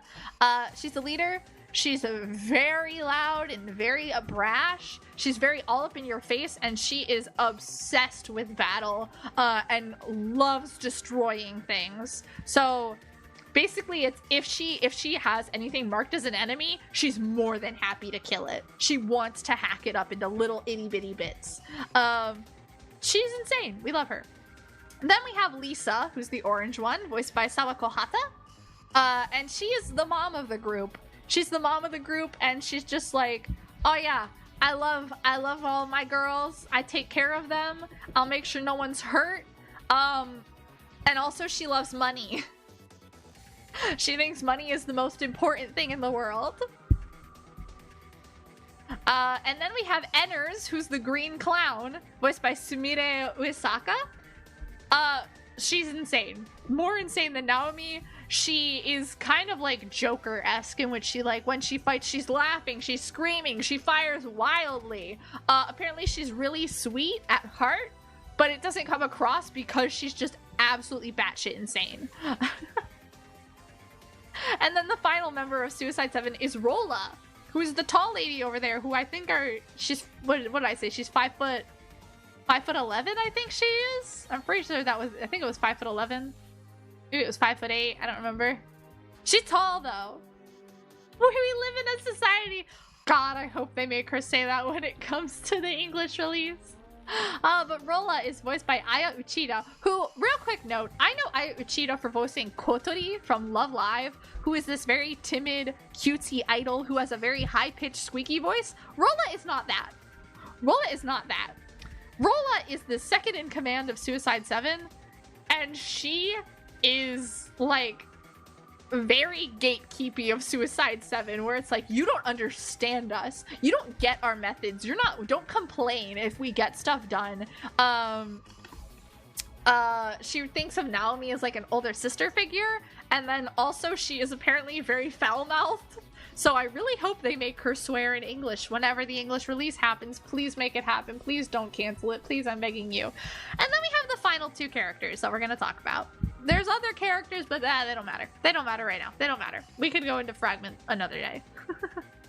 So first up we have Sumina Amano, the only character with a last name. Let her say fuck. Please let Rolla say fuck. I'm begging you. I'm begging you. It'd be so good. We have to beg on Twitter. We really do. We need Enners to say, we need to cook. We need Enners to say we live in a society, and we need to have Rolla say fuck. Look, if they can have Arata say, how do you do, my fellow kids, in the BRS 2012 English dub, we can have Rolla say fuck. Even the Black Trike says fuck. Please. I'm begging you. Oh, but yeah, Sumina Amano, where were we? She's voiced by Kaori Nazuka? Kaori Nazuka, I believe. And she was once captured by Innocent Cloud to take care of something. They don't explain it. Sumina's very much a mystery, and it's one of the characters that the protagonist wakes up to. She is very smart in when it comes to the weapons and the usage of Innocent Cloud's like fights and all the enemies. She's there to support everyone. She's not a playable character. She's like, you know, she's there. She's an NPC. But also she's really suspicious because it's unclear if she's working with Innocent Cloud or if she's working with other BRS fragments that we have to fight. It's very unclear. I'm sure it'll be more clear when there's an English translation, but she seems almost double agent-esque, and it's concerning. And then the final character we're mentioning is belonging to no group, and in fact she does not appear in the story at all, and she is the character you receive when you complete all of the beginner missions. That is Mia, voiced by, I can never say her last name right, Faro's Ai, I think it's how you say it, Faro's Ai. Best known for voicing Jolene, I think her name is, in JoJo's Stone Ocean, and also Cure Summer in Tropical Rouge Precure. There's like very little known about her. It's just said that she's like very powerful, but nothing is known about her, and that one day she'll become relevant to the story. One day, who knows? That's all they tell us about her, though. There's like nothing really. She's a secret. She's a big old hush hush secret. But take note, her design is very different from the others, even though they're all done by different artists. Really, like there's like 4 or 5 different artists that draw for Fragment. For the main units, Mia is drawn by Chanko. And Chanko I've mentioned plenty of times before, so yeah. So, yeah. Chanko, forever tied to BRS. Oh yeah, I wanted to note, all of the team leaders, other than Yuzuki from Bunny 1. Oh, nope, too far. Are drawn by Nui Tomono, who did concept work for the setting of Dawnfall, as well as the art for the magazine novel Before Dawn. So Nui Tomono designed all of the leaders, so all the characters on the far left, other than Yuzuki. And not Sumina. Sumina is not a leader. Sumina is designed and drawn by the same person who did Alishka, who is Scotty. Yeah. They're cool. We love them. But anyway, things to note. Returning VA. Yay. We love a returning VA. We love Yoko Hikasa. Woohoo. Woohoo. And also, no, it's not an Arknights clone. Which a lot of people, when they heard about it, they were like, oh, it's a Tower Defense Arknights clone, isn't it? No, it's not. It plays very different from Arknights. Arknights is a Tower Defense. And it has only limited locations you can go in. It has like the squares you plop your characters down in. Fragment, free range. They can go anywhere on the map. And it's a wave defense. You're just trying to not die. You know, you're trying to kill all the enemies, not die. There's like some level types where you have to defend, like, I guess an objective, like a couple little cubes where you're not supposed to let them get destroyed. That's about it, though. English release, don't go! First they said, they being Fragment Twitter and G2 Studios, that Fragment would be released in English in early 2023. And then they said spring 2023. And now it's May. It's May 21st. And still no game. So fingers crossed it actually happens or I'll cry. I don't want another canceled Black Rock Shooter thing. I will be so upset. I will die. But aside from the sad, get the sad music out of here. Excuse me. That's another sad one.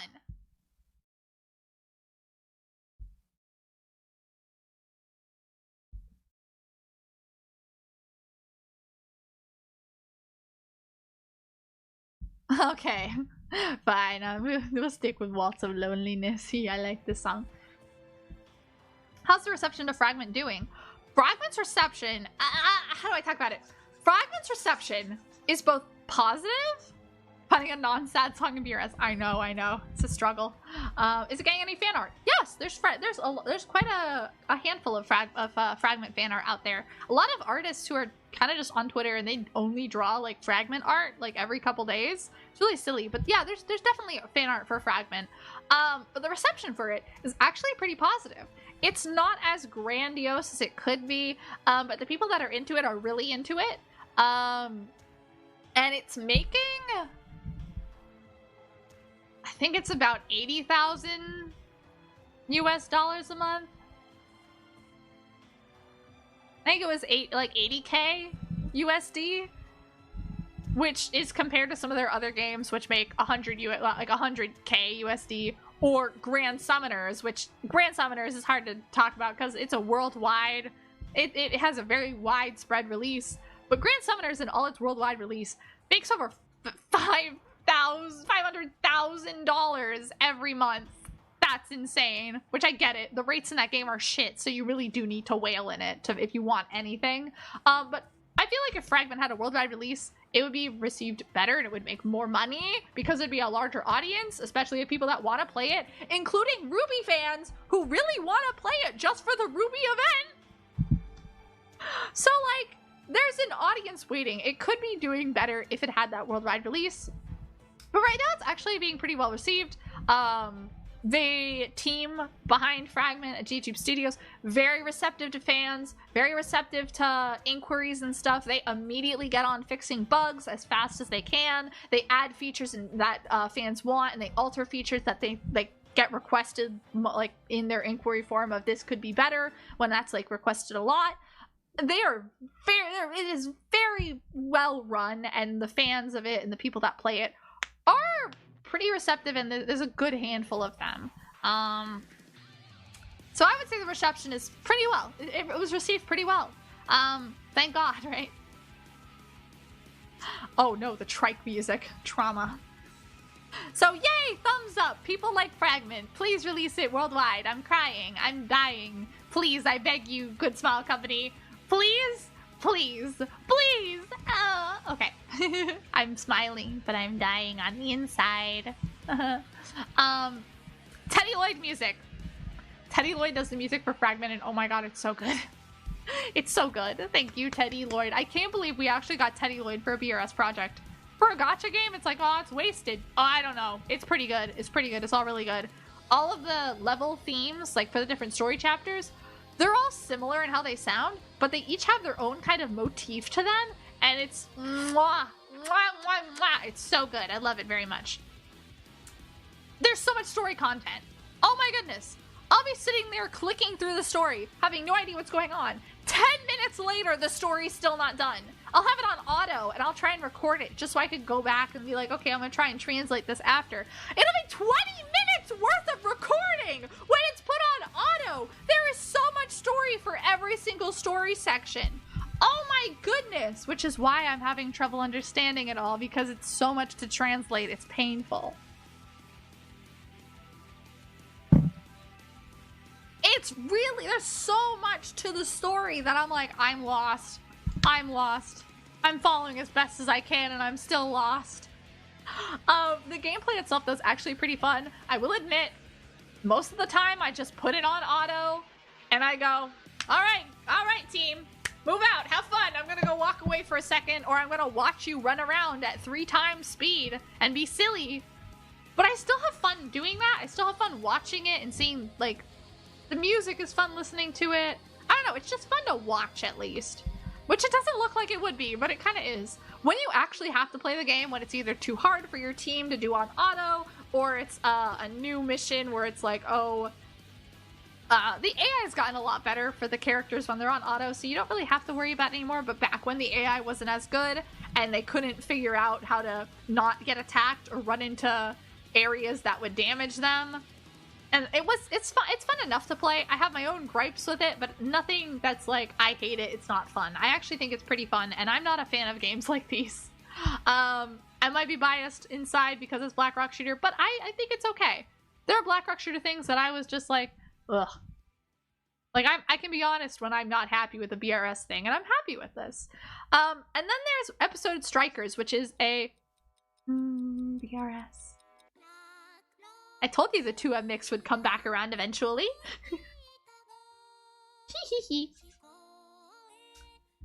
But, what was I saying?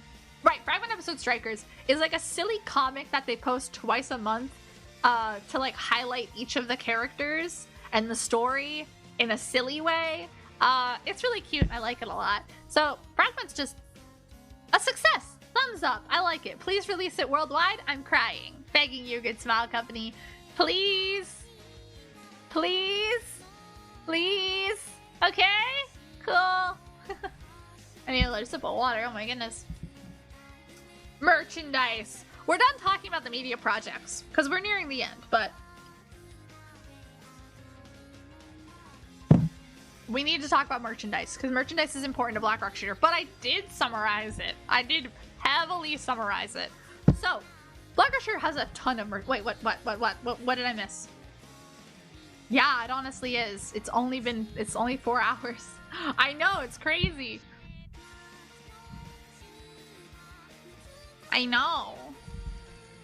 I thought it was gonna be so much longer, but I really restrained myself and I was like, oh, I could have gone off for so much longer. Honestly, a good thing though, because my throat is starting to hurt.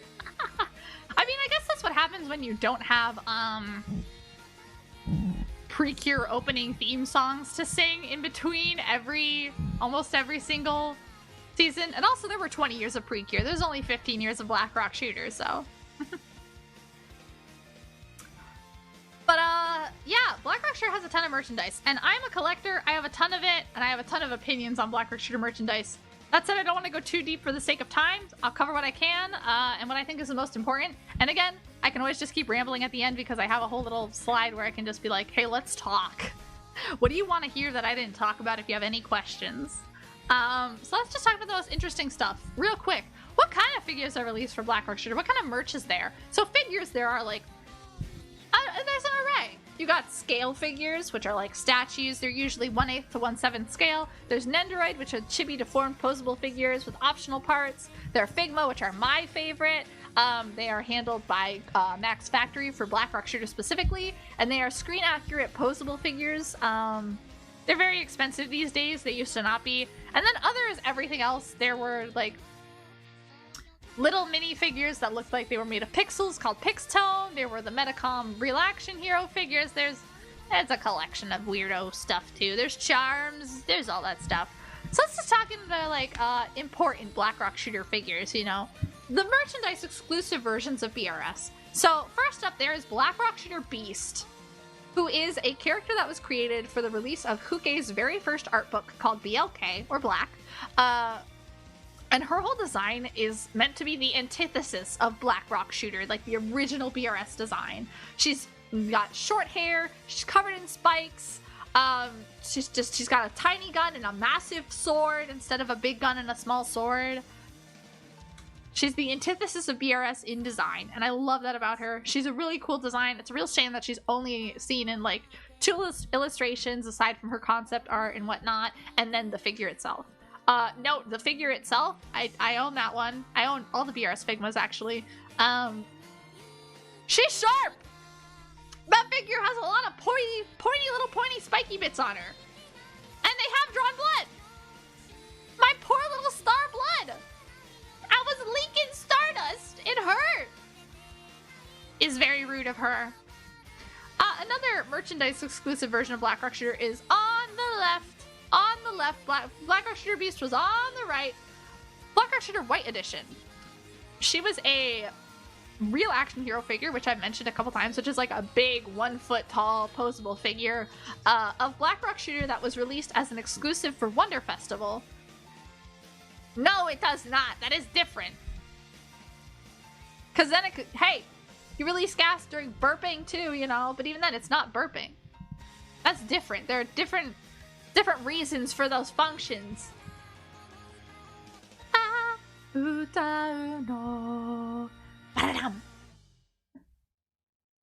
See? So Black Rock Shooter White Edition was made as an exclusive figure for Wonder Festival.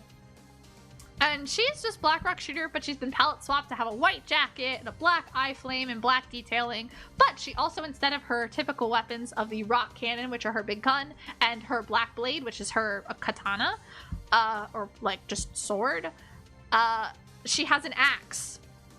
Big ol' axe. It's very cool. It's very heavy. The figure does not hold it up very well. I also have that one. And I got her for really cheap too. I'm really proud of myself for that. Speaking of cheap, let's talk about the most expensive Black Rock Shooter figure, Figma Chariot. Figma Chariot is expensive. She is the most expensive, in fact, of all the Black Rock Shooter Figmas to release. She's actually one of the most expensive Black Rock Shooter figures available today. Originally, she wasn't. Originally, she was about 50 USD. Nowadays, you're gonna find her from anywhere from 180 USD to 300 USD. That includes those prices are higher than what you can get the limited edition Figma of Insane Black Rock Shooter for. Even with the whole box set. You know how I mentioned that expensive box set? Yeah, that box set is usually around $200 these days, but you can find it for brand new for like $150 now. Chariot has done nothing but go up in price. I have Figma Chariot. I got her in 2016, which was 2 years after she released in 2014. I paid like $60 for her. Thank every god to ever be prayed to.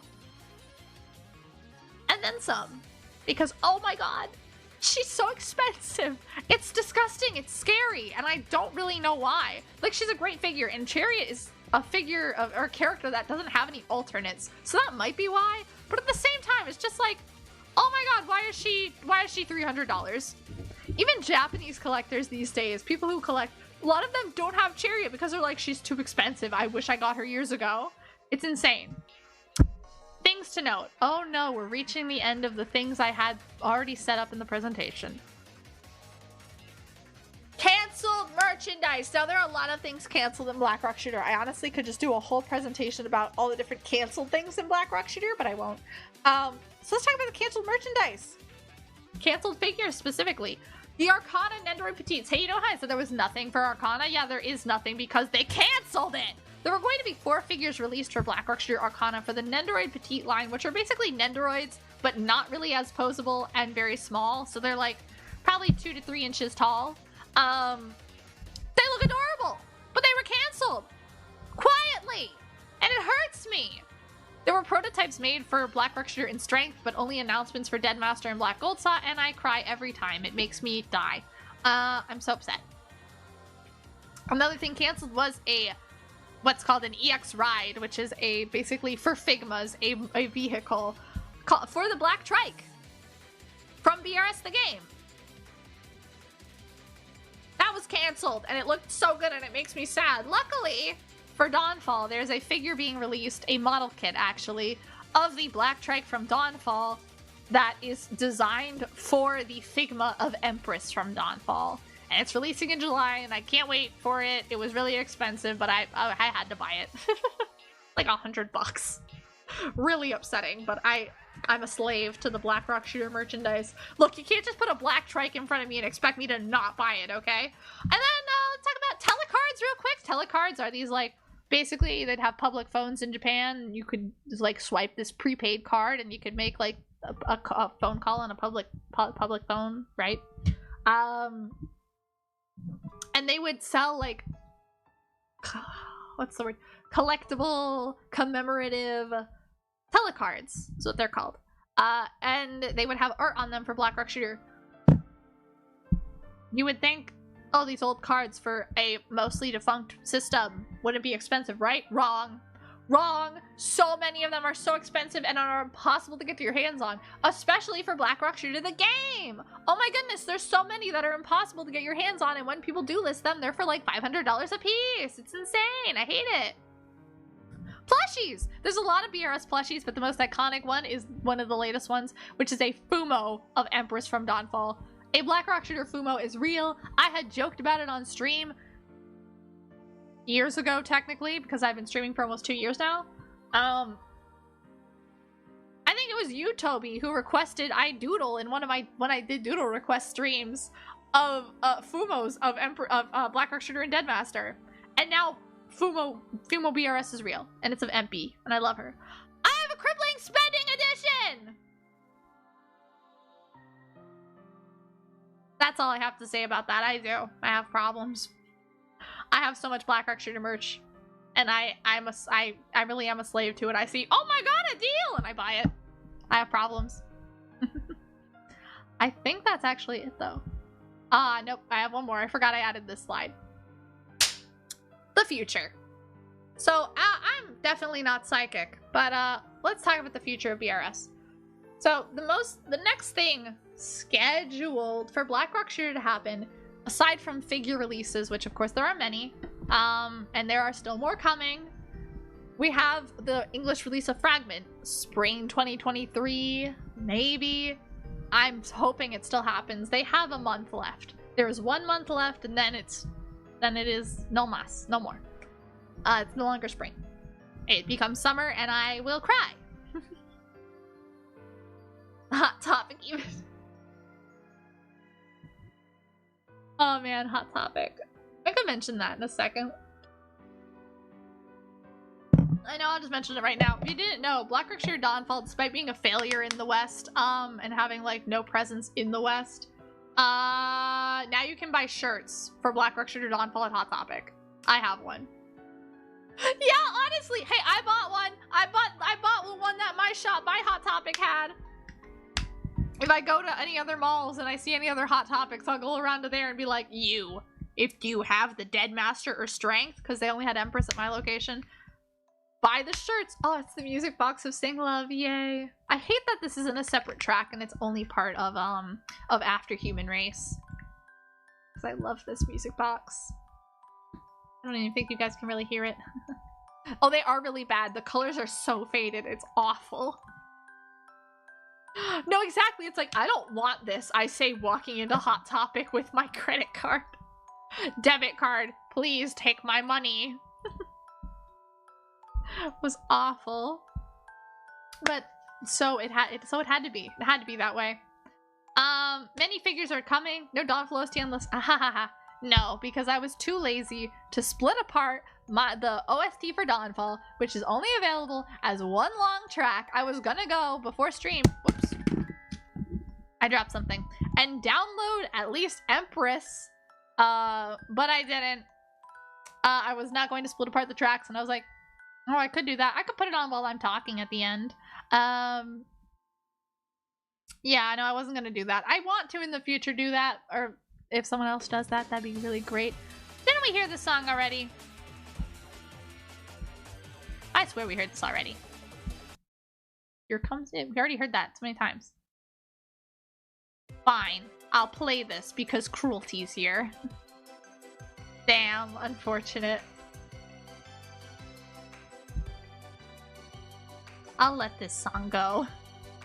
Dum ba bum ba dum bum ba ba ba ba bum ba bum ba bum bum ba bum ba bum bum bum do do do do do do do do. Anyway, figures are coming. We have more figures coming. There are plenty of figures that have not released yet, that have been up for pre-order, that have yet to release. There are figures that have been announced that have yet to go up for pre-order, and then there are figures that I don't think are ever going to be released, but they say they'll make them. I don't believe it though. Question mark, question mark, question mark. Yeah, I don't know. I don't know what the future of BRS is, because honestly, it looks like Dawnfall might have killed it. It really does look like Dawnfall killed Blackrock Shooter. And it's upsetting. Because it's their own fault for its failure. Dawnfall could have had some success, but no. No. Good Smile Company, again, sabotaged Blackrock Shooter, and it makes me so angry. It's fine. I'm fine. I'm happy. See, I'm smiling. Yeah, it's hard to say what it'll look like. The future Blackrock Shooter will look like because of Dawnfall's bad reception, and the pending English release of Fragment. And on top of that, Good Smile Company did nothing. They did nothing for the 15th anniversary of Blackrock Shooter, which normally they do 15th anniversary celebration. Haha, haha, haha, haha, haha, supposed IBRS figure.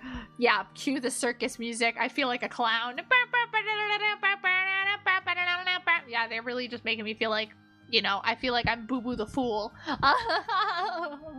It's okay, I'm fine. Yeah. They did nothing for Blackrock Shooter's 15th anniversary, Good Smile Company. And normally when it comes to like a character or franchise's 15th anniversary, they try and make a big deal out of it, right? They're like, oh, this is a big deal. This is a big thing, right? Blackrock Shooter, at a time when they currently had a mobile game released and they were still trying to push their Dawnfall merchandise, said nothing. Not even Huke said anything, which is upsetting. So it kind of went forgotten. There was an event within Fragment dedicated to Blackrock Shooter's 15th anniversary, but it wasn't promoted outside of Fragment's own socials. So Blackrock Shooter's 15th anniversary came and went uncelebrated, essentially. And that's not good at all. That's not a good sign. Despite that, I will continue to be a massive Blackrock Shooter fan, no matter what the future for the series and the character looks like. Yeah. I love BRS, and it's really sad to end it on a note like this, because that is actually all I had for the presentation itself. But there are more things I want to talk about if you have any questions. Otherwise, I'll just start going on tangents about different BRS things. Who knows? Maybe we could just talk about Dawnfall and how much I fucking hate it for hours. No matter what happens. Look, they didn't scare me with their sex cult and ass shots, okay? Nothing will stop me from loving and supporting Blackrock Shooter. Well, there's like one thing that would make me where it's like, I'm not buying this. I'm not buying this. I'm not. The Dawnfall rant. No. I gotta, you know, I would. Honestly, I could, but, oh, I got this real good friend of mine, and they're gonna do a whole Dawnfall thing, and, like, I don't want to steal their thunder, you know? Wink wonk. Yeah, exactly. Dawnfall is in this. But anyway, I could go on much more, but I really want to make this presentation longer. I'm so sorry. Ask any remaining questions remaining questions now before I think of more things to tangent about. Ask your questions if you have any. What did you want me to talk about that I missed? Dawnfall. Oh my god. I remember seeing the initial leaks for it and going, hey, I'm kind of excited. I'm excited for something new. And then when it was officially announced, even though I had already seen what the name was, what the first teaser art looked like that was done by Huke, I still cried for 2 hours straight. I was so excited. I was so happy BRS was back. I could get over everything that looked like it could be questionable. That was like a bad. I could look past the red flags from the start. And then they said Nitro Plus, and they showed us Empress's design, and I went, no.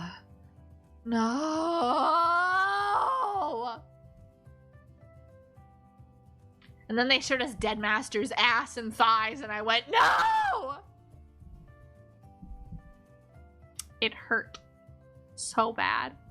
And then I saw the first teaser, the first trailer, and I was like, oh, okay. It looks like it could have some good stuff in it.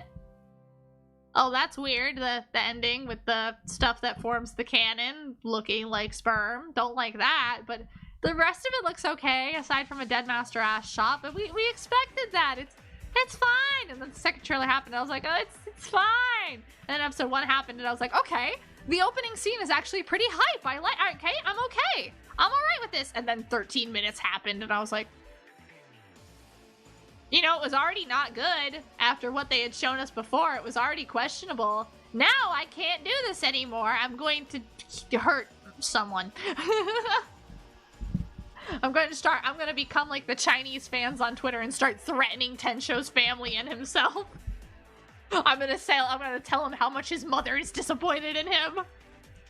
God, the Chinese fans on Twitter harassed the director of Dawnfall. It was so funny. It was really funny. I loved it so much. Oh, yeah, no. Oh, my God. My smiley rant. Don't make me start. Okay, hang on. I can hold back. Empress had no long coat. Big sad. Yes. It's so upsetting, especially when Empress gets a jacket. But the way the jacket is done is that it is originally in one of the original Empress concept sketches, she had like a weird, like, cape. Like a short cape thing. Oh yeah, Lemio was the artist who was talking shit about Tensho's mom, yeah. It was great, but she had like this weird cape thing that only went down to like her hips, but it looked cool.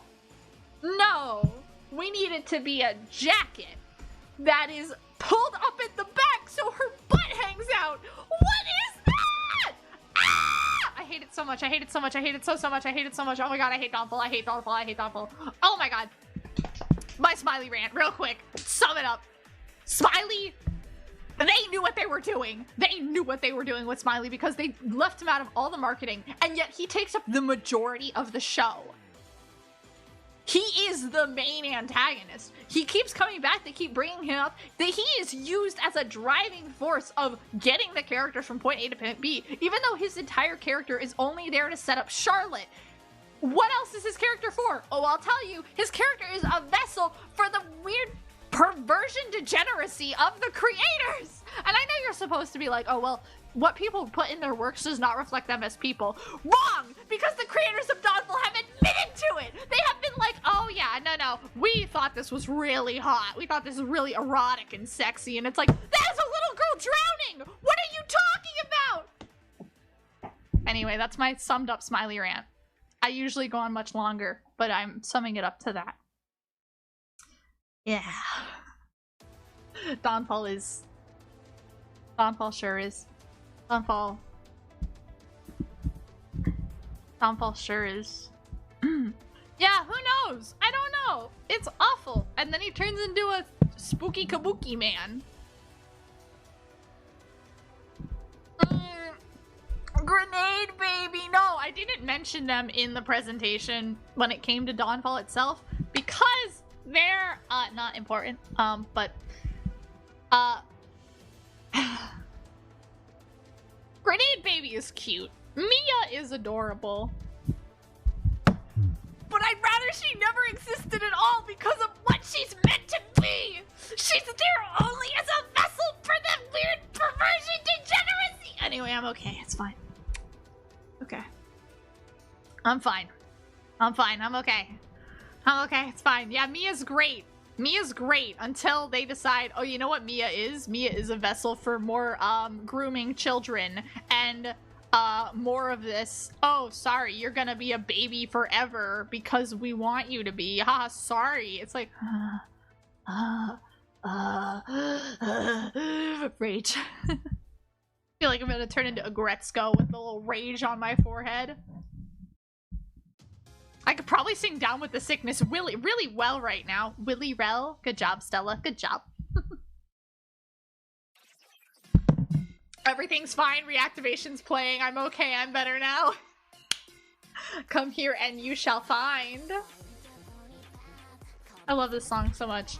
Oh my goodness. There's so much I could talk about with BRS. There's just... Oh. But yeah, Dawnfall is A nightmare. Snakes. Haha, Snake. Ron. The only man allowed to exist. Literally, though, how many men exist in Black Rock Shooter as a franchise that survive? Very few. Let's see, let's count. There's Ron. There's Zaha in the manga. There's Hiro and all the school guys in BRS 2012. Yeah, exactly. I'm putting them all together. They count as one. And then there's Taku. Taku has a name. Well, I mean, other ones have names too, but Taku has a name. So like what, 5? There's some characters in Fragment. I think there's one. I'm not gonna count the guys that don't have faces, which are quite a few. The detective guy. Oh, right, there's 2 detectives. But come on. Do they really count? So that's 7. And then there's only one guy in Fragment right now that has a face. We don't even see his face. We see his naked back. He's there. He has art. I don't remember his name. That's 8.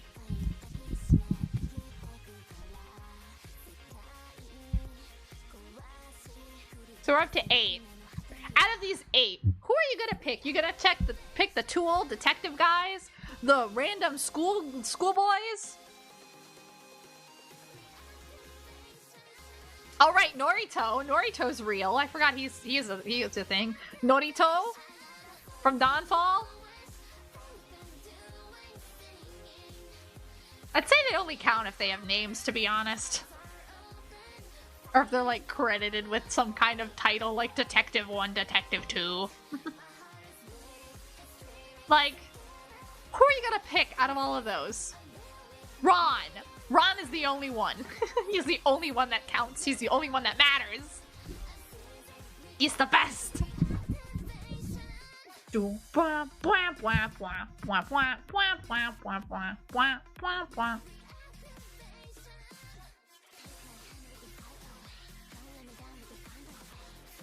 I don't know, man. I'm just... Oh, this... Oh, Fragment. Oh, Dawnfall. Oh, man, just... I know that, but I said I wasn't counting that. I was counting, like, how many men actually survive in Black Rock Shooter. Not many. I'm not talking about who matters, you know? Which even then, are you telling me that the piss boys in BRS the game and the Colonel, whoops, spoilers, have any relevance? No. Oh, they slightly impact the character's character arc? Yeah, sure, they do. Yeah, sure, definitely got it. Cool. Well, got it. Stella learns grief. Okay, yeah. Yeah, sure, cool. David, what's David do? Inexhaustible! Okay, no, we're talking about Inexhaustible then. Go back to she, her. Okay, Karate Grandpa's fine, but he eats cats, so that's like negative points, you know. He gets some points taken off for that. Inexhaustible is what. That's what I get. Okay, I know what I want to talk about. Okay. Actually, I don't think I have an image of Inexhaustible on my computer at the ready, like the figure. I don't know if I do. Let me go back further. Here we go. Okay.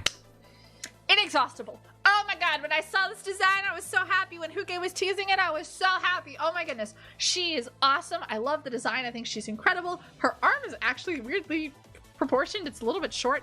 I love that one of her arms has been ripped off and sutured on. The other one is entirely mechanical. I love her big old weird wings. I love the crystallized flames coming out of the rock cannon that are very reminiscent of Promare, which Huke had just been working on. I love it so much. Mira's curse. Hang on, I gotta talk about Inexhaustible, because it's gonna be yay, I love her, and then angry. Okay, Inexhaustible's great. The figure, when they first show the prototype, oh my goodness, I loved the prototype. The prototype looks great. I love that she lights up. Great figure, love it. And then the official release came out, and oh my god, Good Smile Company, what is this? After delays, it took over 4 years to make this figure, and the quality control is abysmal. What happened? they used the lowest quality plastic they could for her hair. She doesn't even go together properly. I am so lucky that my copy of Inexhaustible actually holds together because so many people's don't.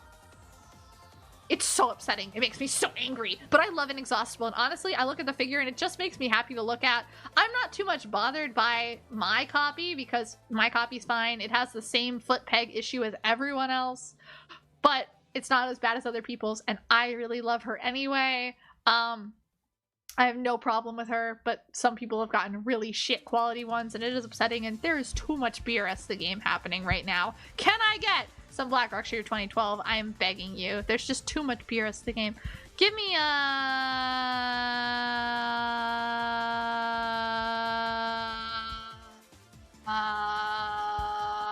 lunch break. Yeah, that's the song I'm looking for. Yeah, mine came out okay, but some of them, the wire peg that goes into like the wing section of hers, does not stay plugged in. It is not a secure enough connection, and because it's just that one peg on the foot won't go in, all you have holding her up at that point is the tiny little wire sticking out of her foot that's pointed directly down into the gun. So, yeah, a lot of people's don't stay together. Some people's faces were completely misprinted and are like off to the side way too far. It's really upsetting. Some people did not get a good copy of Inexhaustible, and Good Smile Company did nothing for compensation. They did nothing. Oh, what's that? We accidentally sent out a figure, a swimsuit figure of that explosion girl from, what's the show even called? Konosuba? And her hair ties are accidentally printed, like we accidentally painted the colors backwards. We will send you a brand new main body of the figure, and as a replacement. Not just like, oh, not just the head. No, the whole figure minus like the base and accessories. The whole main body of the figure. We'll replace that for you. Inexhaustible? Nothing. Nothing. $250 figure? Nothing. It's so disgusting. So gross. For Megamine, yeah, that was it. That was it. Yeah. Megamine, that's her name, yeah. It is painful. But yes, BRS Curse. I don't know if I have her on my computer. Honestly, my computer hates me opening things. Which reminds me, I was going to show you Loveness with her big ol' hair thing. My computer is about to hate me.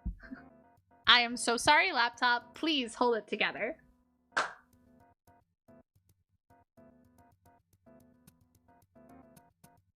Yeah, exactly.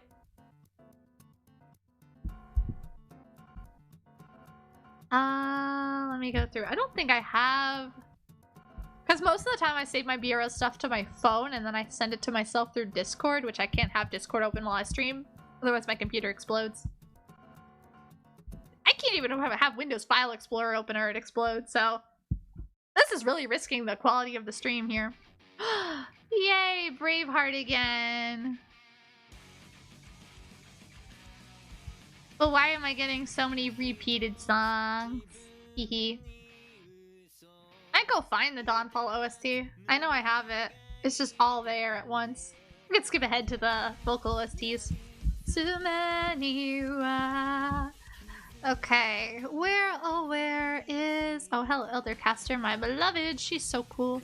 Loveness! Okay, let's go with... let's just go with this one. I don't know, whose weapon is this? This is the gold saw. Yeah, we'll just show her with the gold saw. That's fine. Hey, please don't hate me, OBS.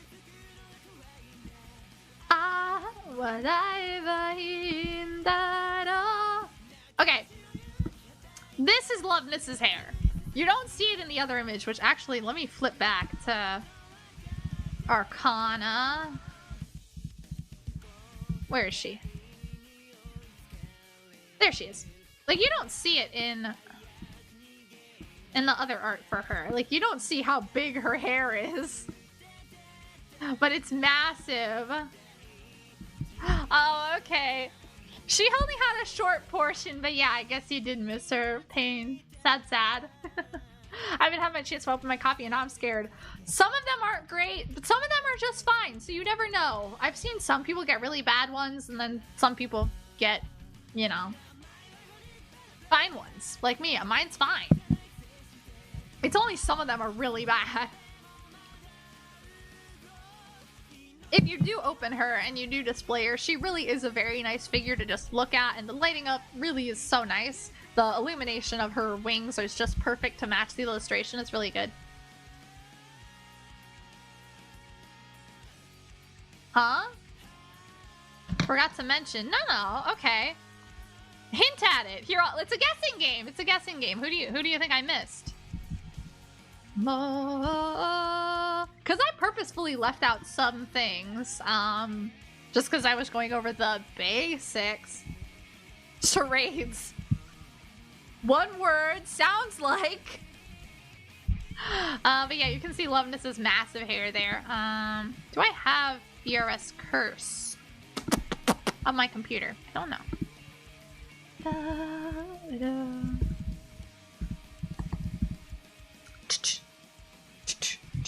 Bam, bam, bam, bam, bam. Namida ga furete kuru. Oh, I do have her on here. Oh. Taro ha. In the modern era? Someone who affected BRS's perception in the modern era?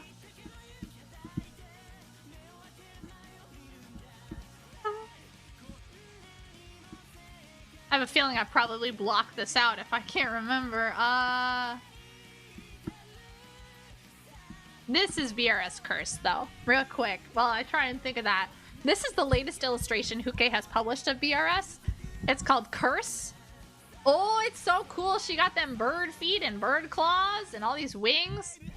It makes me think of the Kotori Tori story in the in Black Rock Shooter 2012, which I mentioned before, but Harpy BRS. Very Harpy energy, yeah. It's so nice, though. It's so cool seeing how Huke's style has evolved over the years. Are really sick. It really is very cool, but it makes me think of how it gets to like the little bird's wings turned black and she died. She fell until she died. Yeah, I love. It's very cool. Battle of BRS, a great song. Oh my goodness. Make her a little bit bigger. It's a real person or a character?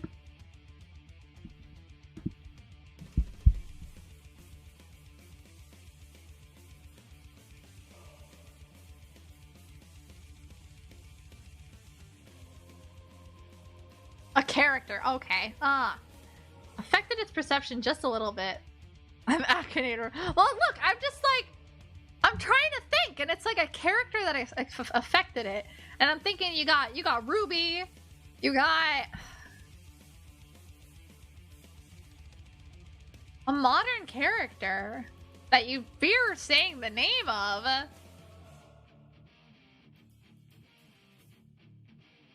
Look, I'm just saying, I think what might have affected the perception of Black Rock Shooter was Dawnfall itself. Like, that really messed it up. I don't know. I don't know who you're thinking of. It'll probably hit me when I hear about it, but unless I don't. And it's not Madoka Maguka.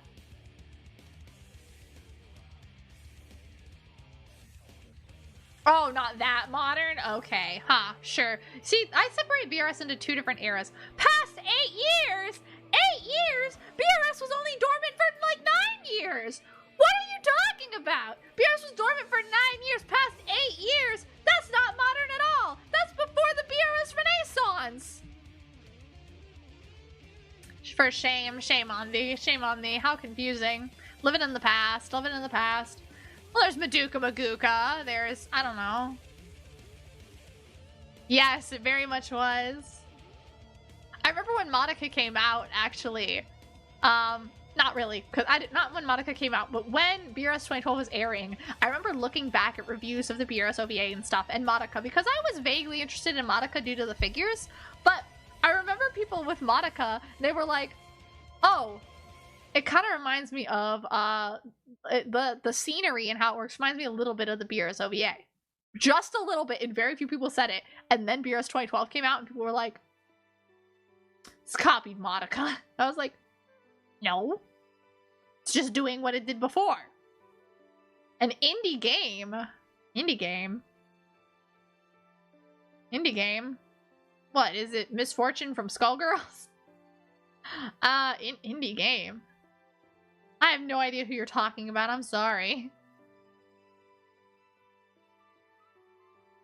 There's too much. I know too many characters that are related to Black Rock Shooter for the smallest of reasons. Like, people would often compare Jinx from League of Legends to Black Rock Shooter because of Big Gun, Twin Tails. Oh! Right! Banned. No, I will not. Actually, I could. You want my real quick Sans tangent that has nothing to do with Black Rock Shooter, so it doesn't belong in this stream? Here's my real quick Sans tangent. Sans is a character I do not enjoy. This is not even about Black Rock Shooter. A lot of people enjoy Sans because he's the fourth wall breaking kind of, I don't know how to describe his character, aloof, just whatever guy. I don't. When I first played Undertale, when I only played it once actually. Didn't I play it once? Maybe twice? I don't remember. When I played Undertale, I did not like Sans. Especially when I learned more about it, I was like, wait, so you're telling me that Sans' whole deal is that if you kill everyone in the game, then Sans is gonna beat you up. But if you kill his brother and then stop the genocide run, and you just go to a neutral route instead, nothing? I don't know, it doesn't really make it, just continues on as normal? I don't know, man. I don't know, I didn't like his character all that much, and how it's, I get it's like, oh, you know, he's just waiting until it gets so bad that it's like he knows you're gonna reset anyway. I don't know, I found his character to be really boring, and you couldn't really, I couldn't sympathize with him, I couldn't empathize with him. He was just not a great character, and I didn't find him to be very entertaining. To the point back when I played Undertale, I actually hated him because I was like, well, this guy's stupid. If he has all that power, why does he not use it? He's lazy and awful. And then you get into the Black Rock Shooter comparisons, and it's just like, ugh, stupid. Very dumb. Especially, actually, I can mention that, in that the blue flaming eye for Sans isn't real. It is not real. Fans made that. Fans had a trail of light tracing off of the blue color of his eye because, you know, the blue is still his color. Blue is more his color than yellow, even though his eye flashes blue and yellow. And so people interpreted that blue trailing light as a flame, and it was like, oh wow! There it is! Wow! And it's really stupid and insufferable. And I find the comparisons to be, honestly, they're even stupider than the Hatsune Miku ones, because at least I can see the ignorance when it comes to the Hatsune Miku is BRS. But when it comes to Sans Black Rock Shooter or Sans Miku, it just feels like, I get that it's a joke, but at the same time, having it be a joke that's based off of fan art and not the official source material, it just feels stupid. It feels like there are so much better stuff you could do that it's the most low-hanging and I can't even come up with a word for it. Basically, if you make Sans BRS jokes or you have this interpretation, I don't think you're actually, I would go on to say you're not actually a fan of Undertale. And that you're one of those you're the kind of person who is like, ah yes, Tumblr. I follow Tumblr for it, and that's it. I'm a fan of the fandom, but not the content itself. That's what it feels like to me, where it's just like, okay, you've invalidated yourself as a fan of the thing you say you are a fan of. That's how I view it. No, yeah, exactly. I agree with that.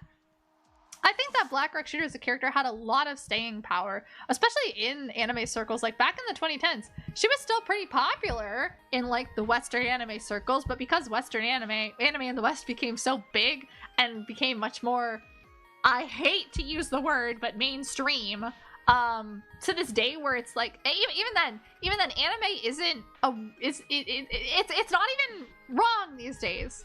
It's not even wrong because everyone watches Demon Slayer. Everyone watches, I don't know what else people watch. Everyone watches Demon Slayer, right? Even if you don't like anime, you watch Demon Slayer. Even if you had no interest in anime, you've watched Demon Slayer, and maybe you watch JoJo now or something. Anime is just like, it's just media. It's not even that it's like, it's become mainstream. It's just that it's become more widely consumed media. Black Rock Shooter was known about when anime was a smaller circle type thing and it wasn't so giant.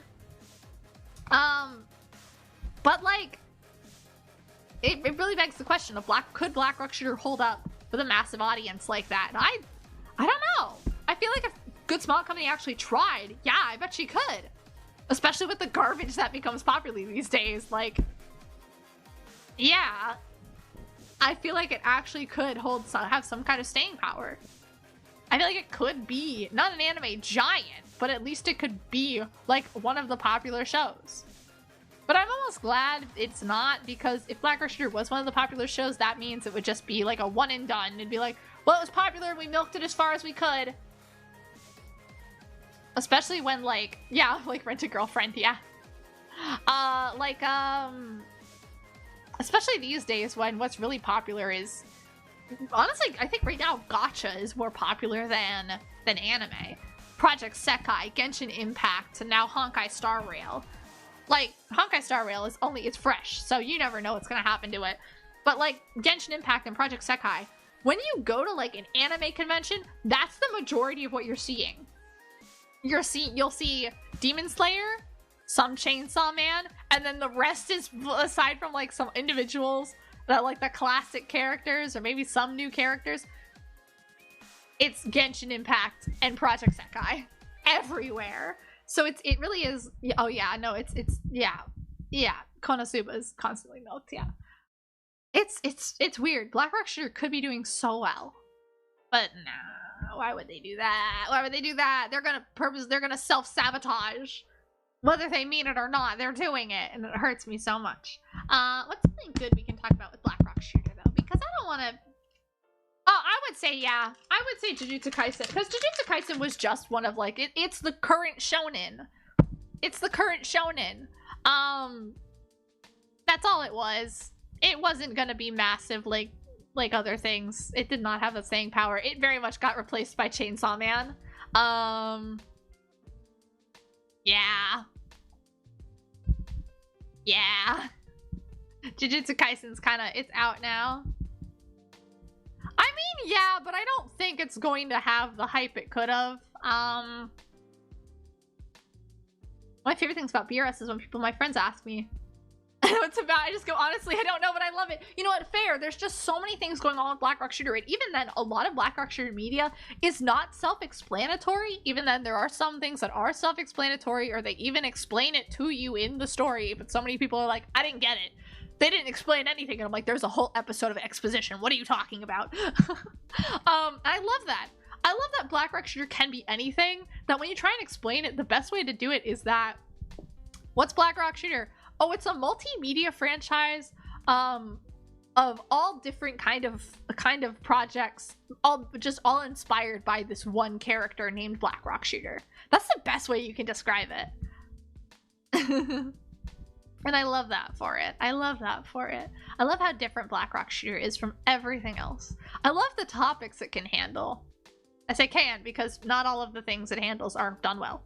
Like, there are shows like that try, for me specifically, someone who went through a lot of problems in middle school.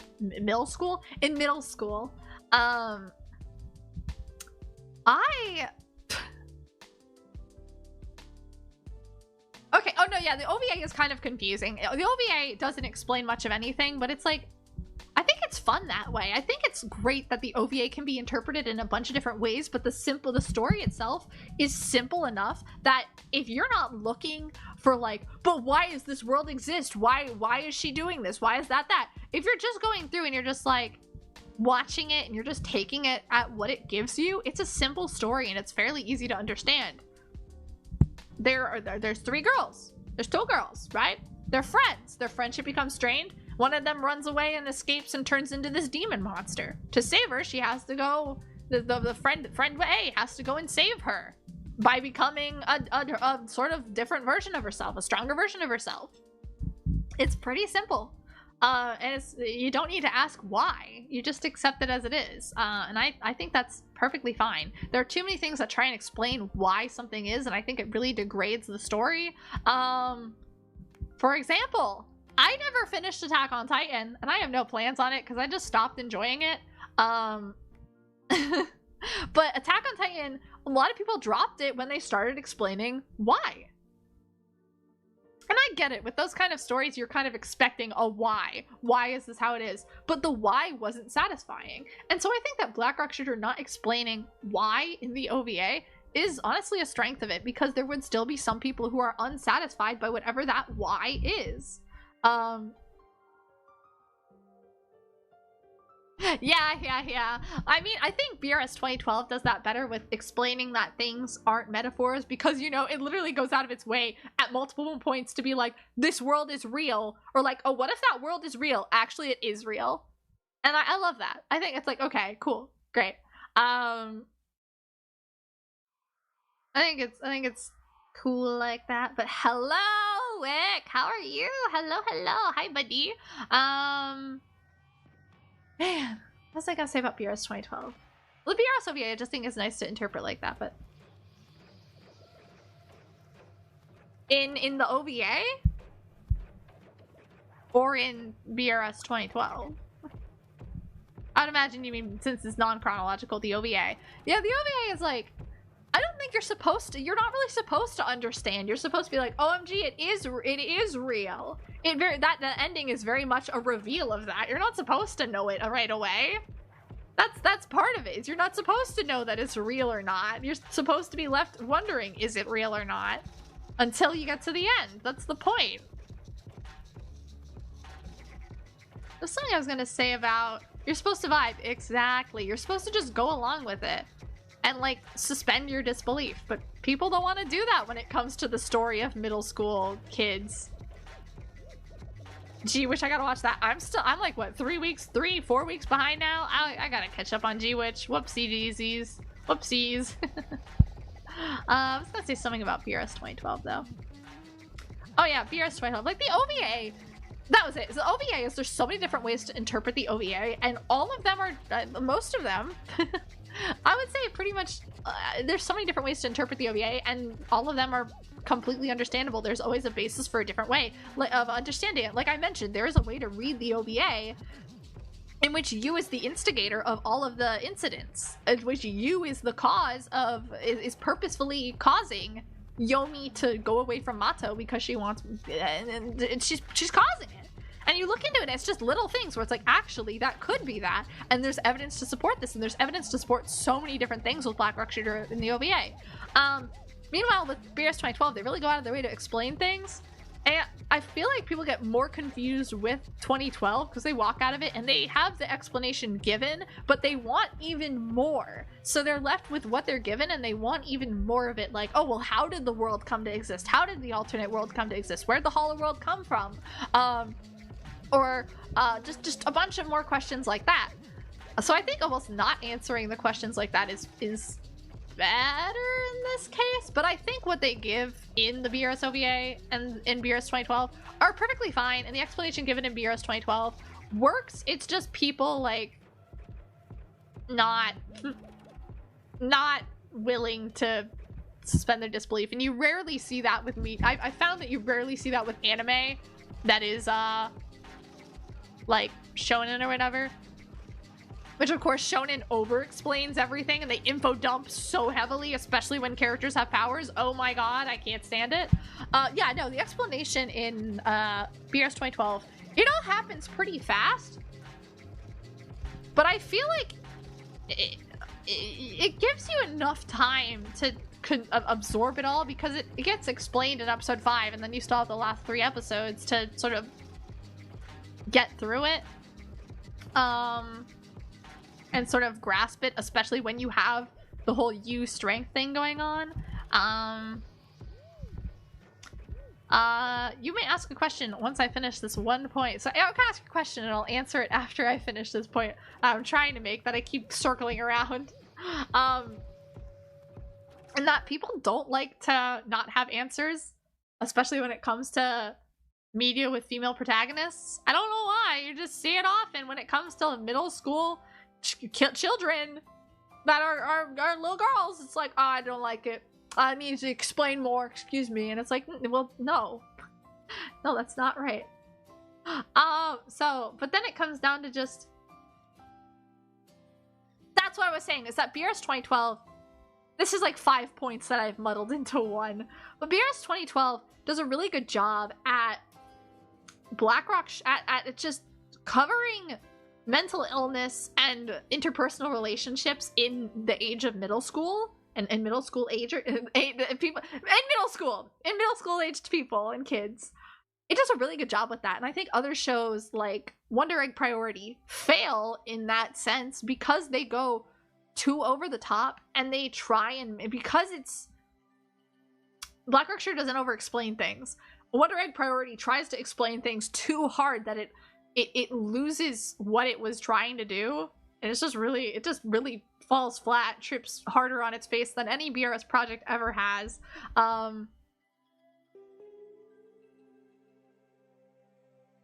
It's for kids, I guess. I don't know. Have you seen the exposition in Jujutsu Kaisen? I wouldn't say Jujutsu Kaisen's exactly for kids.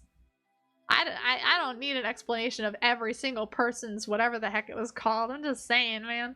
How does BRS relate to Vocaloid at all? Oh, let me tell you, we got two things, actually.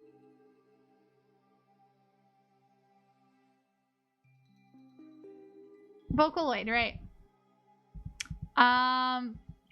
How does it relate? So Blackrock Shooter was made, and then there was the Vocaloid and sort of music artist Dio, who wrote songs like Melt, World Is Mine, Love Is War, really popular ones that really inspired a lot of other Vocaloid creators. He wrote the song called Blackrock Shooter, and it featured Hatsune Miku. And that song really exploded in popularity. So that is how Vocaloid is really connected to Blackrock Shooter. The song is not the origin of Blackrock Shooter, but it is what made it very, very popular. And then later on, if I zip zoom past all this, all the way to BRS the Game, there is a song in BRS the Game's OST called what is it? It's Last Field Her Moon, and it features the vocals for the Vocaloid Prima. So that's how Vocaloid is connected to Blackrock Shooter. Very simple answer.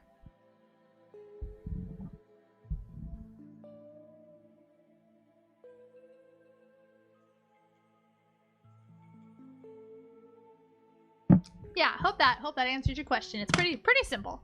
But yeah. Hey, it's almost 5 hours of stream. We've officially beaten the Precure stream. But yeah. No, I mean you wouldn't, because it's a simple answer. It's a very simple answer. I mean it's very simple.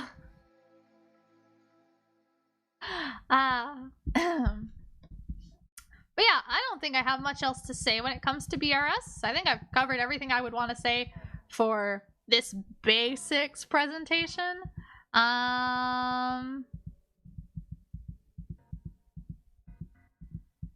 So if you have any final questions, hydrate. I will take a sip, thank you. Actually, this is my final sip of water. I'm officially out of my water. No more water for me. I have taken my sip. Thank you very much. Oh, head pads. Thank you so much. But yeah, there is no more. Why is Chariot so beautiful? Because Huke designed her. How are the Papa Parades? Wonderful, actually. The original 2 Papa Parades are very great. Actually, here, I'll leave it on there for you, Psycho, so you can stare at her.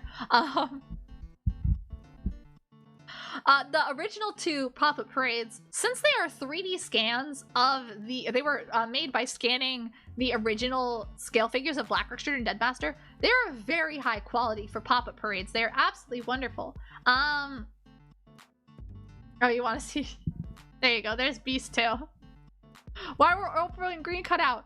Oh, good question. I didn't talk about them. Okay, I will answer that then. What was I saying? I was saying something else. Papa braids are great. The Dawnfall ones are okay. Fine, I'll go back to Chariot for a moment. I'm just gonna I'll just do this. There you go. Epilepsy warning.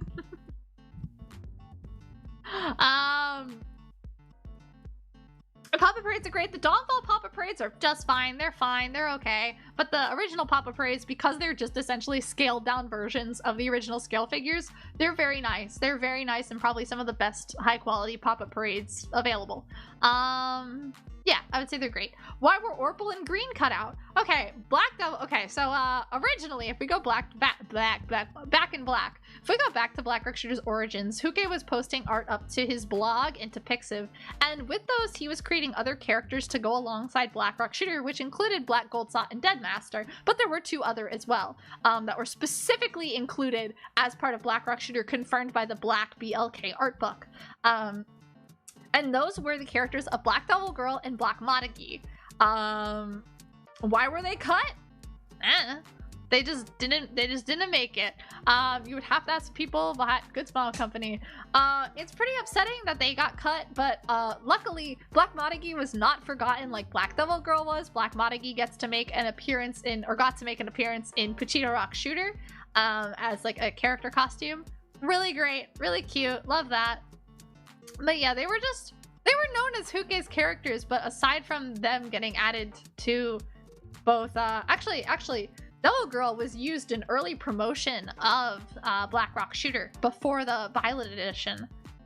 Like, there's a whole magazine article which features, like, it's talking about Blackrock Shooter, and it uses Black Devil Girl as one of them. Sullivan and Dragon Slayer. Okay, so these are not Blackrock Shooter characters, but I'm missing them. And Geshimaru. Okay. Oh, I can talk about the BRS Wiki! Yay! And when I mean the BRS Wiki, I mean the old version of the BRS Wiki. The current one, they're doing their best, okay? There's problems, but they're doing the best. Okay. So, Blackrock Shooter has many misconceptions that have been spread over the years, and one of the biggest ones is the cast of characters surrounding the Blackrock Shooter franchise. There are many BRS characters, as you have seen. There are many, there's a ton. But people used to think there was so much more because of the artist Huke.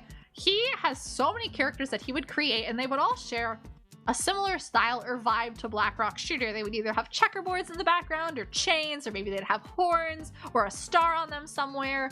So people would immediately associate these characters as Blackrock Shooter characters. And thus they would take the illustration names that were given, and they would be like, boom!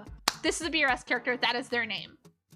For example, there was an illustration called Dragon Slayer, which Dragon Slayer actually ends up being a BRS character, but we'll get there. It's called Dragon Slayer, which originally she had no connection to Blackrock Shooter.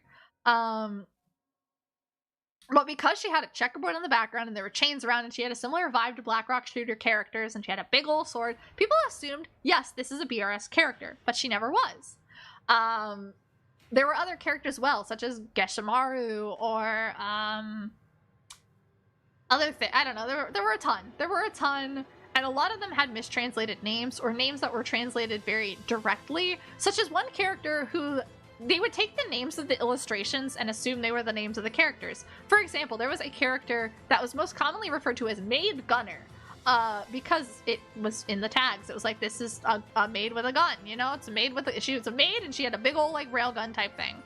And then the illustration itself was titled Infinite Range Maid. So the Blackrock Shooter Wiki in revision decided, oh, we're not going to call her Maid Gunner anymore. That's a made up name. We're going to call her Infinite Rage Maid. But that's not her name. That's the illustration's name. The character's same name itself was just Maid-san. That is the only way Huke ever referred to the character herself on his blog. But once again, this is not a Blackrock Shooter character. This is a character that shares similar vibes and a similar setting to Blackrock Shooter characters, but she is not a confirmed character for the Blackrock Shooter franchise. So, she got scrapped from the wiki along with these other characters. There was another one as well, who was part of another series of Huke's art as well, of all these characters that have, like, their arm exploding into some weird bone, like, construction, or, like, their limbs. And one of them It was picked up by the Black Rock Shooter wiki because she had a similar style to Black Modagi and it's like a school uniform outfit. And the art was just very similar to Black Rock Shooter art. And they decided, okay, we're gonna call her based off of a rough translation of the kanji of the illustration, Bone Sprout. But when you read off the kanji, it's Kotsuga. So later, the BRS Wiki went and they were like, okay, we're gonna name her Kotsuga. We're gonna fix the name to that. When in reality, the translation of it is actually just talking about the action of the illustration of itself. It's an osteoblast. It's the bone sprouting. It's not the character's name. The character's name isn't Kotsuga either. It's just, she's there. And she has, you know, there's like an exaggerated osteoblast. That's about that. So these many characters that Huke created were often misconceived. There's a widespread misconception that they were Black Rock Shooter characters. And they weren't. And that's because of the BRS Wiki uploading them and claiming they were. Any character of Huke's. Fair game. But one of them, Dragon Slayer, who originally wasn't a Black Rock Shooter character in any way, shape, or form, ended up becoming part of Puchito Rock Shooter, the original browser game, as a character named Dragon Queen. She was a raid boss. And that's about it. She had her big old dragon, and there she was. But unfortunately, Dragon Slayer had some problems in that there's another character Huke created for a magazine titled, the character was called Solomon, and it was based off of, it was basically an interpretation of the story of the Lesser Key of Solomon, and it talked about, like, oh my goodness, I always say it wrong, it's like the Legmonton, or the Legmonton, or something like that. The book. It's a big old book. It's a grimoire. And people saw this. She has like long black hair, yellow eyes, and a crown. And then Wiki went, oh, that's Dragon Slayer. And people went, oh, that's Dragon Slayer. And so the Wiki uploaded them as if they were Dragon Slayer's art. Wrong! Wrong! Not Dragon Slayer. So that misconception continues to exist to this day, that Dragon Slayer and Solomon are the same character, and both previously had been given their own wiki on the BRS page on the BRS wiki. But since then, both have been taken down. For good reason. They don't belong there. Dragon Slayer does, in the fact that she is Dragon Queen in Puchito Rock Shooter, but having, I don't know, Solomon does not belong there. The only thing worth noting would be the BRS wiki having the widespread misinformation. That's the word I'm looking for. Yeah. Where was another question I saw, I thought? But yeah, uploads a picture of box, new character. That's funny though, because there is actual character that's just in a box, and it's Huke himself. I figured that was enough beast time for them. We're gonna have some chariot time for you, Soup. Actually, hang on. Someone didn't get their turn because of internet problems.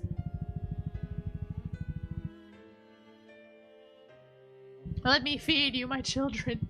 My chat, my viewers. Oh, so dedicated. So glad you know I'm talking about you, though. Come on, it's lagging. Oh my goodness, too far. Too far! I went too far! We're back at the OVA! Oh god, where are we?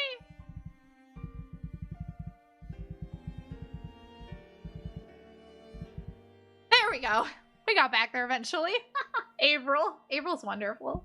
BRS Wiki should have an apology page instead. Honestly, yeah. I think they should have like a, hey guys. It probably wasn't us, the same people editing it now, that did all these bad, but we're really sorry about all the widespread misinformation caused by this page. We're working actively to undo it, even though it's kind of a 2 steps forward, 1 step back thing there with the wiki, but they're trying, and I respect that. But yeah. Oh, that's something I want to talk about. White Rock Shooter's ever-changing short design! Yay! Little Miss Broken Zipper. Okay, so White Rock Shooter, her shorts. Here you only see them really have like one solid black stripe. There are 3 different kind of versions of White Rock Shooter shorts. They either have one stripe, they either have just like a weird triangle arrow shape for the stripe where it goes down and then it points to, it comes to a point on an angle and then it goes back up onto like the backside. And then sometimes it'll have a white stripe alongside the black one, both with the black stripe and with the arrow pointy like indicator thing. It's really funny. Where it's just like, okay, Huke, go off, give us confusion. We have no idea what's going on there, and I love it. I have another thing I want to talk about. Hang on, I'm gonna leave White Rock Shooter for a second. Okay, so you don't see it here, but Nana. Okay, Nana has 2 weapons. Here we see her have a sword. She does not use the sword in her game. I'll go back to her. I'm sorry, I'll go back to her. She does not use this sword in the game. Instead, she has a weapon, and it has no name. It is a little orange gun. And this released, you know, August 25th, 2011. Well, in January of 2012, the art book BLK Black released, and in it, Huke had Black Rock Shooter Beast, and lo and behold, her gun looked awfully familiar. If I could get back to it, that'd be really cool. There, that little gun you see at the top, which I think I can make, I can't make it bigger, I'd have to zoom out. That gun is the same exact design as Nana's, except it's blue. So they brought back that design, that exact weapon, just they recolored it for Beast. Fun fact.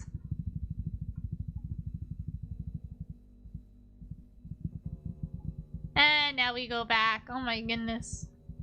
It doesn't feel like I talked about a lot, and then I skip back through these, and I'm like, yeah, I didn't talk about that much. There we go. I love the like splatter on her art here. It's so cool looking. So cool. This is spooky music. Yeah. Oh my goodness. So good. So good. Do I have anything else I want to say?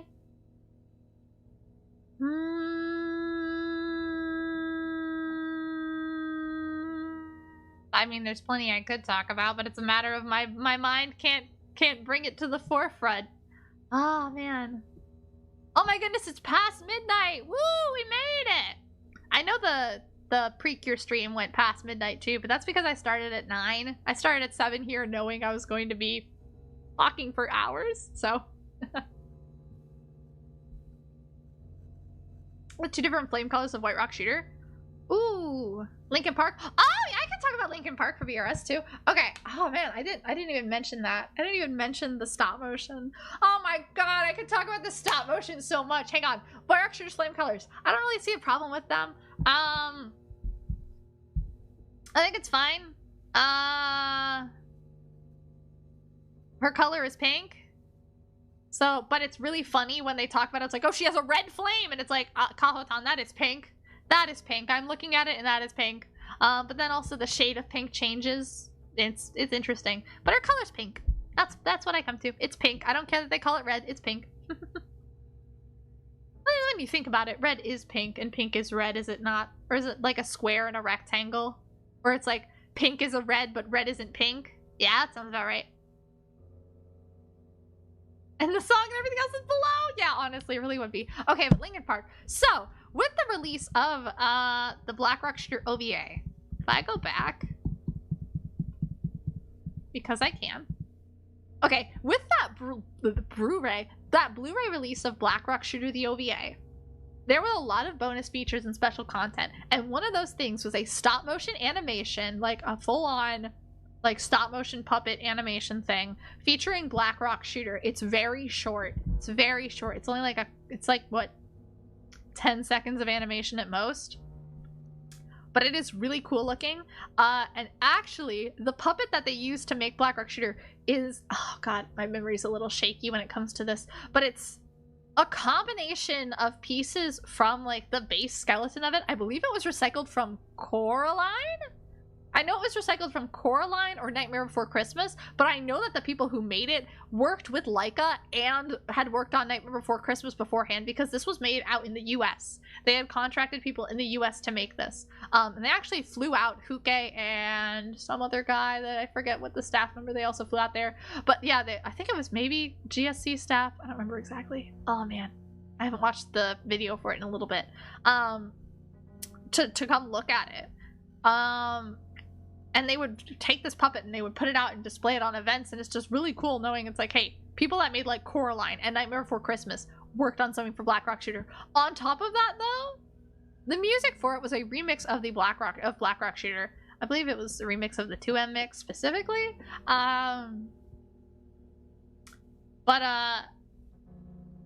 Who did the remix for it? None other than Johan of Linkin Park. And even funnier, Johan of Linkin Park and Huke are friends. Huke has so many connections, it's not even funny. Huke's got all these buddies in high places. Huke himself is in a high place, but he sure doesn't act like it. What did I miss? Everything. Mars Animation Planet. Oh yes, we can mention that as well. Okay, so if I'm just gonna talk while I flip back to the BRS Renaissance slide. So when they were talking about Black Rock Shooter coming back in 2018, when Huke announced that something black might come back at a panel at Anime Expo in 2018, there was a lot of speculation about what it could be, and it ended up being Dawnfall. But based off of a LinkedIn page of a member who worked at Marza Animation Planet, and I don't think they do anymore, and they haven't for a while, originally there was going to be, it looked like there was going to be a full-length feature film from Marza Animation Planet about Black Rock Shooter, a full original film. These are the people that made that did the CG animation for the Sonic live action movie, as well as the Lupin the Third, the first movie. And it was just really exciting when that was discovered. It was just really, really cool. When they were talking about it, it was talking about how it was the upcoming Lupin the Third, the first movie, and Sonic was not mentioned at all, which means that this post was made in 2018 or earlier, and that person hadn't been shown. And Sonic Unleashed. Okay, I don't know these things. I don't pay attention to Sonic. I'm so glad. Thank you for telling me. They do a lot of small projects as well, but so it was around the same time frame as what would have fit. So the conspiracy theory, at least my conspiracy theory, is that Good Smile Company had a choice to make, in that it was either go with Dawnfall or go with Marza Animation Planet's Black Rock Shooter movie, and they went with Dawnfall. That's what it looks like, but it's hard to tell because the person who posted that to their LinkedIn page doesn't work at Marza Animation Planet anymore. So it's really hard to really tell what was going on there, especially then after maybe both of them were going to happen, but of course then COVID-19 struck the world and everything had to shut down and so many things went under business and had to be canceled, that you can't help but wonder, did COVID kill the full-length Black Rock Shooter movie? I would love to see it still happen one day, but considering that staff member who was listed as, I think it was executive producer, like for Marza projects, or some executive position like that, isn't working there anymore and no one else had it listed, it's a little concerning, and I don't think it's going to happen. This is actually one of the many things that were canceled for Black Rock Shooter that I would love to see. There's so much that was canceled for Black Rock Shooter, aside from the figures, aside from that movie. Then you get on top of it, onto other things, and there's the canceled OVA sequel, there's the canceled sequel to Black Rock Shooter the game, which yes, there was even concept art for it. Unfortunately, it was canceled. So we have the art for some of it. We have concept art for the BRS character, which I actually think I know what it was going to be about, just based off of how it's spoken about. And then one of the side characters, alas, canceled. So it's sad. There was also a canceled BRS model kit, like in the style of Cheeto Cerium, there was going to be a model kit figure of Black Rock Shooter in the very, very similar mechanical style of the Cheetosarium figures. Cancelled. It was shown to Max Factory. Max Factory wanted Huke to make model kits, which ended up becoming Cheetosarium, and they said no to the Black Rock Shooter one. And I would imagine that's because of Dawnfall currently being in development, having been in development from 2018 until it was being made and released in 2021 and 2020, yeah, 2022. So yeah, exactly. There was going to be a whole BRS model kit in the style of Cheetosarium. The design was really weird, but it was really cool. Her twin tails were all mechanical, and she had like a scythe kind of like Deadmasters. It was really awesome. You should support Huke's Pix and Fanbox and check it out. Don't share it online though, I will cry. Please, I'm fucking begging you. Do not fucking leak any more than people already have. It's so upsetting. Anyway, it's literally 500 yen. It's not even $5. Yeah, it's really good, but yeah, there's so much that was canceled. It's really sad. And there's so much we don't know about too, because Good Smile Company has said in the past that, not canceled necessarily, there's so much in the past that Good Smile Company has said in the past, back in the 2010s, that a lot of people wanted to make Black Rock Shooter projects. So they said they had so many people approach them, but they were strict with their allowing what was going to go through. And when they said that, Black Rock Shooter was kind of already 1 foot in the door, in the casket for the time until it returned, and now it's already, you know, shopping for another casket again. I sure hope it doesn't happen. I would hate to see it die again, especially after all that time. Supposedly strict. Yeah, exactly. That's what I'm saying. Is like we're like, oh, we're very strict and very, very picky with what becomes a Black Rock Shooter project because so many people want to make a BRS project, right? So we're very strict about it, and we have to pick and choose very carefully. Oh, Dawnfall! Yeah, of course! Why not? Sure! Perfect! Stella's home run. I'm actually Dawnfall or movie? Oh, a movie. I don't care what was in the movie. It cannot be worse than Dawnfall. Crawl member, yeah, Nitro Plus kicked her back in! Yeah! Honestly! Yeah, pretty much. Yeah. Yeah. I'm saying, if they did a release of Fragment, I feel like that would, like the Ian release, if they finally go through with it, that would do so much good, because not only do they have the existing audience of fans of Black Rock Shooter, they also have fans of Arknights that are interested because it is a game similar to Arknights that I've seen Arknights fan be like, I want to check it out, even if it's an Arknights clone. It's not. And then we have Ruby fans. Ruby fans want to play this. They want Fragment English so that they can play the game. I've seen so many Ruby fans, big and small, talk about Fragment and how much they want to play it because of the Ruby Ice Queendom collaboration. Yeah, exactly. There's like very little, there's ways you can produce worse content for Black Rock Shooter, but I don't think Dawnfall, in its low effort nostalgia bait, attempted a cash grab, soulless misunderstanding and representation of Black Rock Shooter as a character and franchise. I don't think it could get any worse than that. You know what I'm saying? You know what I'm saying?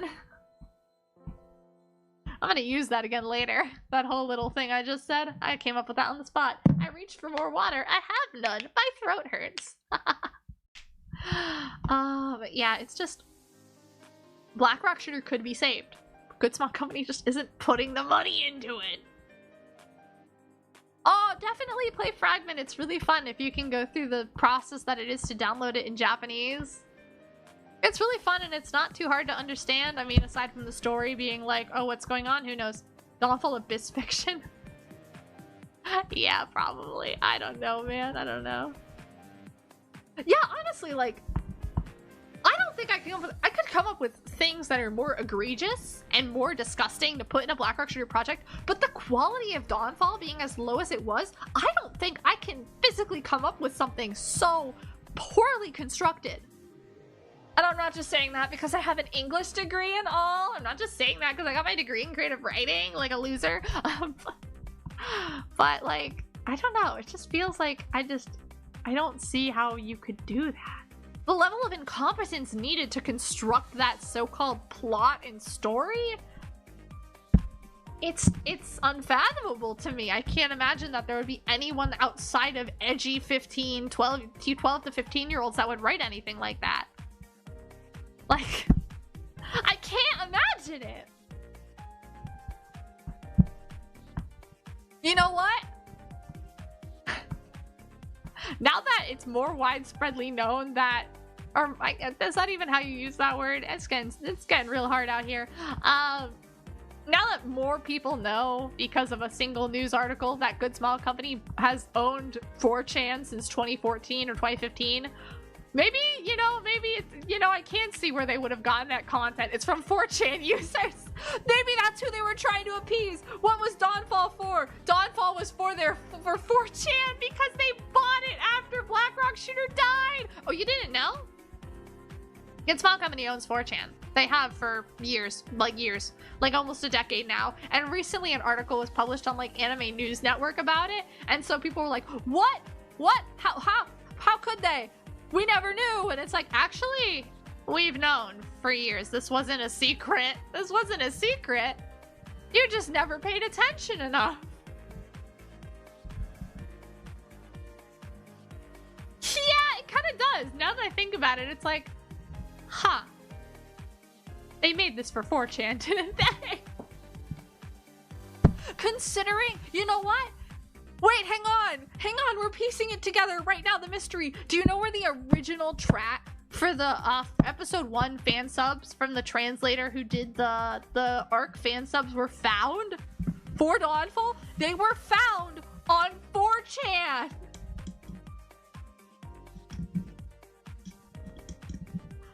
They were 4chan user! It was a 4chan user! And the people talked!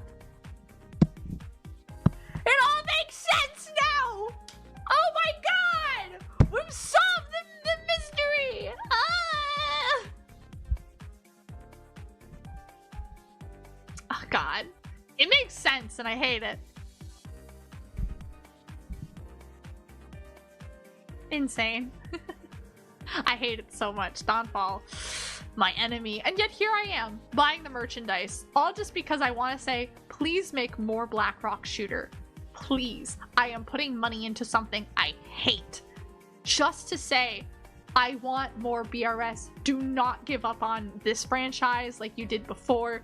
Please. Well, I mean, it was understandable before. There was no way BlackRock Shooter would have been able to compete.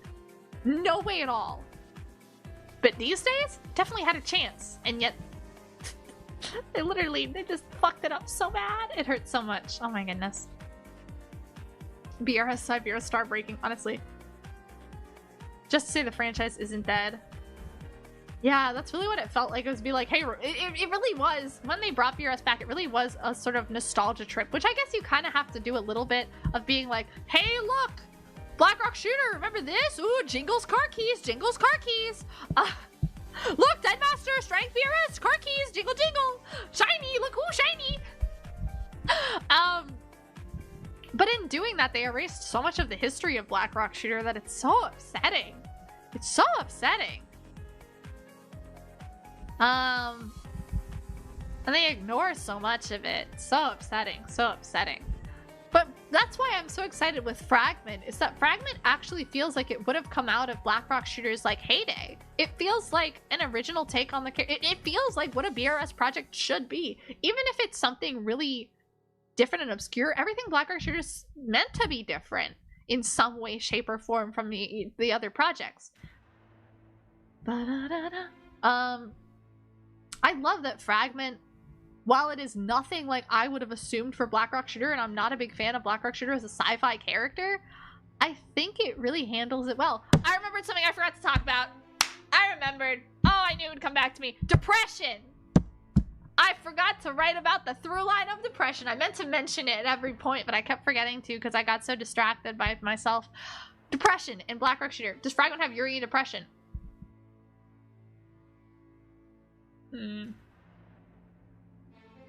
We really said that at the same time, though. That's so funny. I love that. Yuri and depression. Yuri, not really. Yeah, I did. I forgot. I'm silly. Oh no. Oh no. Fragment doesn't really have Yuri, and I wouldn't say it really has depression right now, but it's hard to tell because I don't know what's being said. Crying. Depression. Depression and Black Rock Shooter. There are some things that Huke lined out for Black Rock Shooter that's are not even that. Forget that. Forget the things Huke originally said about Black Rock Shooter. Depression is inherent to the creation and the character of Black Rock Shooter. Yeah, there's a little bit of Yuri as a through line, but like, yeah, not all the time. Look at BRS the game. What, me licking BRS is that Yuri? I don't think so. Depression is what binds Black Rock Shooter together. Black Rock Shooter was born from Huke's depression. The song itself has very sort of depressed yet uplifting vibes. Nafe was kind of sus. Was she? She was very much a I just want everyone to be my friend and I want to be a popular girl. The BRS OVA and BRS 2012 heavily focus on depression as a storyline.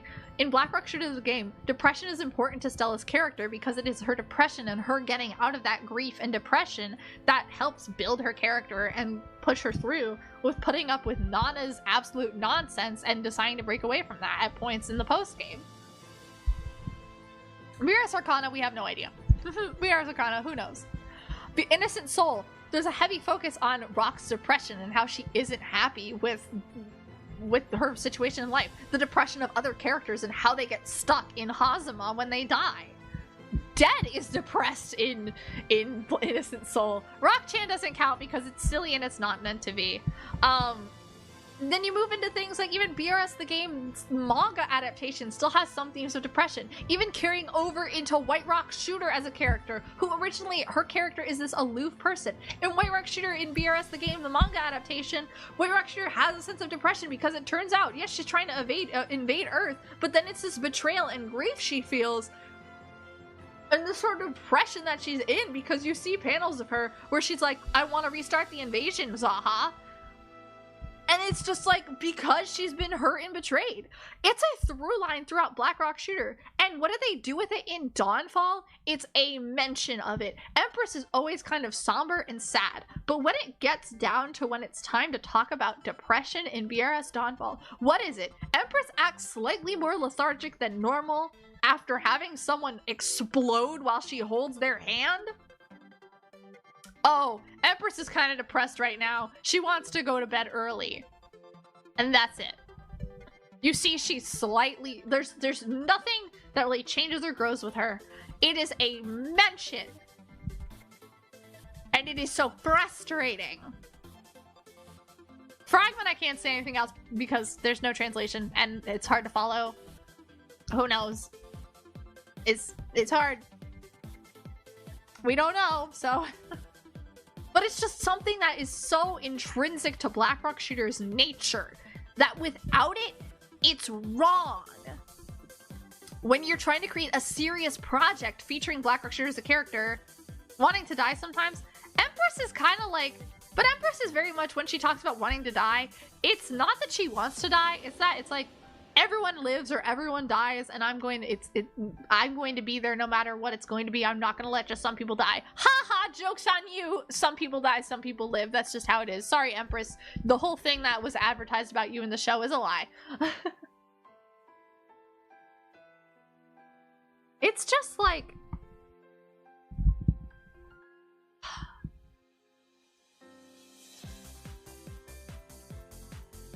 Yeah.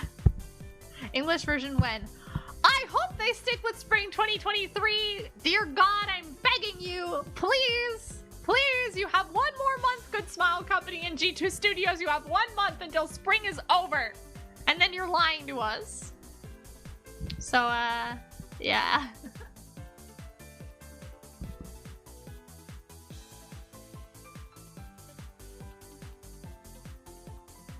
Yeah, I mean... Yeah. Empress has... I think they would... I don't even know how to address it. Because you could address it in multiple ways. Of Empress as a character, you could address it as a project itself and how Black Rock Shooter Dawnfall is a sad attempt at trying to pull nostalgic elements from past Black Rock Shooter projects, specifically from BRS the game. And that's very much the same way that BRS the game starts out, when it's like, oh, sorry, I didn't know they were my enemy, so I just let them, I let that robot kill all these 2 other guys, right? I let them die, whoopsie. Sorry, my bad. That happens in BRS the game too. But of course so it's just like the amnesia of, it's like, oh, I didn't know who was bad and who wasn't. Okay, I have my own thing to deal with, but Empress is very much more, I have my own thing to deal with, I don't have time for you. Stella is very much a, I didn't know, I am literally, I have no thoughts, head empty. Please, I need to learn things. Yeah, so, man.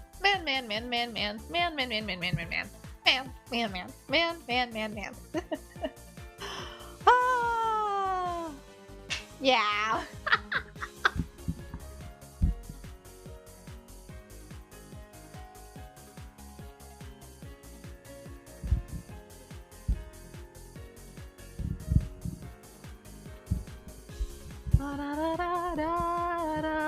There's a lot of things I could say on just little topics, or just continuing to ramble about things, like things I love or things I hate. But overall, I think it comes down to that. I love how everything in Black Rock Shooter is different. I love how the merchandise almost always, is so interesting, and the figures are almost always so well done. It's just, Black Rock Shooter felt like there was soul to it, where it didn't have to be amazing to have like that vibe of there's something to this. Where there are a lot of things wrong with BRS 2012, but I've still watched it over 500 times, not even lying. I had to stop counting because I was like, I lost where I was. I watched it like 4 times in one day, and then I was like, oh wait, how many times have I watched it this year already?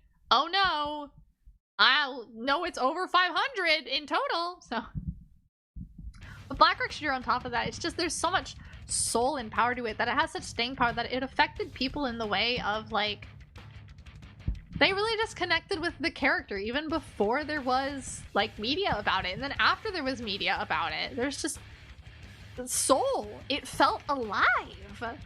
And now it feels like a corpse being puppeted. Well, it felt like a corpse being puppeted around. Now it feels like it's been resurrected, and we're waiting to see as if it's like some kind of homunculus clone, or if it's actually, wow, you're back and you're not a zombie.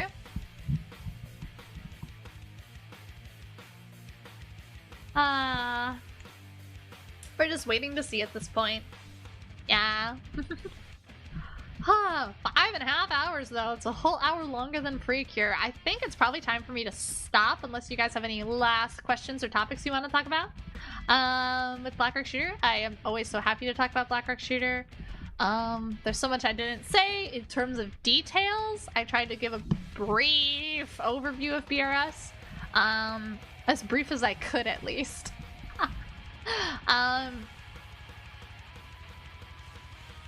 But yeah, it covers pretty much everything you would need to know. No questions here. Awesome, awesome. Everything you would need to know to just understand BRS, or like get into Black Rock Shooter and where to start, or where to look into. As well as if you're gonna hold a conversation, just a basic conversation about Black Rock Shooter with someone like me, who's insane! Or even just you want to flex a little bit of knowledge over fans who maybe don't know as much about Black Rock Shooter. You know? We'll have gone for 6 hours. Yeah, but I'm out of water. I mean, I have an old bottle, like an old little bottle of Canada Dry. I could drink that. It's probably flat. Let me... Oh, no, it has some fizz. It has a little bit of fizz. Okay, I have a little bottle of Canada Dry. If I want to keep going, I'll have that. Blah, got it on my face. Blah. Oh, I love this song so much. I love Black Rock Shooter. I think that's what I would talk about if I had to talk more about Black Rock Shooters. How much I love it and how much it means to me. Because Black Rock Shooter came to me at a time when I needed it most. was a very depressed middle schooler. I was very depressed. I didn't understand. I was trying to come to terms with who I was as a person. I was constantly being bullied.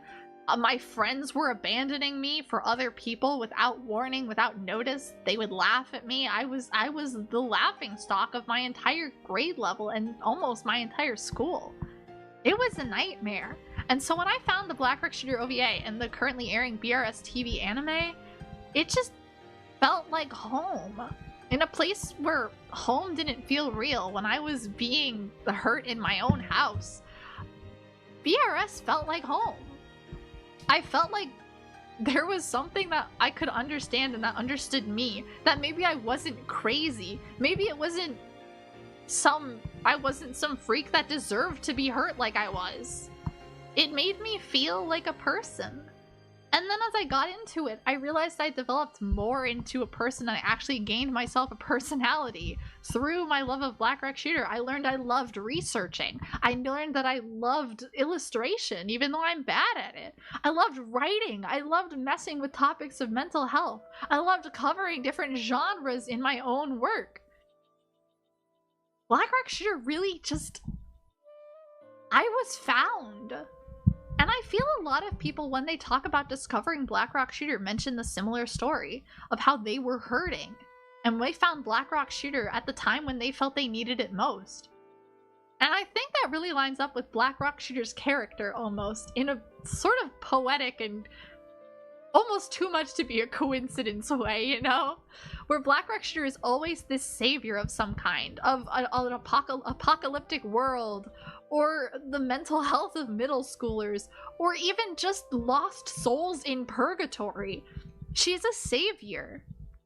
Sometimes she does it a little better than others. I'm looking at you, 2012, who actively is causing detrimental damage to middle schoolers, but you mean well, and I love you for it, my beloved. Mwah, mwah, mwah, my favorite. I'm also looking at you, Empress, who's just so weak. It's sad. It's upsetting to watch. It's like watching a car or like a train wreck. It's like, oh, that's sad.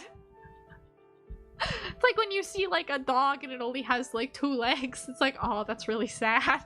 That's what I feel like when I watch Empress fight in Dawnfall.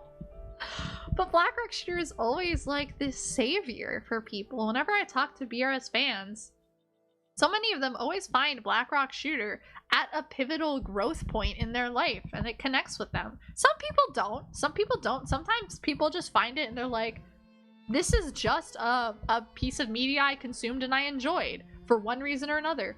But more often than not, in a strange, coincidental way, Black Rock Shooter saves people. And not to be, like, depressing, because I think of it as a very positive way, but I would I would have left Earth a long time ago if not for Black Rock Shooter. I would not be on this planet anymore. And you can interpret that in a literal way or a figurative way. How honest do you want to be to me as a star? Am I going supernova or am I returning to, like, space? You pick, you decide. But it saved me. Black Rock Shooter saved me, and it means so much. But it's not just that it saved me is what makes it something I love. It's just, I genuinely adore everything, almost, that the franchise has to offer. You know what? Even Dawnfall. I love dissecting Dawnfall, tearing it apart into itty bitty little pieces that no one would ever think to do because they're all too busy at the surface level picking apart how awful Smiley is, which is it's a genuine issue with Dawnfall. But I'm getting into the nitty gritty and I adore it. And it doesn't make me dislike Dawnfall any less. I hate it the same. I just hate it in a new way. It's like when I pick apart BRS 2012.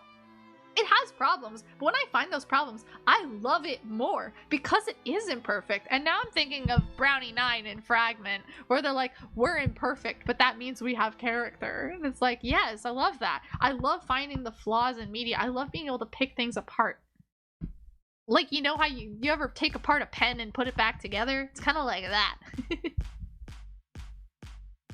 I cannot do with the thumping music. Thank you very much. It's just something really important to me. And I'm glad that I found people that also find Black Rock Shooter to be important to them as well, for one reason or another. And I've met all kinds of Black Rock Shooter fans in my time. I've met people who just like Black Rock Shooter's design. I've met people who look at Black Rock Shooter and they go, oh, she is very sexy. I think she is hot. And I go, okay, that's not the intention. You're weird, but you know, you exist and you're a fan of Black Rock Shooter. Thank you for monetarily supporting the franchise. I've met people who like Black Rock Shooter, but they have no idea why. They just look at it and they're like, yeah, it's okay. Or they like only certain parts of it and they don't like other parts of it. But because they like this one part of it, like they like BRS the game, but they don't like the 2012 TV anime, they'll just be like, they don't hate Black Rock Shooter as a whole. They understand that everything is different. And I think what people, the most detrimental fans, or the fans, well, worst thing a fan of Black Rock Shooter can do is try and connect it all together and make it one world. And be like, oh, well, what is this, this, and that? Like a Pixar theory type thing. No. It's best enjoyed when it's consumed in its intended bite-sized pieces. Because rather than getting like a massive serving, you're given a full course meal. And sure, sometimes they bring out some nasty, nasty undercooked chicken. Sometimes they hand you off overcooked broccoli. But it's still a little bit of everything, you know? I've seen people that just like the Huke designs. Oh yeah, I've seen that as well. People who just go like, I love Huke's art. I love his art. I love the designs. They're awesome. I know people like that. I've talked to people like that. I see people who, I talk to people who, they like Black Rock Shooter, but when they say they like Black Rock Shooter, they don't actually. They've taken the characters that have been presented to them, and they've decided, I'm going to rescope this into a whole different personality. Most frequently seen with Insane Black Rock Shooter, and I've seen like 4 different people do this with IBRS. Well, they'll be like, I want her to be something different. Maybe 5. Maybe it's 5. I'm losing count. But it's just they take the characters and they make it their own thing. And while I look at it and I go, well, that's not accurate to the source material you're basing it off of. Black Rock Shooter can be anything.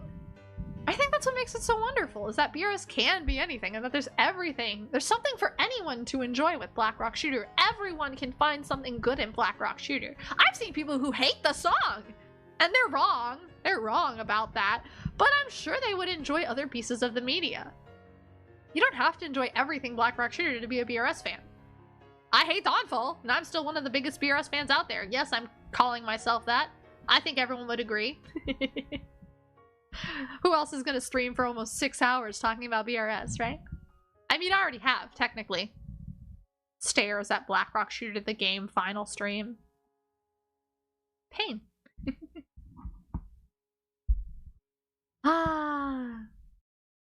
I gotta do that one day. I gotta 100% BRS the game speedrun. I have to. I have to. It'll be a nightmare, but I have to. I'll just gotta take like a whole weekend and sit down and do nothing but play Black Rock Shooter the game until it's 100% speedrun. What a nightmare that'll be. But it'll be fun and I think it'll be worth it. I get to write down that I was the first person to do it. There's a lot of things. Oh, that's something I wanted to talk about with Black Rock Shooter fans, actually.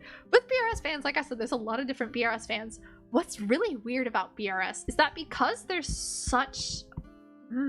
a lot of the merchandise gets really expensive, right? Because there's a supply and demand sort of deal. Where there's a very low supply of some of it, and there's a very high demand from fans. The fans that exist are usually very dedicated. And then on top of that, there's like media, and people want to... If they have something to do with BRS media that isn't publicly available, they want to hoard it. There is a huge gatekeeping problem in... Is it gatekeeping? Is that the right word? I guess gatekeeping problem with Black Rock Shooter fans. And I myself am guilty of this. I myself have been guilty of this. I have done some gatekeeping. Some of it, you know, reasonable. Some of it not. But there's a lot of gatekeeping in Black Rock Shooter. In the Black Rock Shooter collector community especially. But even then, outside of that, where it's like, I know something you don't. Haha, I know something you don't know. Or, haha, I have this piece of merch that you don't. There's a lot of things like that. Or they'll be like, I bought this thing and it's never been put online and I'm never going to let it be online. And it's like, but why? There's like this weird issue of gatekeeping. And you see it often with a lot of fans. With a lot of fans, like from all different circles. Like there's that German release of Black Rock Shooter, which there were multiple German releases, multiple different like sets you could buy. And one of them had a bunch of like art for the Kotori Tori book. And I remember seeing a German fan that bought it. And they were like, I refuse to upload this online anywhere. I am not going to be giving this out. And it was like, it's like, I'm not even going to share images of it. You have to buy it if you want it. And it's like, okay, but it's been unavailable since 2014. And I live in the United States. I can't get things from France and Germany over to me without really confusing proxy services. I can't do that. And they're like, well, too bad then. It's crazy. Like, it's weird how much gatekeeping there is, which is why in the future, yeah, we'll just say me for now.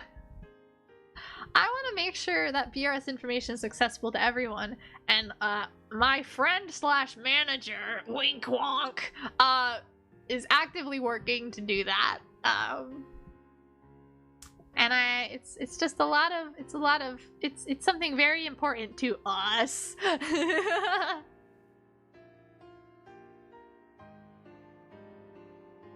So, yeah, I love BRS, and I want BRS information to be accessible to everyone, even to the gatekeepers, even to the people that will immediately start hoarding that information and that are going to like be like, I'm not crediting this information. I'm not even going to acknowledge that I got it from you. I want to seem like I knew about it all along.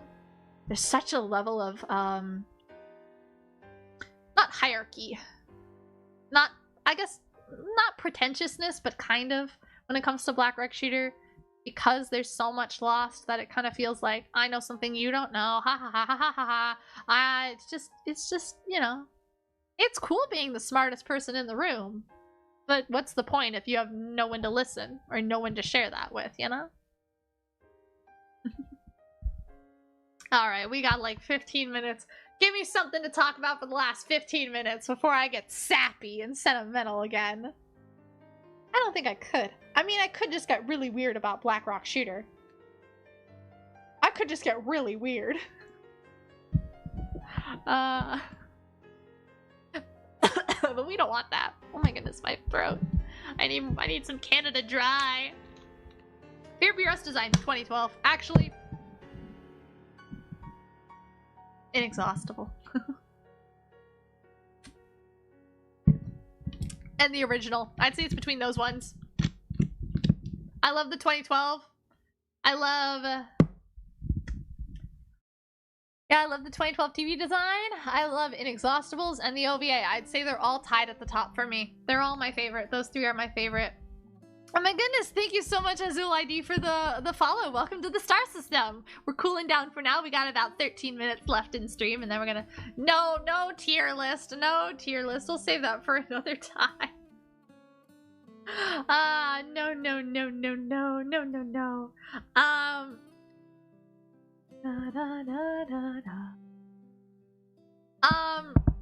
Insane on stream. Yes, I did mention Insane Black Rock Shooter. I didn't mention her origin, though. Rhythm games. Oh, I can talk rhythm games. I did mention Insane Black Rock Shooter specifically in the context of her appearance in the 2012 TV anime. But I did not mention that did I mention that Insane Black Rock Shooter existed beforehand? I did. I do remember talking about that. I could go off about rhythm games, though. Black Rock Shooter has been in a lot of rhythm games. Like a lot. Like Project Sekai, Future Tone, and F. You don't even know the half of it. You don't even know the half of it. So, Blackrock Shooter's been in every character. No. I mean, I could rank. I do have my favorites for background characters in the OVA in 2012 anime, though. I do. There's one. My favorite is this girl. I forget her name off the top of my head, but she just looks so tired and or stoned. I love her so much. She's so silly looking. But Blackrock Shooter's actually been in a couple instances of look, I'm really silly like that, okay? Of Project Diva. Project Diva being the, like... Oh my goodness. Okay, rhythm games it is. Okay, fine. I can talk about rhythm games. Okay, so, Blackrock Shooter by Riel has appeared in many Project Diva games, including some of the specific arcade ones. So it's appeared in Project Diva F, Project Diva Arcade Future Tone, Project Diva Future Tone, and then Project Diva Mega Mix. And so, with that, something really important to note is that the release of Blackrock Shooter, there have been many instances of the Blackrock Shooter song, but there are three main ones. There's the original, the 2M mix, and then the one used for the TV anime.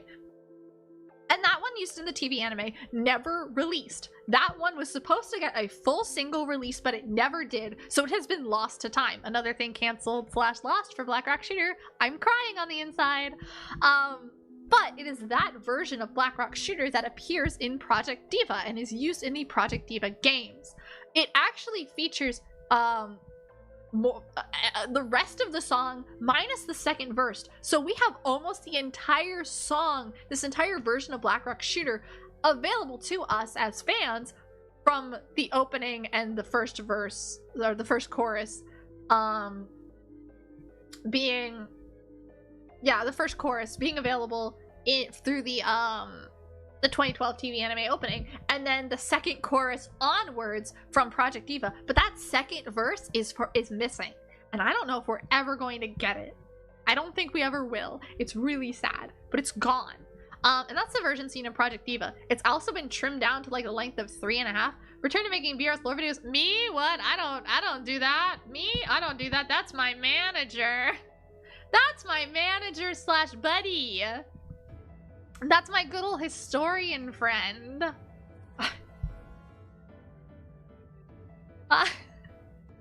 Wink wonk. I think everyone knows, but wink wonk.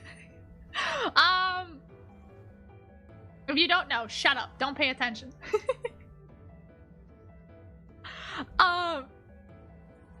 Also with Project Diva, there's no specific module used in it, which causes a lot of people to be upset, where it's like, why is there no Blackrock Shooter module in Project Diva? She's a Miku, she should have it. No, I'm so glad there isn't a Blackrock Shooter module in Project Diva, because that would only further the misconception that Blackrock Shooter is Hatsune Miku. No.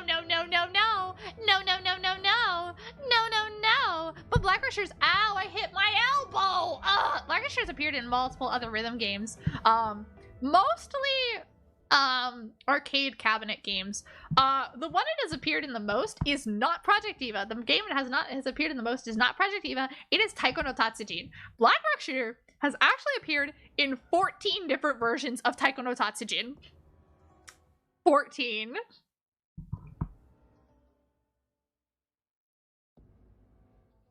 Yeah, well, it's not really, it's a mod of it, but what they did is they took Digitrevix's BRS model, which is no longer available, but I still have the files. I think I also still have the original IBRS model file. I don't know. It's on an old laptop if it's anywhere. It might have gotten lost with one of my many flash drives that have been lost over the years, but I used to have it. I used to have all of them. Except for White Rock Shooter, because it was a limited release, but it was just a recolor and sort of just taking one twin tail, swapping it over to the other side, you know, make them both long. It wasn't really White Rock Shooter. But yeah, there were 14 different versions of Taiko no Tatsujin's Blackrock Shooter, and Taiko no Tatsujin actually has its own personal rendition of Blackrock Shooter, and it doesn't sound that good. It sounds very untuned and weird, but there's a version of Blackrock Shooter that appears in Taiko no Tatsujin, and only in Taiko no Tatsujin. Another game that appears that has Blackrock Shooter in it is Music Gun Gun 2, which is actually, I really like that rhythm game. I've only played it like once at an arcade in... It was around 1, I think, in Long Island, New York. I'm pretty sure that's where it was. I don't remember exactly. Oh, you gotta, though. Oh my goodness, you gotta buy it, you silly. Spend all your money on my wife. But Music Gun Gun, which is like a shooting rhythm game. Really crazy. I like it a lot, though. And it uses the 2M mix in it. And then of course there's Blackrock Shooter in again the 2M mix used in Project Sekai, Colorful Stage, aka Hatsune Miku Colorful Stage, because now it is also in the English release. Originally it was a collaboration for Dawnfall. Now it's just, hey, look, it's been a year since it was added to the original game. Wow. And it's like, wow. It's funny like that. I do think it's funny that they credit it as Blackrock Shooter and they use the original like MV in the background, even though it is the 2M mix. I think that's funny. I think that's cool. It's interesting. Yeah, which on top of that makes me think of how Blackrock Shooter, the song, actually has some semi-strict copyright going on with it, where up until, which I think is a good small company being like, no, you can't use it because we're working on BRS things, you cannot use it until we are ready. Which I would imagine is the reason why Huke wasn't allowed to do much BRS stuff, and a lot of BRS stuff was shot down. But like for a long time, you couldn't get usage of Blackrock Shooter. You even see that with like Takanashi Kiara, where she said, even though Huke and Ryo are friends, and that she had tried to get the copyright for like 2 years, like not 2 years, but like for a year and a half, she couldn't get the copyright. She couldn't get the rights to sing the song until her 2nd birthday.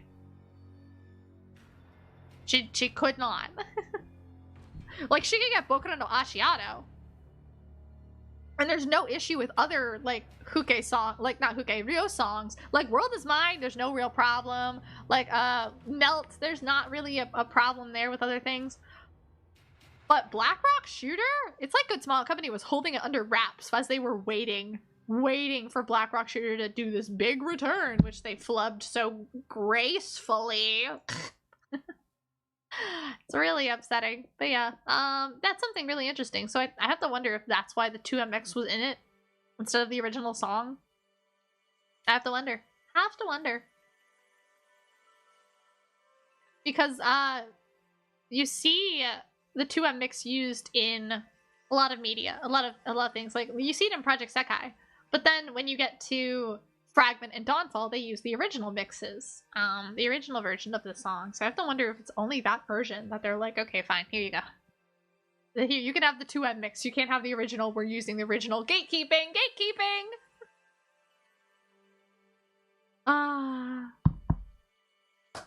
Yeah, I just have to wonder, you know? You just gotta wonder.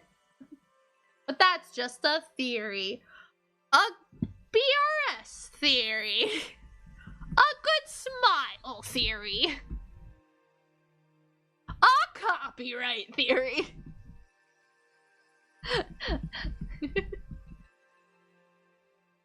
Yeah. That's rhythm games though. But I love this song so much. I don't care that it's come on multiple times. I love it so much. But yeah, Buraku Shooter though, you know? Yeah, no. I don't think I have much else to say. We got 3 minutes. I guess I could end this with saying thank you guys for coming, whether you came in late or you've been there the whole time or you only showed up for the beginning or if you're watching the VOD and somehow sat through this entire stream. Thank you guys. This has been a long time coming. I hope the presentation was satisfactory. I know I flubbed a lot of what I was saying just because I'm a very scatterbrained individual and I'm kind of a silly little guy, you know? But Blackrock Shooter means a lot to me and I love talking about it. And I tried to keep myself restrained. But there's a lot I could have talked about, but I didn't. But here's actually I have a question for you guys. At least the people have been here long enough. Did you learn anything new?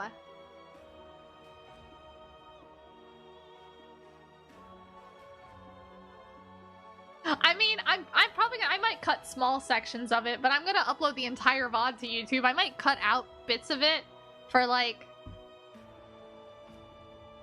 clips and stuff, but you know. Oh, yay, I'm so glad. What did you learn? What did you learn today? Because I said you're guaranteed when you watch this presentation, you'll learn new things. I have learned some new things. I'm so glad. Did you know the names of the conquerors before? Did you know they were even called conquerors? Conqueror, bum bum bum bum. That's a good song. It's a good Heya song. And the 4chan thing. Hey, there you go. See, I promised. I made a promise that you would learn something new about Black Rock Shooter. Yeah, I promised. I swore. I said it, did I not? Ah. Yeah.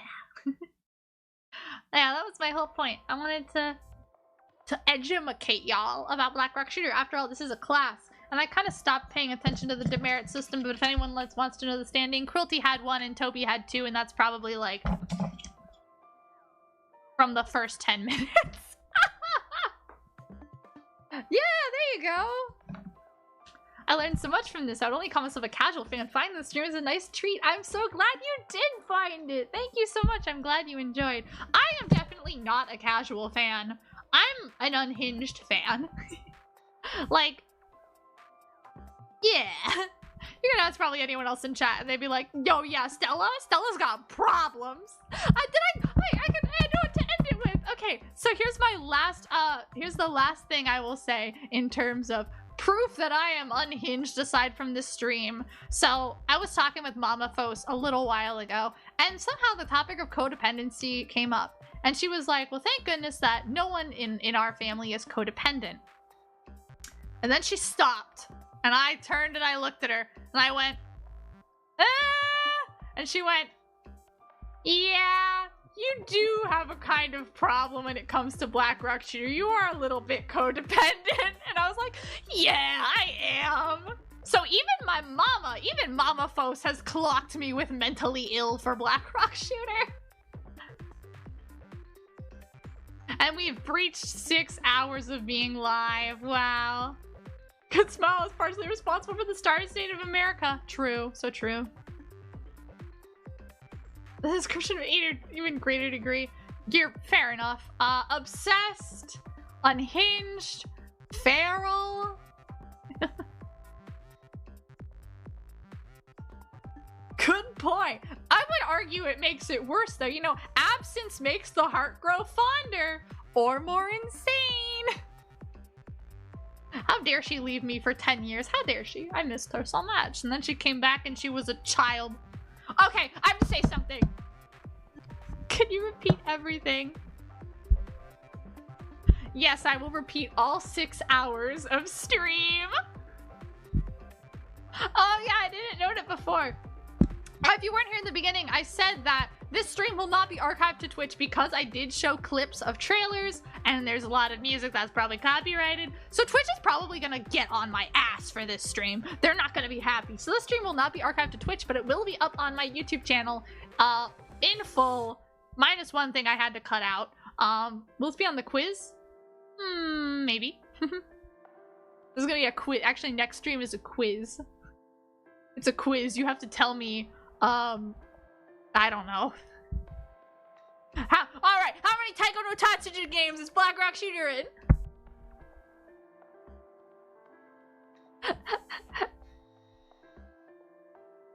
No more quizzes. It's too late. I have you at gunpoint. Shooting star time.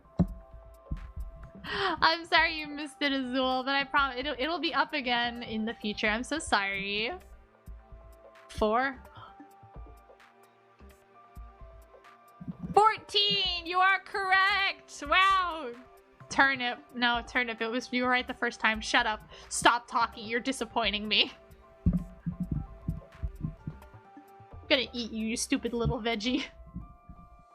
Oh no, there's only one thing I need to cut out where I made a little bit of an oopsie, and if anyone clipped that, I will ban you. So I'm gonna check and I'm gonna be like, please tell me no one was that awful and would do that to me. But yeah! It was 14! Let's see, what's another question I could ask real quick? I can't think of any off the top of my head. What was Dragon Slayer's name in Pachita Rock Shooter? There you go, there's one. Answer that one for me. I could ask you Arcana questions. I could be, what are the name of the 3 humans that we know of from BRS Arcana? But I'm not doing that. I'm not doing that to you, but if you answer that, extra credit. Extra credit!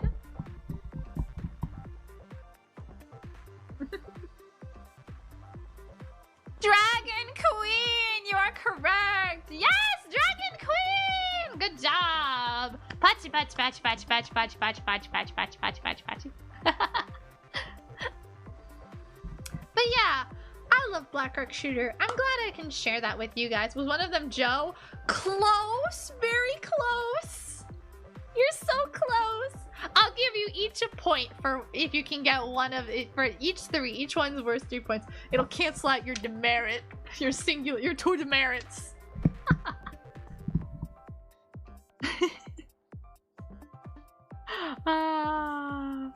But yeah, I'm so glad I can share Blackrock Shooter with you guys. It's so important to me, as I've expressed. Jin? No. Tsukiko? So close. Yeah, you're so close. I'll just go. Yeah, it's Tsukiki. Tsukiki. You know what? I'll give you that one. You almost got. That's close enough. We could say that it was a spelling error for the first one.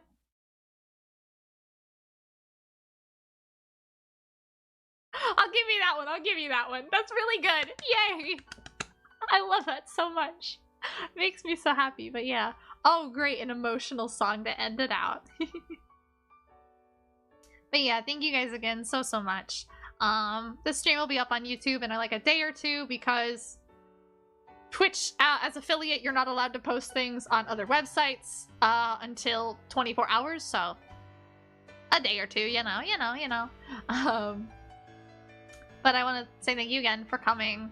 For those who came late, for those who came early, for those who couldn't stay the whole time, for those who did stay the whole time, thank you so much. Blackrock Shooter means so much to me. I don't know what else to say other than that.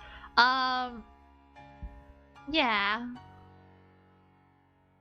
I love the fact that I love the fact there are passionate BRS fans out there. It makes me really happy that they're, you know, especially when a lot of Blackrock Shooter fans feel so alone because they think they're the only one who's remembering this lost media, you know? But we're not alone. And it's great to share it with everyone. Blackrock Shooter. Yeah, maybe one day in the future I'll do a more obscure stuff. We'll talk about like the promotional events and whatnot. We'll talk about the mobile game collaborations. Super weird nostalgic anime. Oh, throat. But yeah. I don't have much else to say other than thank you guys so much. It's so good. The beta White Rock Shooter symbol, yes! How White Rock Shooter's original symbol was a moon and a star, but then it just became a black star. Yes.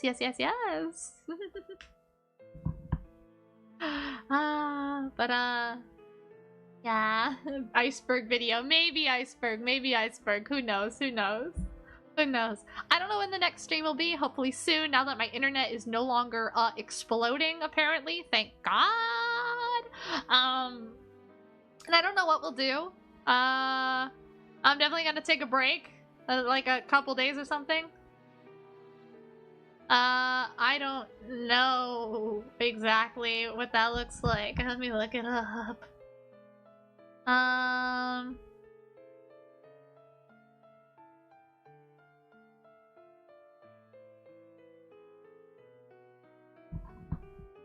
Oh, Turk. Oh, no, not like that. They were like stacked on top of each other.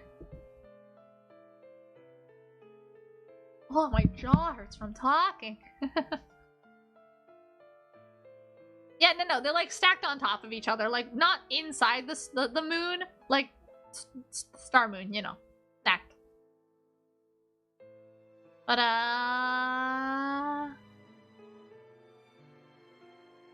like a circle? No, like a crescent moon, and then there's yeah, they're stacked. Like there's the moon, and then there's the star. And it's like a crescent moon. And then there's the star. I don't know how to explain it in words. Yeah. But, before I go off on tangents further. Higher on the y-axis! There you go. Cruelty's got it. But yeah. I I'm not gonna stream tomorrow. Who knows when I'll stream this week. Hopefully I can stream next weekend. That would be wonderful. Things are not going entirely as I would like them to in life, with things such as projects and job hunting and whatnot. So I'm trying to keep some kind of schedule, but who knows? So I'll see you guys again soon. Thank you again for coming.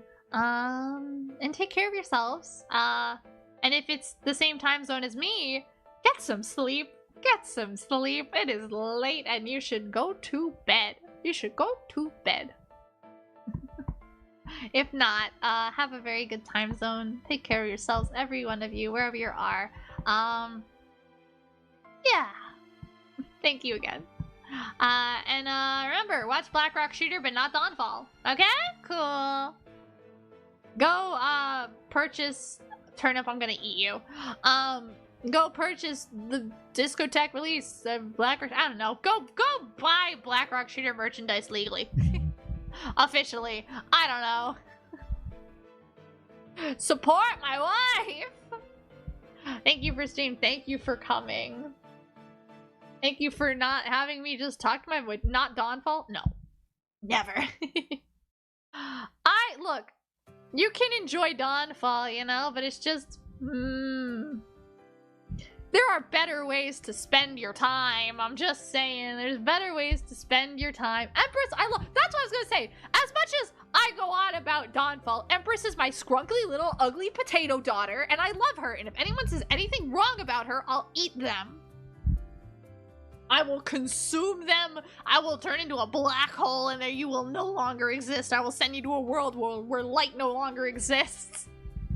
My ugly potato daughter, leave her alone. Only I'm allowed to bully her. MP. I love MP. She's so good.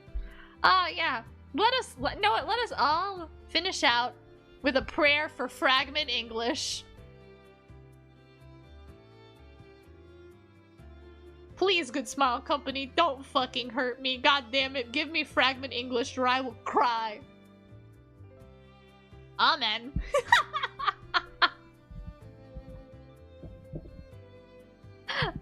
Okay.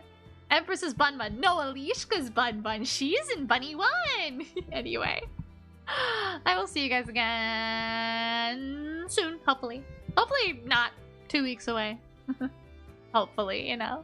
Bye-bye. I don't know what else to say. Oh, wait, I have an outro. I forgot I had one of those. I say goodbye and thank you and all that jazz. Thank you for coming. Thank you for sticking with me and my insanity. And remember, if you're wishing on stars, I hope you will wish on me. Okay. Bye-bye, guys. I forgot my own outro. I'm a little bit silly sometimes, but that's okay. I'll see you guys again in the future. Who knows? When is part 2? When my voice recovers from part 1. Okay. Bye.